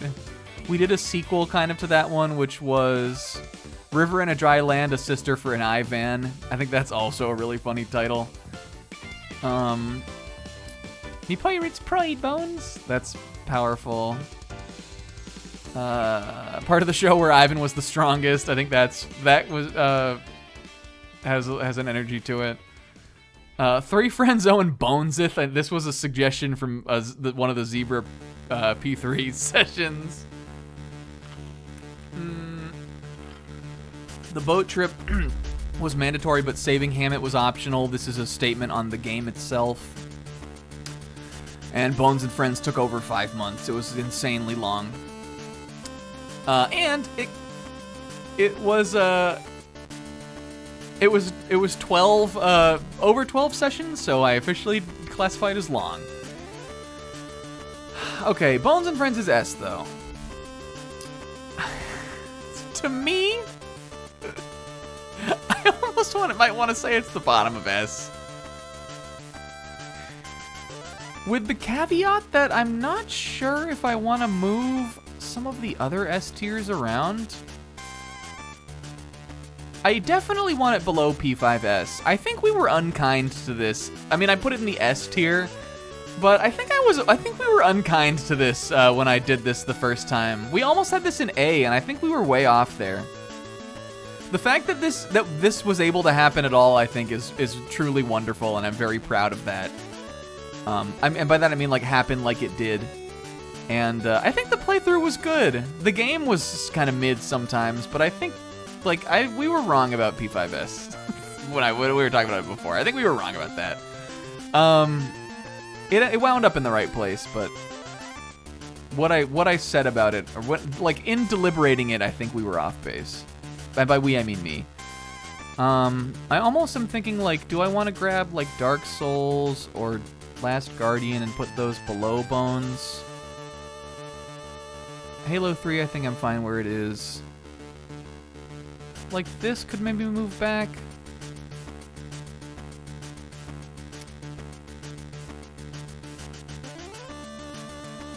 I might move Last Guardian back. I loved that playthrough. It was very special because it was a first playthrough of something that ended up being such a snack game kind of. But Bones and Friends is so funny. in some ways. In some ways, Bones and Friends is extremely funny.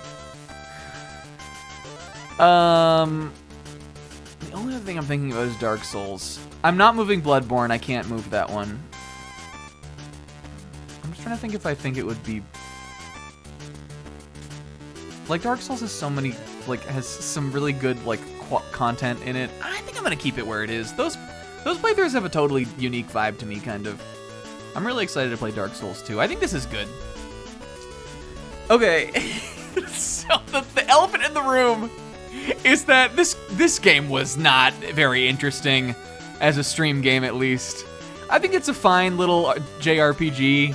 It's definitely a competent video game, at least in my opinion. I think it's like a 7 probably. But and I think the chat maybe felt it.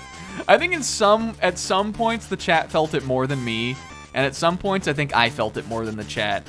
But Bones and Friends, I think, stretched me to figure out how to have fun with like a playthrough of a game that I like wasn't super vibing with. And we ended up finding out how we were gonna do that by kind of turning it into not even just a parody of a stream playthrough, but like turning it into like almost a parody of like what this or like this or even like this were kind of. That's the energy that it felt to me, where like not all the bits were like stupid. It was like, Mia was a pirate. It was like I don't know. One could argue that the bits are stupid and made up about like Persona or something too, but I don't know. I think if you were there, you might have gotten that vibe. But on the nights where we were like really hitting on that, I think that was really funny. I think that on the when the nights when Bones and Friends was on, it was really on. The first night with Kraden had like a totally unique, different vibe because we didn't really know what the game was gonna be like yet. We were maybe respecting it a little bit more. But the opening clearly, like, I feel like the opening sort of should have spelled it all out for us. We just weren't ready to see it yet. And then some of the other best moments were the advent of Mia when she really became a pirate. Ivan and Garrett going back and forth with like Ivan Poison and Garrett Venom. Ivan was so goddamn the main character of this game. He like kept getting story content, which was really funny. The cutscenes. Oh my god, that cutscene where they were gonna get on the boat. The whole boat part. Like as the Bones and Friends playthrough went on, here's why I think at the end of the day it all worked. We started off with a bang, and then in the lull kind of first half of the game where we were still kind of feeling things out, weren't really sure how we felt about the game yet, and that's how I was for the first half-ish. The characters at least all got cute little personalities that we liked, which I think were the tent poles that saved the last half of the game, where the game inspired dread. And then befuddlement. The reason it all ended up working, I think, is as we as we started to realize that Golden Sun was kind of washed, and that we were all aligned with like the plot seemed to start going nowhere, and the game and the game being a prison sometimes. We had the three little cute characters of Ivan, Mia, and Garrett that were there to like weather that storm, basically. And I think that's why, as we got more sick of the game, they kind of did too. Garrett was really over that game by the end of it. He was the voice of reason for them for sure.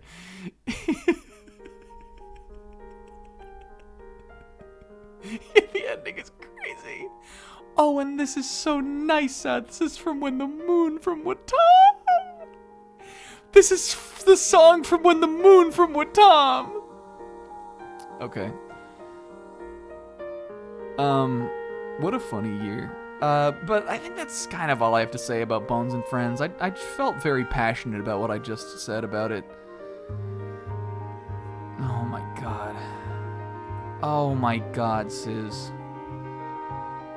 No, you mean the one, remember when after we, yeah, no, it was Donpa, the guy that they pardoned for no reason. But then on the way back, it was the 1-2 punch because then that Hammett guy showed up Oh my god. They let that guy go, and then as they were walking out of there, Golden Sun invented a new, completely optional character who talked for like 10 entire minutes. And then he went away and he was never in the game again, and then the story didn't have an ending.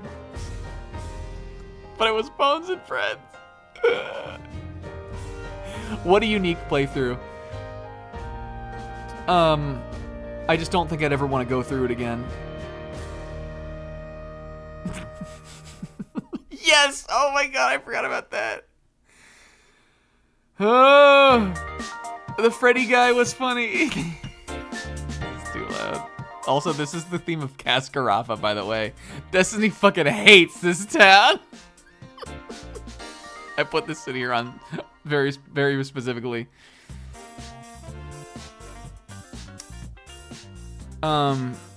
She always went here to get her hair done, though, sis. Yeah, God, there's so many funny things from this. But it's pretty new, so I feel like we can't talk about it that much. But you know, just because I like to look back at these, just to put it all down for posterity.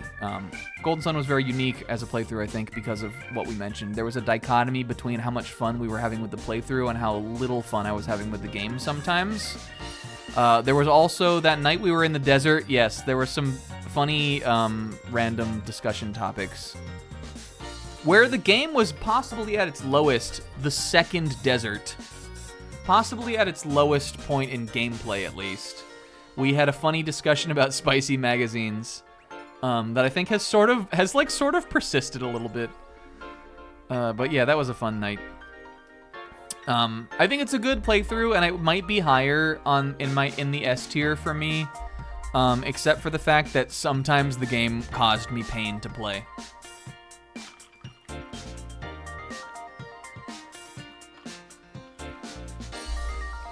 It was a lot of even the games that like had their low points, like Persona or not Tech. Only Persona in the S tier. Only Persona. Even the games that like gameplay and video game wise had their low points, I was still enjoying most of the time. But Golden Sun, even again, I think to me the game is like a 7.0. But sometimes I was like, it was just the stream that was carrying this. But I feel accomplished in getting through it. It definitely felt like a Zenkai boost, like how Zebra and I have sort of described before, where sometimes you have to challenge yourself. But I don't intend to do it anytime soon. Though maybe we'll play Lost Age someday. Maybe it's better. I'm not nixing it forever. I'm not taking it off the table completely. Okay, that's Bones and Friends, though. Very funny. And we got a funny alert out of it. We got an emote, Snack a Yar, which is literally debuted today. Well, I think we need to see how it ends. Except I was thinking about this recently, and I'm pretty sure Felix is the main character of that game. And if you remember, Felix was Patrick Warburton voice. Felix's voice was David Putty voice. So if we have to, I know he's mute, but like sometimes Bones would talk, and if I have to remember that, there's no escaping it. There's no escaping it. Bones and his friends, and oh, his friends, and Bones and friends. Oh, and the intro for Bones and Friends were iconic. And Me versus Sis. Theme song. There was a funny session of Bones and Friends where we did connections. We watched the... Oh, I was going to say this about Side Order. I feel extreme... Even though it would have been like the time frame would not have matched up. I feel extremely regretful that we finished this playthrough before the Final Fest happened. That's such a bummer, because I think it did such a good job of capturing that like last year of Splatoon as we were playing it, but missing Final Fest is like a huge bummer to me. It was like months and months later, so like we didn't know when it was gonna happen when I made this really, but Dang it. But I remember we watched the Final Fest, the song trailer during Bones and Friends 2. We didn't respect the game. We just did whatever the fuck we wanted. I remember one time we were Googling, somehow we found Scotchy on Google or something one night. We found Makoto Nijima on Google. We were never serious about this game a lot of the time. And it drove me insane, but it was funny. Okay, that's Bones. God, why do I feel like we talked about that so much? Okay, Banjo is next. His friends, it's Bones and Friends.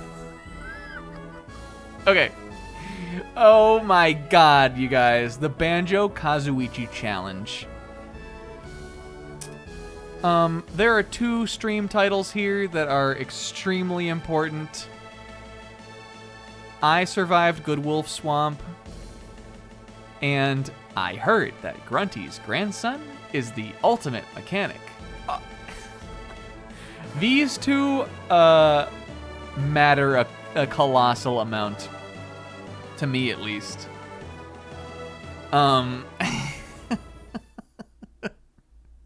Can you believe that the Good Wolf Swamp, that was the first session.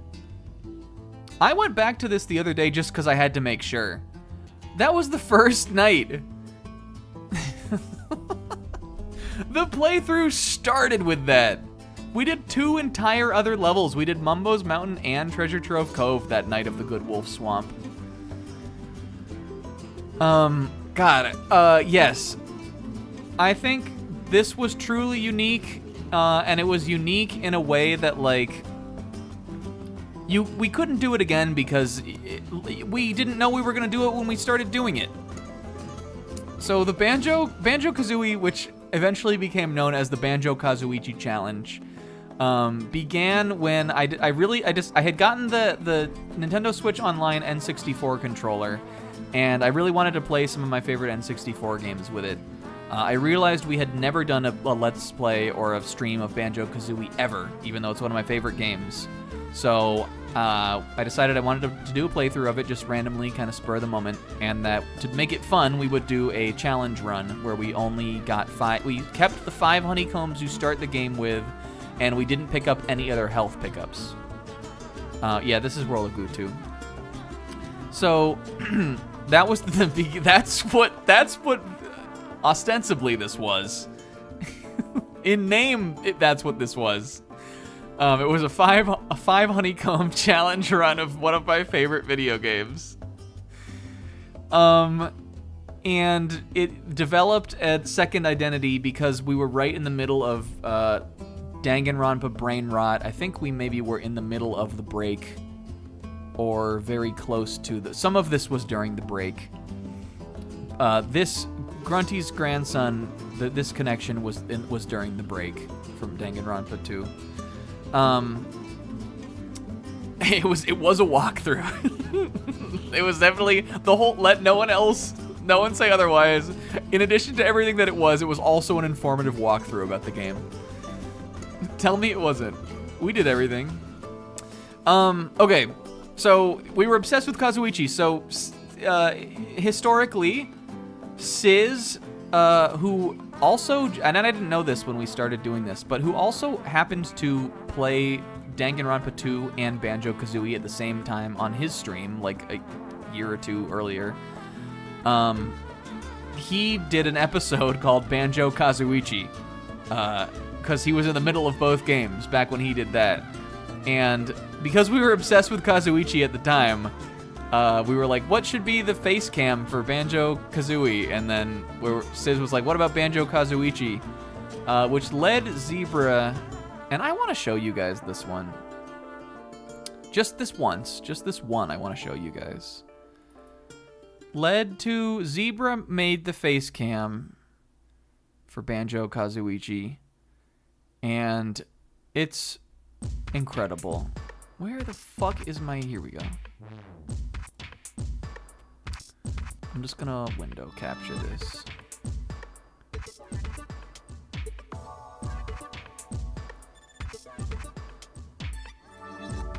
be fine, right? Why? Where is it? How do I? If I screen captured it, it would work. Oh, that's fine. We can do that, right? Delete this. Sorry, everybody. I'm just doing this one time. We need to show this. Window capture. Image.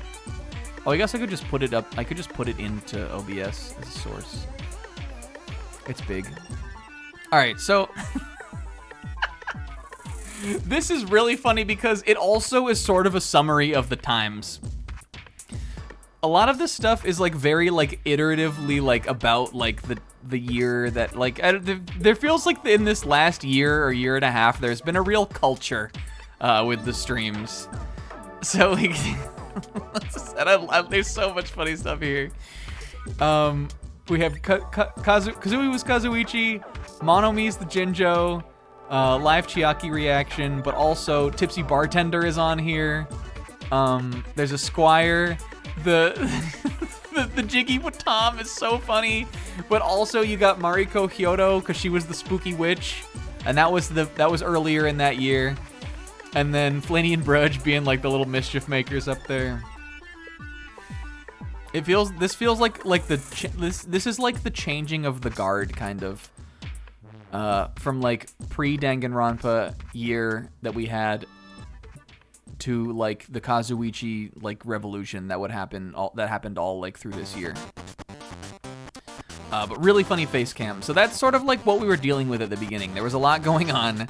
There was a Kazuichi angle, there was the challenge run angle, and there was the I really love the game angle. But then upon starting the playthrough, all of that was secondary to the emerging Kazuichi challenge, which is my favorite thing about this playthrough. And it's again, I watched like a little bit of this is like the only thing I went and watched before we did this because I decided I was gonna add these to the list. I went and I watched like some of the first session, and before we even got out of Spiral Mountain, I say a chilling line, which is, we should like add some other things to this, right? Like what if we did like some other, like I don't have any ideas, but what if we did some other funny challenges too? Bone-chillingly spoken before I even left Spiral Mountain. And we certainly did add other challenges to it. In fact, every level had some weird thing attached to it. My personal favorites, I mean, obviously the most important one is the Good Wolf Swamp, wherein I had to, every time we got hit, I had to do, was it 5 push-ups? Every time I took damage, I'd do 5 push-ups. Again, no face cam, it was all just between us. And in addition, every time we got a Jiggy, I had to name one of Kingo's villagers from Animal Crossing, which is the most Kingo thing, but I just think is so funny that we were like, yeah, I'm doing that. I can do it. And then if we, I think I kind of fucked this up. If we didn't name it right, we were supposed to take damage. But what it turned into was just, if we don't get it right, I'm just gonna do more push-ups. I don't remember how many I did, but I did like, I must have did like 200 push-ups or something crazy. Maybe it wasn't that many. It was at least 100, I think. I don't know. 200 is probably way too high. K-Man, I think, matched me more. But the boys were kind of doing it. Yeah, you doubled mine, so mine would have been about 100. I think it was 5 per every hit. But that night, I was losing my mind. I was sore as fuck. I was sore the next day and like all through the next week. It really got me, and I know Zebra mentioned this too, it got me into like fitness like a little more seriously at that time too. It like changed things. So that's why that became the Good Wolf Swamp. And the Good Wolf Swamp was very, that night is my favorite night of the playthrough, and that was very special to me. But that wasn't even the only thing. So there was the singing like a pirate in Treasure Trove Cove. One that I think is extremely funny was holding your breath in Clanker's Cavern. I remember Will like really hated that. Will was like, I can't even talk to the streamer because he's holding his breath.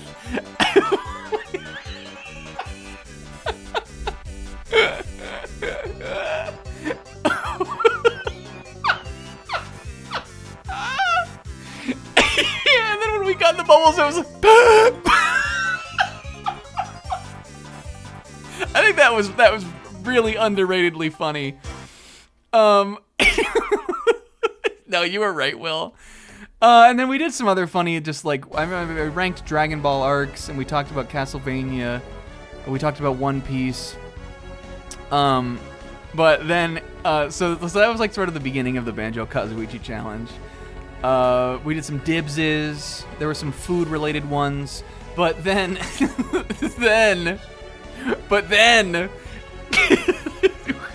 my ambition completely got away from me because fucking Rusty Bucket Bay and Click Clock Wood were a fucking nightmare.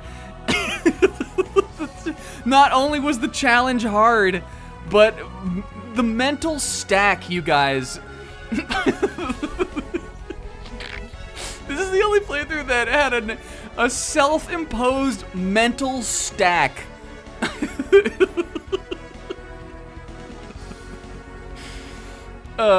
Where the game was hard.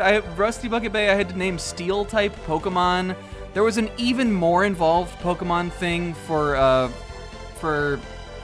Click Clock Wood, and that was the classic where like each season was its own challenge, and the only one right now that I can remember is the one with the Ings. Which, God, it was it was dreadful. The one where we couldn't say any word that ended with ing, or I had to take damage. Yeah, K-Man did sit-ups, I think, for Rusty Bucket Bay, and I didn't do that shit, but he matched me on that, and I almost killed his ass. Oh, man, but oh, God, it was so... We've never done a playthrough where I was afraid to do commentary. I put myself into a box where I didn't want to talk. Sometimes. And I love that. I think that's hilarious. It's very special to me as like something we did. It's a very fun way, I think, to get something out of one of my favorite games more than just a playthrough.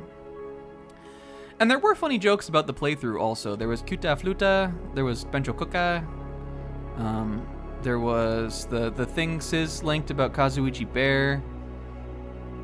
I enjoyed playing the game, even though it was sort of secondary to like I said this during the playthrough, and I say this all the time, but like the I think you should leave bit where the one where Tim has like Tim is like keeps the guy tells him to stop him from talking anytime he talks about his kids, and then he gets like those guys following him around who are like, "What's the next thing?" That's how I felt when we were doing this playthrough. Was that I was constantly like, all right, what stupid shit are we gonna do for this one? And again, it could only be so much because we like don't have a webcam. Like, if I had like a Kai Cenat room or some shit, we could have done all kinds of crazy stuff, but I don't have that. So a lot of it was just like verbal, like little things. But those nights with the one with the push-ups, the swamp one, and then those last two were like really uniquely funny stream moments, where I was losing my rope, but in like a different way that we normally do in Weird Champ Friday.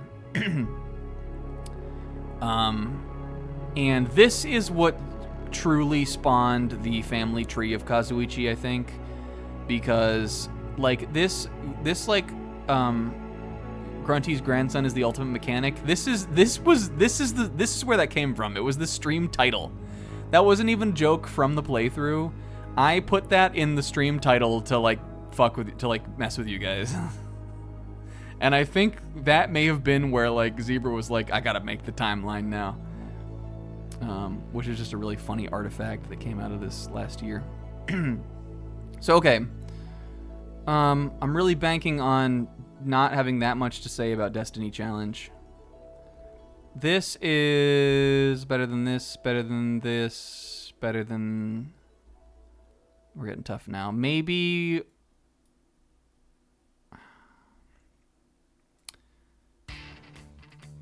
Oh, yeah, that might have been it too, Zebra. That was also huge. We're going to talk about DR2. I have to. Speaking of DR2, it's definitely staying in S tier, but you know how we moved down Splatoon and we moved Destiny Challenge down a little bit because of the sort of the iterative playthroughs we've done on those? I think I'm moving DR1 down. Just here, though. I think as time has happened, though, I think that this moves down a little. I'm trying to think now about the top 10. Let's see. There's some of these that I really importantly want in top 10.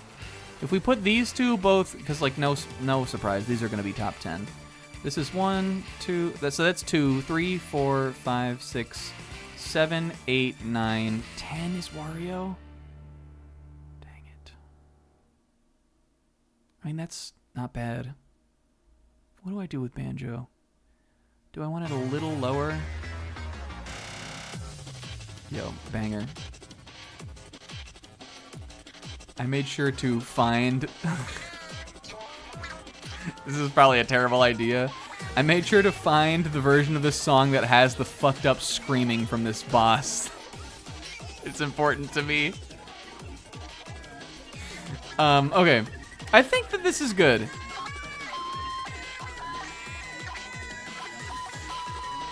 Listen, the song is not the song without this.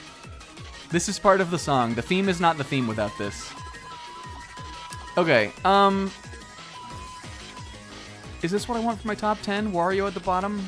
These two I feel very similarly about. Again, I put them in the same arc for a reason. They both had like an element where I was losing my mind. But Wario's was more performed and Banjo's was real. So I think that means more to me, and I'm putting Banjo above.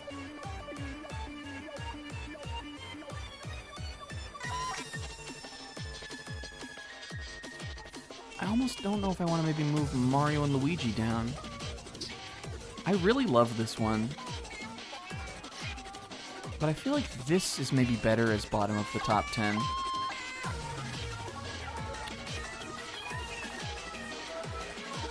I think I like that more. God, I feel so proud of this top 10. When we did this last time, I only felt comfortable really in like the top 5, and now I feel like there's like really a true like top 10 here. And the first time we did it, I only felt comfortable in the top 1. Like when we did it that random time, the first tier list night, when we were like in the middle of Persona 5R still, which we did do if you don't remember. I was like only confident about this. We've leveled up a lot. Okay, let's do next. I'm putting both of these up here now. That being that I have no idea where I want to put them. And I don't know what I want to do with 3 houses either.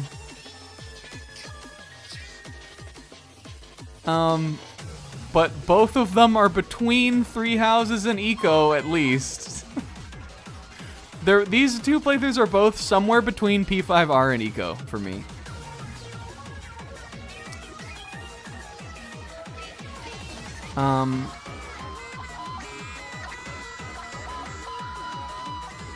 I think we have to talk about Danganronpa 2 first.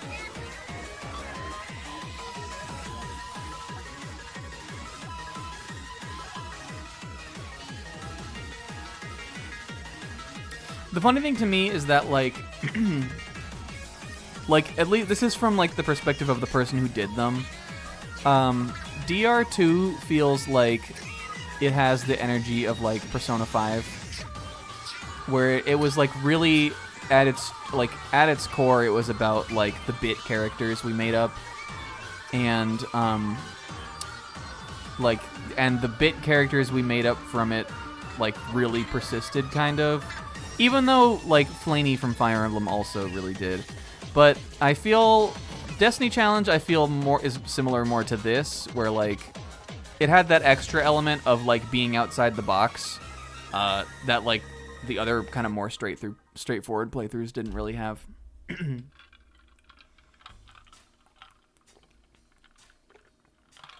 And I sort of feel prouder of the like outside the box stuff. So that's what makes it hard. This is from Watam. I didn't put any Danganronpa music on this, by the way, same as last time, because I didn't want that shit in my recommendeds. But we gotta move on this, and we gotta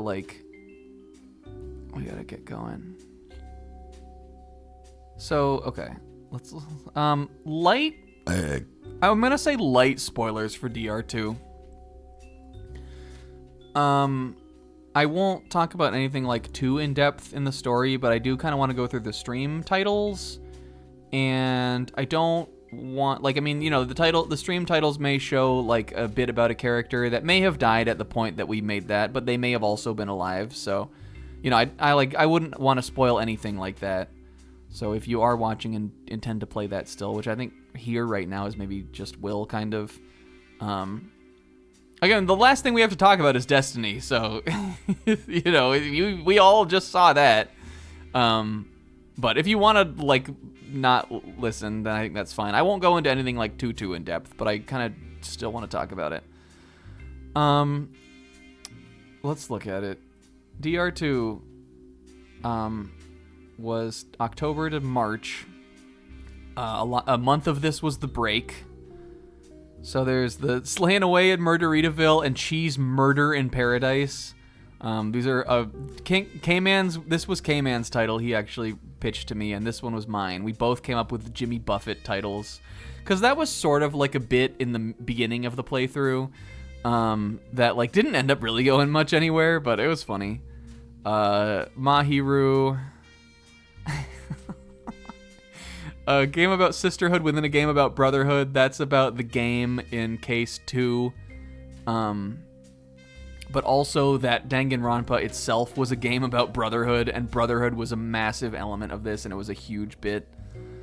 How Could Ye 2? This is the sequel to How Could You D?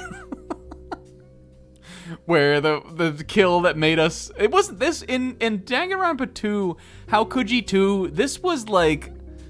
Well, this was really the most How Could Ye death, but this was not even the death that fucked me up the worst in this game. Mikan stocks trending up, buy low, sell high. Mikan was the fucking worst, but she had that one really funny session. This is a Seinfeld bit, and I think this is a funny title. This is the first one where we came back after the break. All of this before the break, all of this after the break.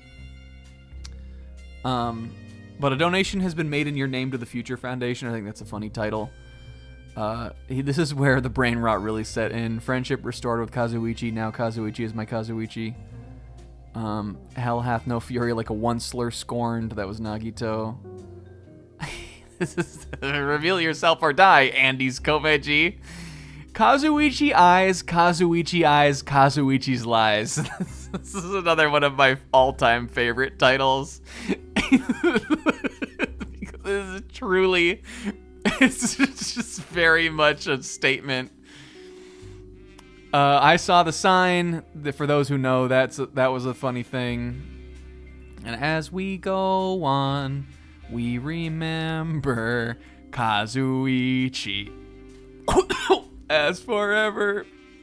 You guys, earlier today when I was at work, I swallowed water the wrong way, which happens to me like pretty often, but it really fucked me up.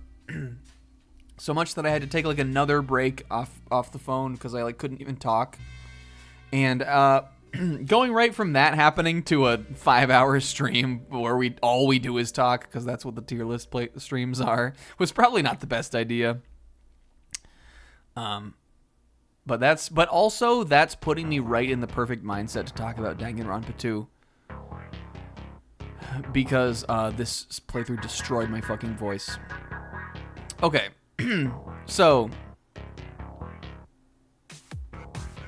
DR2, like, in every way, including the game, better than Danganronpa 1 as a playthrough. It absolutely is among the top playthroughs. I was talking about this recently on some other stream we were doing. I think we were just shooting the breeze about it. This one had, I think, two very distinct, or not very distinct, but two different, slightly different kind of flavors. Maybe like a Diet Coke and a Coke Zero. Before the break, which I think, to me at least, like between, like, so Danganronpa 2 had like a month-long break right in the middle. And overall, I still love the whole playthrough the whole way through. But before the break was a little different than after the break. The game itself, again, like, changes a lot as you go through because characters die. You never are able to really know what bits are going to stay in the plot and what aren't, unless you're the people in the chat who had already played the game. But I didn't know. But the beginning of DR2, like, I think, like, coming out of that first trial, like the end of the trial of Case 1, I was, like, on top of the world about the playthrough. So many funny things happened, even in just that first chapter. And, like, the fact that it all culminated, like, I remember specifically, like, at the end of the trial of Case 1, that I did a bit about the boys singing that song from One Piece, Film Z, and then Zebra revealed that he had been sitting all night waiting to make that same bit.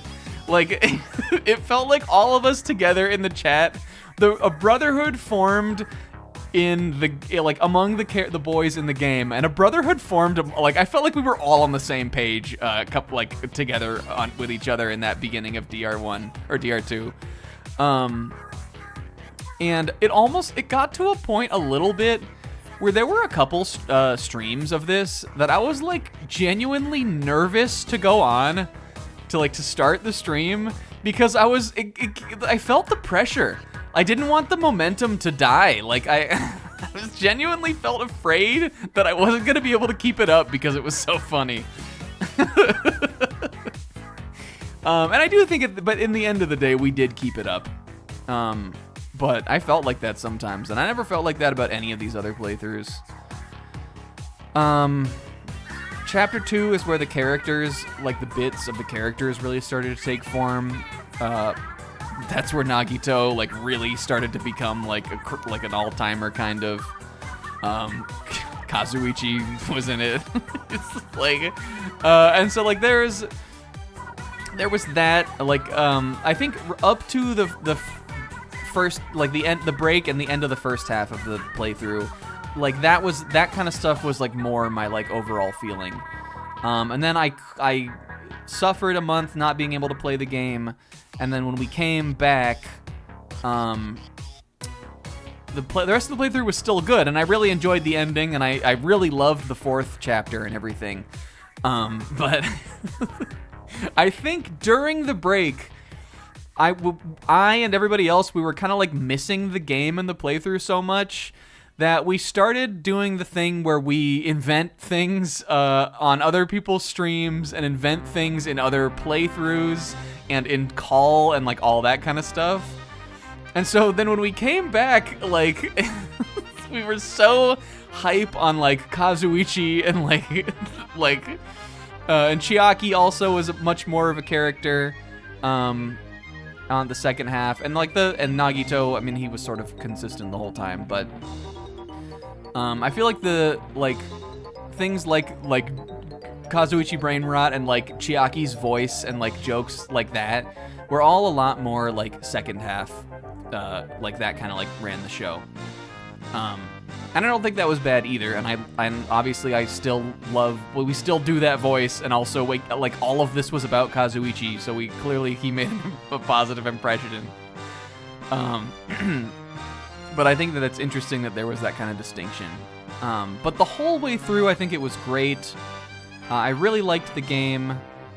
Really, like, almost every character had a bit, even the ones that we didn't like. And I just loved that, like, it just, like, everybody was, like, it felt like everybody was on board for it, like, as, like, to the level of P5R for the first time since we did this one, kind of. And I think we were more, like, again, like, I love this playthrough, and I still think it's great, but I think we were just, like, more, at least I was more experienced as a streamer at this point, too, so, like, in some ways it was just even better, kind of. And I won't talk about the plot or anything like that, obviously, but I don't know. It feels like there has been, like, again, when you look at all of the things that we ranked tonight that came after this, how much, and even around this, how much, like, this playthrough seeped into, like everything else, kind of. I feel like that, you gotta give it that, kind of. Including this, which, like, so much of Destiny Challenge is still Danganronpa 2 in a way. Like, even though I think this, like, Destiny had its own completely different identity and everything, when you really look at a lot of it, it's still Danganronpa 2. Like, I didn't want to let this go. Nimona is Danganronpa 2. Penny is Danganronpa 2. And those ended up being their own characters by the end. Like, we did new things with that, but at the core of its DNA, this was there, and I think this will continue to be at the core of DNA of a lot of things in some ways, even if they're not maybe necessarily as blatant. I don't know. I think right now it's here at least. And we can put Destiny up here, but don't know how much I really want to fuck with these. Like, easiest option. Oh, by the way, Danganronpa 2 talk is over. So if, like, again, I don't know if Will's still here, but if anybody wants to put a message in the chat, like, we're done talking about it, you can. That would probably be good. If he's here, I don't know if he is or not even, but because I didn't see him say anything when we decided to talk about this, but either way, fine, but, you know, just to know. For consideration. But, man, what a great playthrough. I really loved it. Okay, welcome back, Will. Okay, and so that only leaves us, again, that's a good segue, because we came right off of that into this. That only leaves us with Destiny Challenge. And I think now is a good time to show the update on the streams by length. Because there's been a huge upset. Oh, this is another thing here to talk about too, I guess. Speaking of the top 5, the 5 we have in top, or the 4 we have in top 5 here are also the 4 longest playthroughs.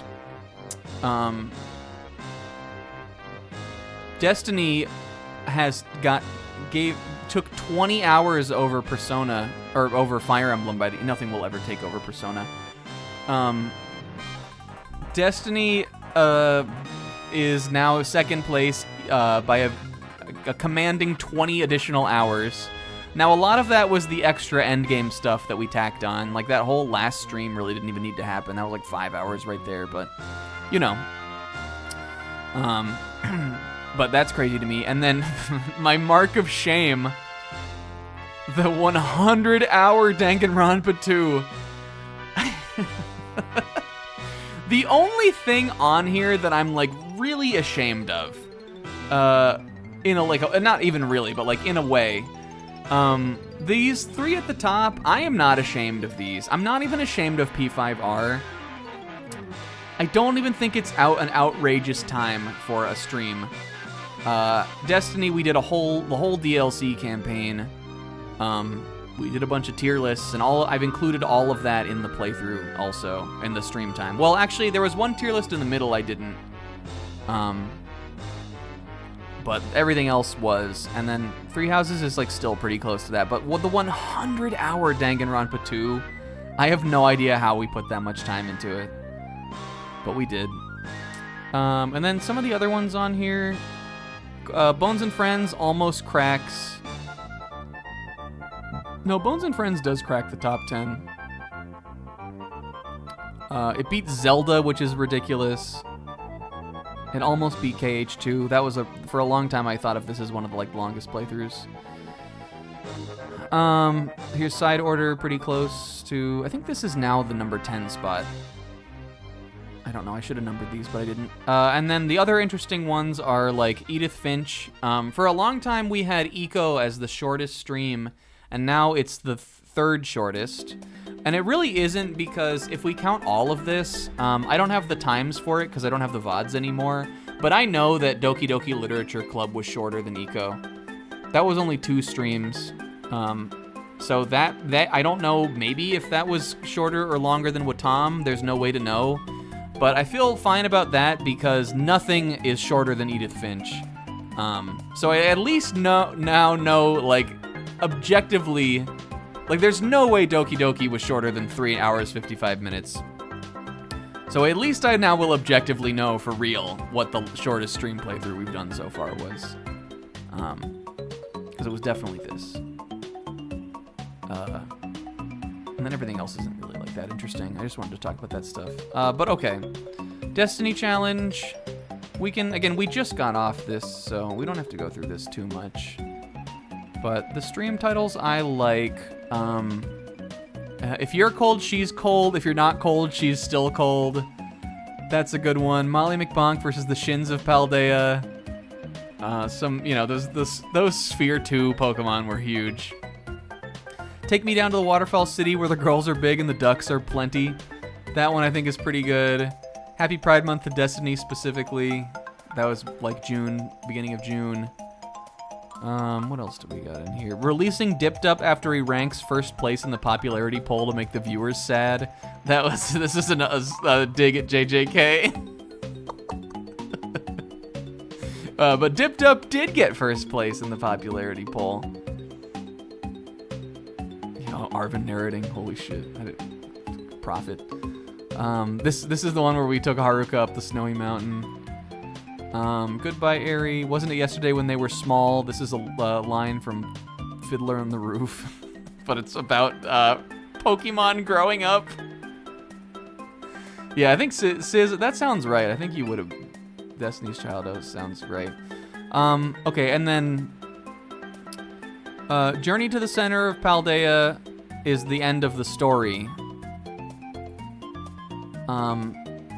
This is the end of the main playthrough, and then from Adventure in the Land of Fables, that's 1, 2, 3, 4, 5, 6, 7, 8, 9, 10, 11, 12, 13 streams. Longer than some, like, long playthroughs. That's all of the DLC.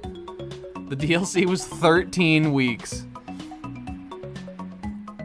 With such titles as The Reptilian Wonder Twins. Current Objective, Lie to Kieran, I think is a really funny title. Get In Loser, We're Going to Unova is a good one. Vampire Masquerade Barbecue Destiny. There's some good ones in there.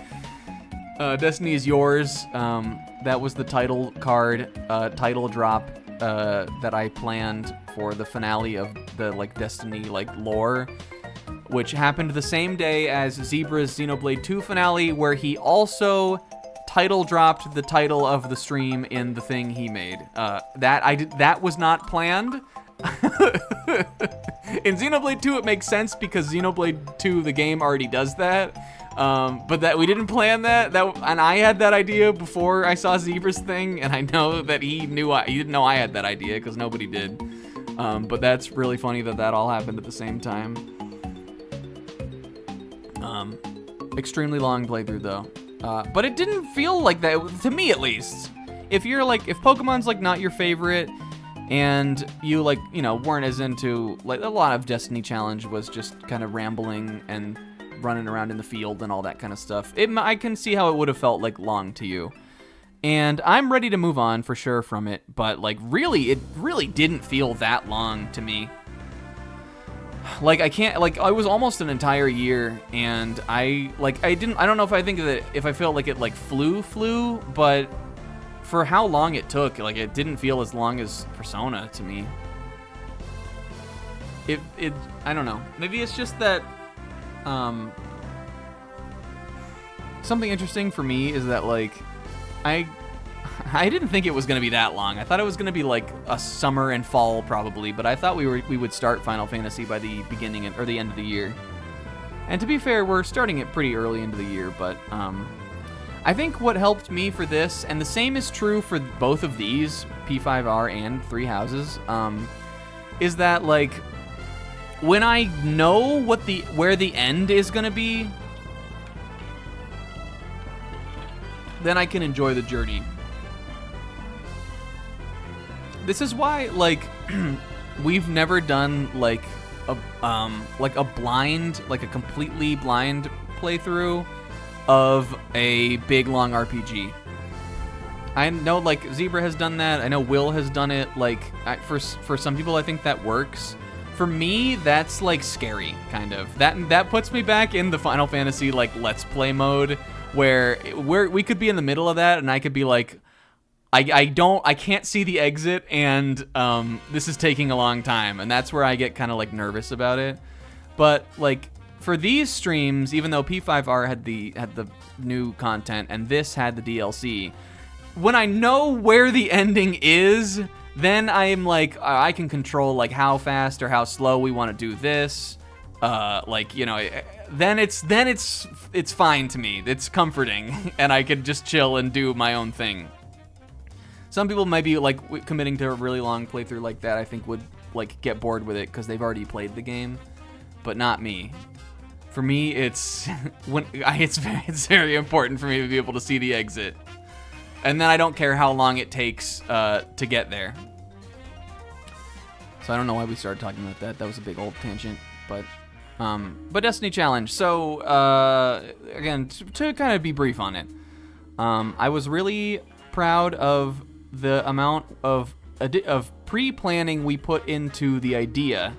Again, it was based on a challenge run of this game, which is totally open and doesn't have things like a level progression. It's the levels are progressive as they go. So like, this is a mod and this is like the official Pokemon release, which even though it's like an open world game, is still pretty restrictive. So we really had to figure out how to make the Destiny Challenge idea work in a more restrictive game like this.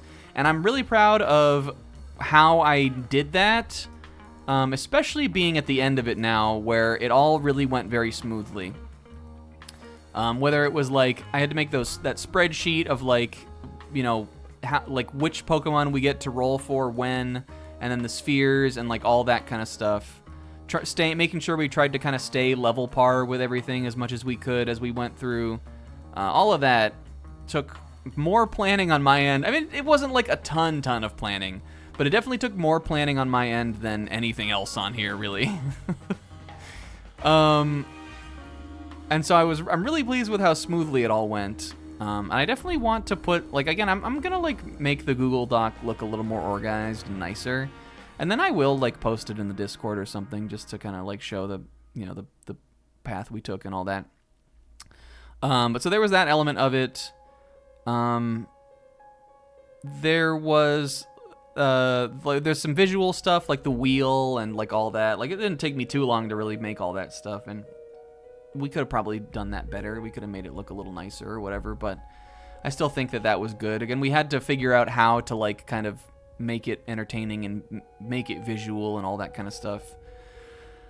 I definitely pushed myself when it comes to like just making meme images or making like all of that shit for the finale and all the like the plot, all of the made up plot and all that kind of stuff. I had to figure out how to do that. Again, we did the video elements of it in OBS, so it was a little kind of ghetto the way we kind of rigged it up, but overall, I felt like I had to get creative with it. In like again, similar to Three Houses, but Three Houses was sort of creative in a different way because a lot of that was like I would make the prompt and other people would make the content. But this, I felt like I had to make all the content. When it comes to like that extra stuff, the playthrough, obviously, like everybody always participates in the bits, and this was no different. And I think the bits were really good. As just like a Pokemon playthrough without all that stuff, I think it had bits with the characters. It had cute and endearing things about the Pokemon. We just did a whole ass big tier list where we talked about all of that, so I don't really feel the need to talk about that kind of stuff. But like, I think what it really ends up kind of coming down to is, yo, Foxy Feline! What's going on? We're wrapping up on this. Welcome, though. What it really comes down to is I love the Pokemon series, and the only other Pokemon thing that was like a main Pokemon playthrough was Destiny Challenge, and I was really proud of this when we finished it, but I'm like extra a billion times more proud of this. Especially again because so much of it was kind of like up in the air. It was very unknown kind of going in. And yeah, it just feels good to have done like a playthrough I'm so pleased with of this series, basically, is how I feel about it. When I made the I don't think I ever mentioned this even in the last couple episodes after we showed it.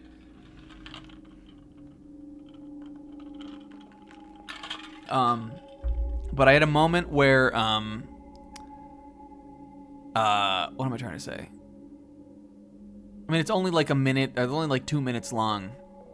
But in the finale, and I mean, that was a long stream. We'd all been through a lot at that point. In the finale segment, where specifically when because I mean, I'd spent all weekend working on it.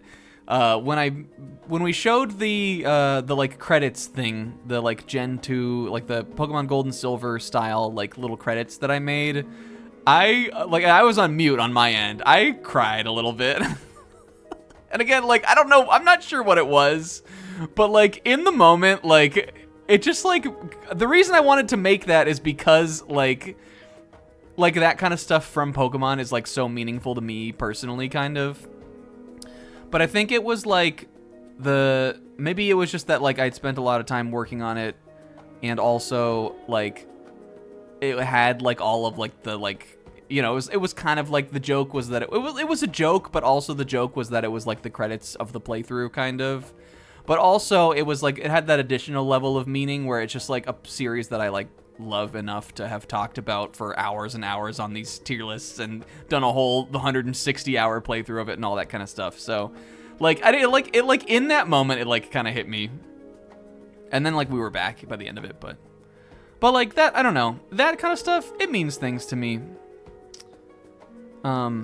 Hey Foxy Feline, I'm doing good. I hope you're doing good as well. And other than that, I don't know, it's just a funny and good old time. Part of me wants to just give this the order. But the only thing I'm entertaining is this.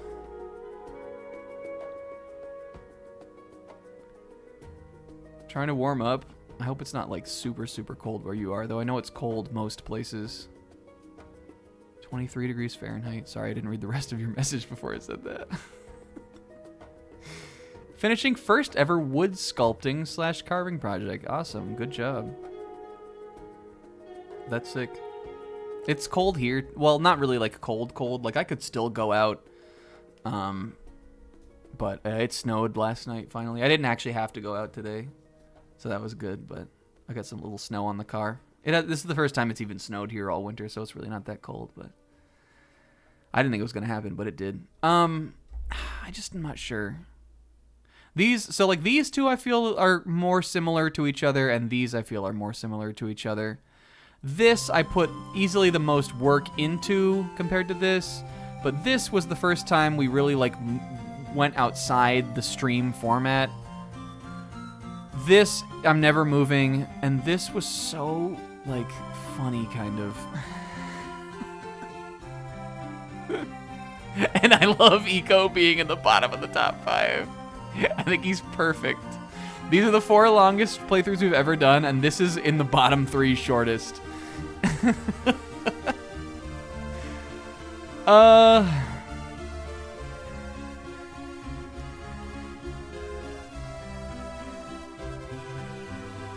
They all feel climactic in like a similar way. The top 4, I mean, not Eco. They feel climactic in a similar way, but also like in each their own different kind of way.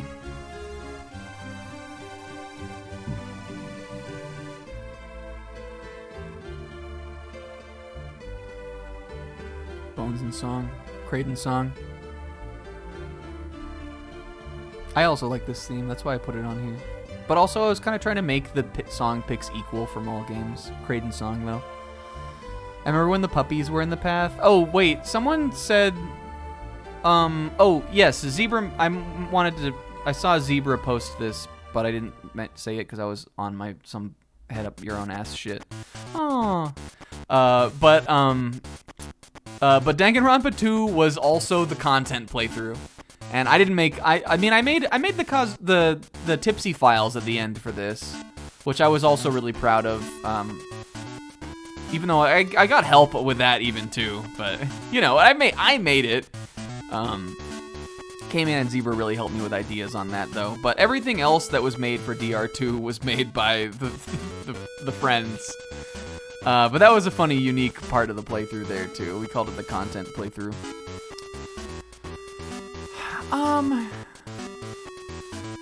I think it's this for me, even though I really hate to move 3 houses down.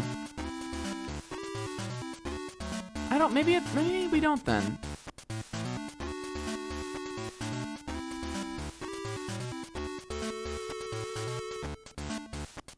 Oh, this is just about the stream playthroughs, Foxy, not about the games themselves or anything. I love these. These are definitely much more than this is. Right now I'm tiering how good I think all of the stream playthroughs we've done are. I love these games, but they're old playthroughs and they're just like not that good. They're fine though.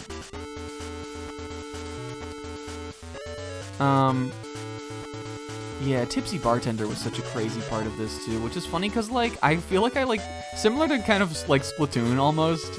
Like when this was over, I like stopped playing this game. I still love it, but like I just I played it so much. But when this was over, I like totally stopped. Like Tipsy Bartender, he really to me feels like he was a character in this playthrough because I like didn't really think about him too much outside of this ever again. But every now and then we will send like Tipsy videos to each other and stuff. Cause he's still funny, but like he was in the game. It was not a joke we were making about a guy we liked during the playthrough. Tipsy was in this. He was a character. Says I love this song. It's so nice. And I would never get tired of it. I don't even remember if we talked about that. I'm sure I mentioned him on the stream. God, I don't know what I want to do. I think I'm fine with Pokemon being 4th. The thing I love the most about this, again, is all of the, like, extra stuff. And this one, I think, had the most, like... And Persona did, too. But I think this had, like, kind of the most, like, dead time in it. Where, like, it was... Again, we've mentioned this before. Like, some streams, like, one thing would happen. We'd sit around fucking around doing nothing for 3 hours, and then at the end we'd fight a boss or something. And some of those streams were really funny, but, you know, some of them were just fine. So I think I'm fine with that being 4th. And I think this is good overall. But Danganronpa and 3 Houses are really close to each other. I don't know. Nothing about, like, I mean, it's not even true. Like, there's something that feels so, like, loving about DR2 to me, kind of, that 3 Houses, like, does have, but it doesn't have in the same way. It's like, what are you more proud of, kind of? The glow, that post Chapter 1 into Chapter 2 glow was, like, truly something else. Hey, have a good night. Get some good rest. Thanks for coming through.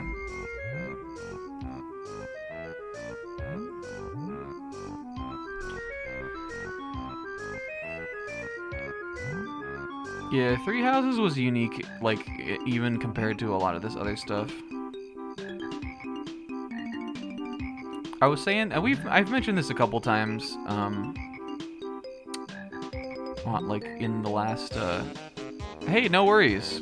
I'm still here. You can pop in whenever you want. We'll just be doing this still. But thanks for stopping by for sure.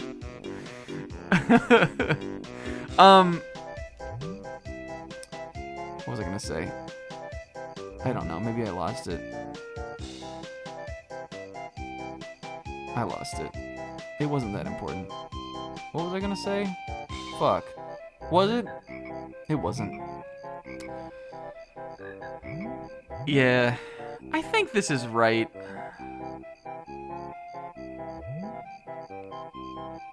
This is the Good Wolf Swamp theme, by the way. This isn't like the whole Banjo-Kazooie soundtrack. I picked specific songs. Yeah, it's late enough. I think that, like, I don't know, it's really, we could get granular about it, but I think there's really no reason to. These are the top 4. This is the number 1 forever. And, it was the thing I was saying to Zebra. When Zebra and I were talking when he helped me film the thing that the machinima we made for the Destiny's thing. And I was talking to him, and we were talking about just, like, making stuff. And I was like, I think right now my philosophy is, like, do it now so that you can say you're never going to do it again, basically. And I don't feel that way about DR2. Because obviously we still have a DR3 playthrough to do, and, like, that will be similar in some way, I'm sure. But with Fire Emblem, I really feel like that, like this could never be done again. Even if we play Three Hopes, we can't ever do a playthrough this way, but that's what's magical about it, kind of. And I feel like that way about Destiny, and I feel that way about Banjo-Kazooie also. Is like those ones, I love those ones where it's like you, it existed in that moment, and it can never be replicated. I don't know. I think that's my philosophy for it, at least. I think this is good though, and I think I'm done talking. I've talked so much about this. We only had 10 games to put up, but yeah. So a lot of S tier. Towards the end, we got the 2 new additions to the top 5, plus Banjo is in the top 10 now. Bones and Friends and Oh His Friends. Pokemon TCG holding it down, a solid top of A. We have these cute little shorty boys, like what Tom and Edith Finch are good. And Splatoon exists, and World of Goo 2. I'm excited for the next year coming forward, you guys. I can't wait to play FF4 because I love that game and I haven't played it in forever. And even though I'm a little nervous, because the thing I get nervous about the most is playing a game I really love. I feel like it's really something Snack has played before that he only kind of cares about is like it's not really that true for this, but that I feel like is my sweet spot for comfort. Something he knows that he only cares about, sort of. It's like a really strong Snack mix. But like I felt this way about Banjo kind of too until it went completely off the rails, but I get nervous. I'm nervous about FF4. But I think it'll be good. And I'm excited for it. I'm excited for everything else. I'm excited to play games with Will. That should be fun. I got some other good plans for Weird Champ Friday coming up. Are you like not playing? What the fuck? We gotta end it off with this, right? Yeah, great year and a couple months. Oh, holy light! And great year to come, I hope. Hell yeah. Guys, thanks for coming to Tier List Night. This was a big one. We updated this. We finished the Pokemon rankings so far, and we tiered Soda. So I call that a success. I'll see you literally tomorrow for Final Fantasy. I'm excited I don't even have to wait. I don't have to wait even a day to start again, to do the next one. It's literally tomorrow. Yeah. Kazuichi Year featuring Bones and friends. And oh, his friends. And thank you, my friends, for being here. Oh, Snack and his friends. Isaac, thank you for the resub. Thank you to everybody else for coming out. And I'll see ya next time, baby. A big love. Now the tier list streams are completely open. We don't have to, we can do whatever we want. We can tier porn, Morty. We can tier porn next time. Have a good night, guys. Big love. Happy weekend. Bye.